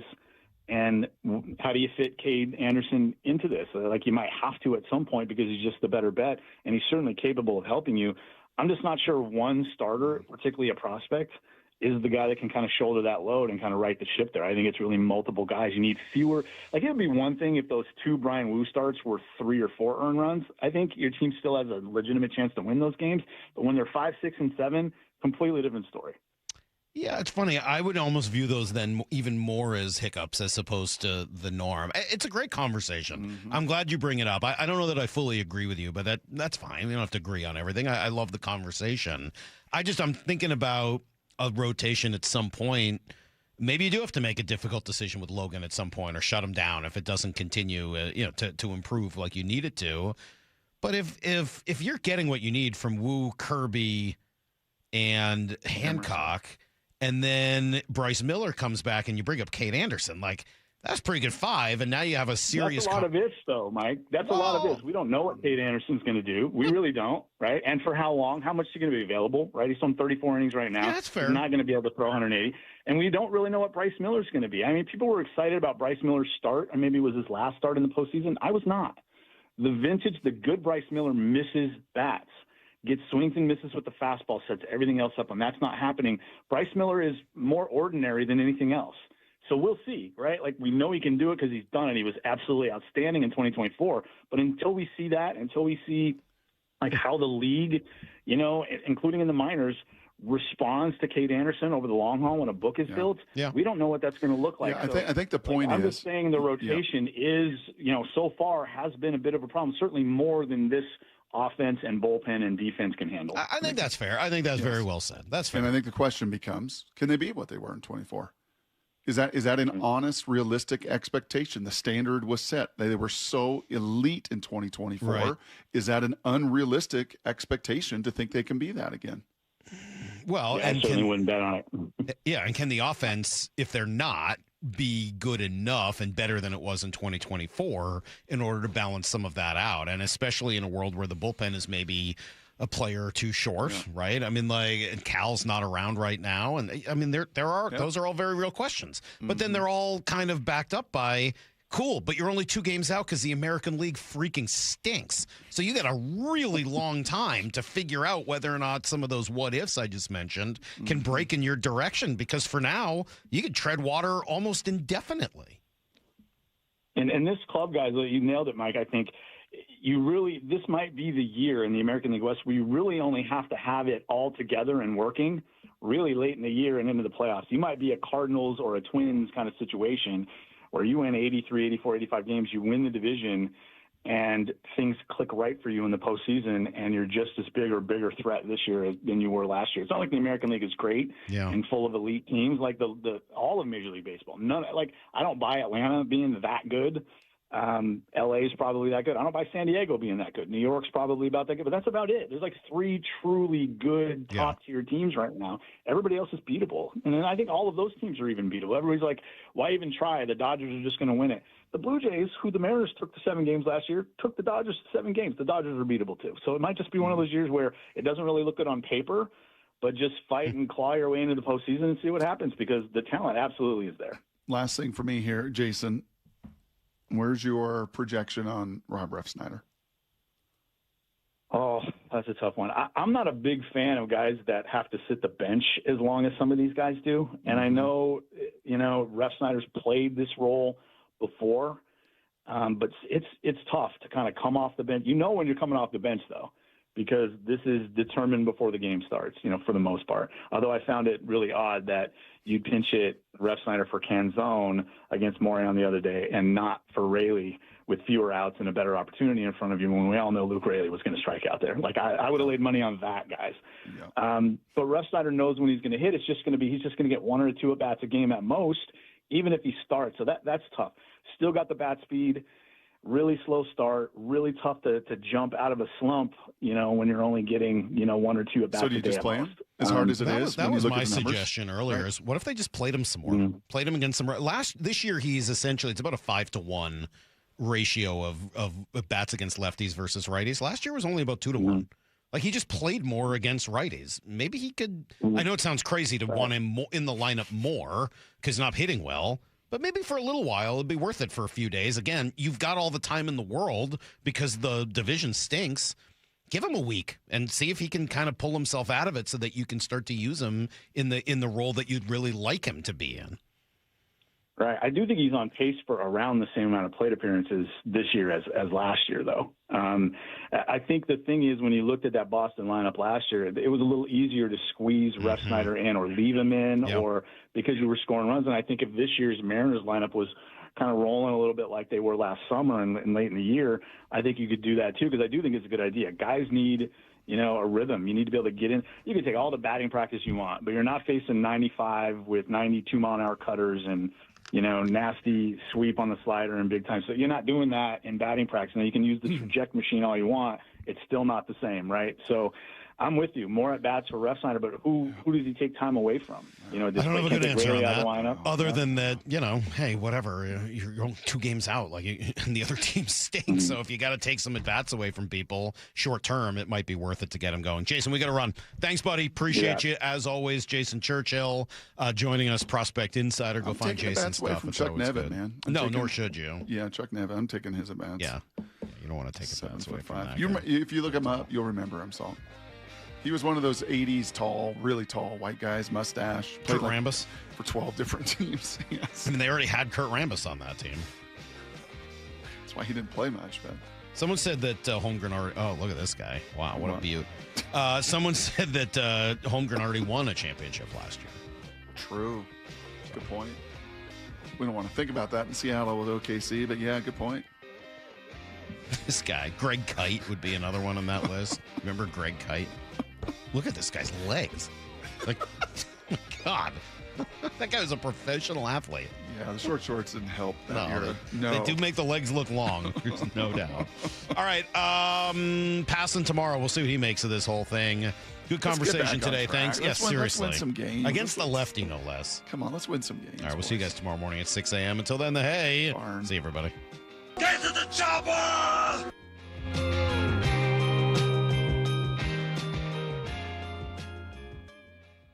Stick around for Bump and Stacy coming up next at 10.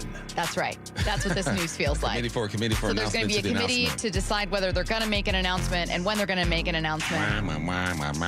Give Seattle a team. Bump and Stacy with Michael Bumpus and Stacy Rost next at 10. I hope you guys are prepared to be embarrassed by my behavior. We're going to be on Hard Knocks for sure. We're definitely going to be on Hard Knocks because I will drag us in front of these cameras. On Seattle Sports. If you're building decks in Puget Sound this season, you need materials you can trust and a supplier who delivers. Par Lumber carries premium TimberTech and Trex composite and PVC decking, railing, and lighting, as well as pavers and fencing materials contractors depend on. With reliable job site delivery, we keep your projects moving so you can keep building. All the best outdoor living products are at Par. Visit par.com to learn more. Par, where the builders go. For over 50 years, Bucky's Complete Auto Repair has been the one locals trust for honest pricing, expert service, and guaranteed repairs. This dedication has earned them a Carfax Preferred designation. At Bucky's, every customer gets detailed Carfax updates, timely service reminders, and a full service history, all at your fingertips. With 16 family-owned locations, no appointment needed, and easy financing, Bucky's makes auto care simple. Visit Bucky's.com today and drive with confidence. Bucky's.com. People can see through if it's not genuine. And it's genuine here. The Johnsons always talk about in orientation meeting, their dad and grandpa, they always maintain that it's a people business. We're not here to sell cars and work on cars. That's what we do, but it's really about just helping people. Every month we have a new employee orientation meeting, and the Johnsons present. They can't get out to all the stores every day and meet everyone, but at least they get to shake hands with new employees every month in the orientation meeting. And they tell everyone there's not one car deal or one repair order that is worth tarnishing our reputation and ruining an experience for a customer. That just is really what is instilled. Lee Johnson Auto Family, the LJ way. Hey, it's G. Scott. Let's talk real for a sec. Summer is supposed to be about sunshine and kids having fun. But when the kids are home all day, that grocery bill, yeah, it grows fast. That's why I want you to know about Sunbucks and why our friends at Safeway are helping get the word out. If your family qualifies, you can receive $120 per child to spend on groceries this summer, food in your cart, and a little less pressure on that budget. And let me be clear about this. There's no catch, no judgment. This program is simply about making sure kids have enough to eat when school is out. Here's the important part. Many families are enrolled automatically, and a card may already be headed to your mailbox. But some families do need to apply depending on income and where you live. So take a couple minutes and check. Visit freesummermeals.org. That's freesummermeals.org. Safeway, looking out for your family this summer. Once again, that's freesummermeals.org. Now that Wendy's has these new biggie deals, everyone in the family can get what they're craving, from nugs to JBCs. The parental units can get an $8 biggie bundle, the eldest who think they're so grown can get a $6 biggie bag, and the little one who can do no wrong can get a $4 biggie bites. You know, assuming they have a credit card. No, I'm kidding. We take cash too. 4, 6, and $8 biggie deals for the whole family. Only at Wendy's. Price and participation may vary. Single items at regular price. Prices may be higher in Alaska, California, and Hawaii. Check engine or ABS light on? Take the guesswork out of your warning lights with O'Reilly Veriscan. It's free. Ask for O'Reilly Veriscan. O'Reilly Auto Parts. Support comes from Amazon Business. Unlock smart business buying with fast, free delivery on millions of items and practical AI innovations that automate repetitive tasks so you can make smarter decisions faster. Learn more at amazonbusiness.com. With Progressive's Name Your Price tool, you can choose the best coverage option for you. Because you know you. Like, you know that hiking isn't for you. Sure, it sounds nice to be in nature while exercising, but that's what a gym and houseplants are for. I mean, you don't even like walking upstairs. So why would you walk up a hill for miles? To what, end up high in the air? Come on, you know you're scared of heights. Only you know you. So get coverage options within your budget with Progressive's Name Your Price tool. Progressive Casualty Insurance Company affiliates. Price and coverage match limited by state law. Workdays can be unpredictable, but your workwear shouldn't be. With the Cintas Apparel Plus program, you'll have freshly laundered garments for everyone on your team delivered every week. Cintas has workwear for just about any job imaginable, with high-performance fabrics and an uncompromising fit that stretches and moves with you. Don't leave looking and feeling good to chance. Visit Cintas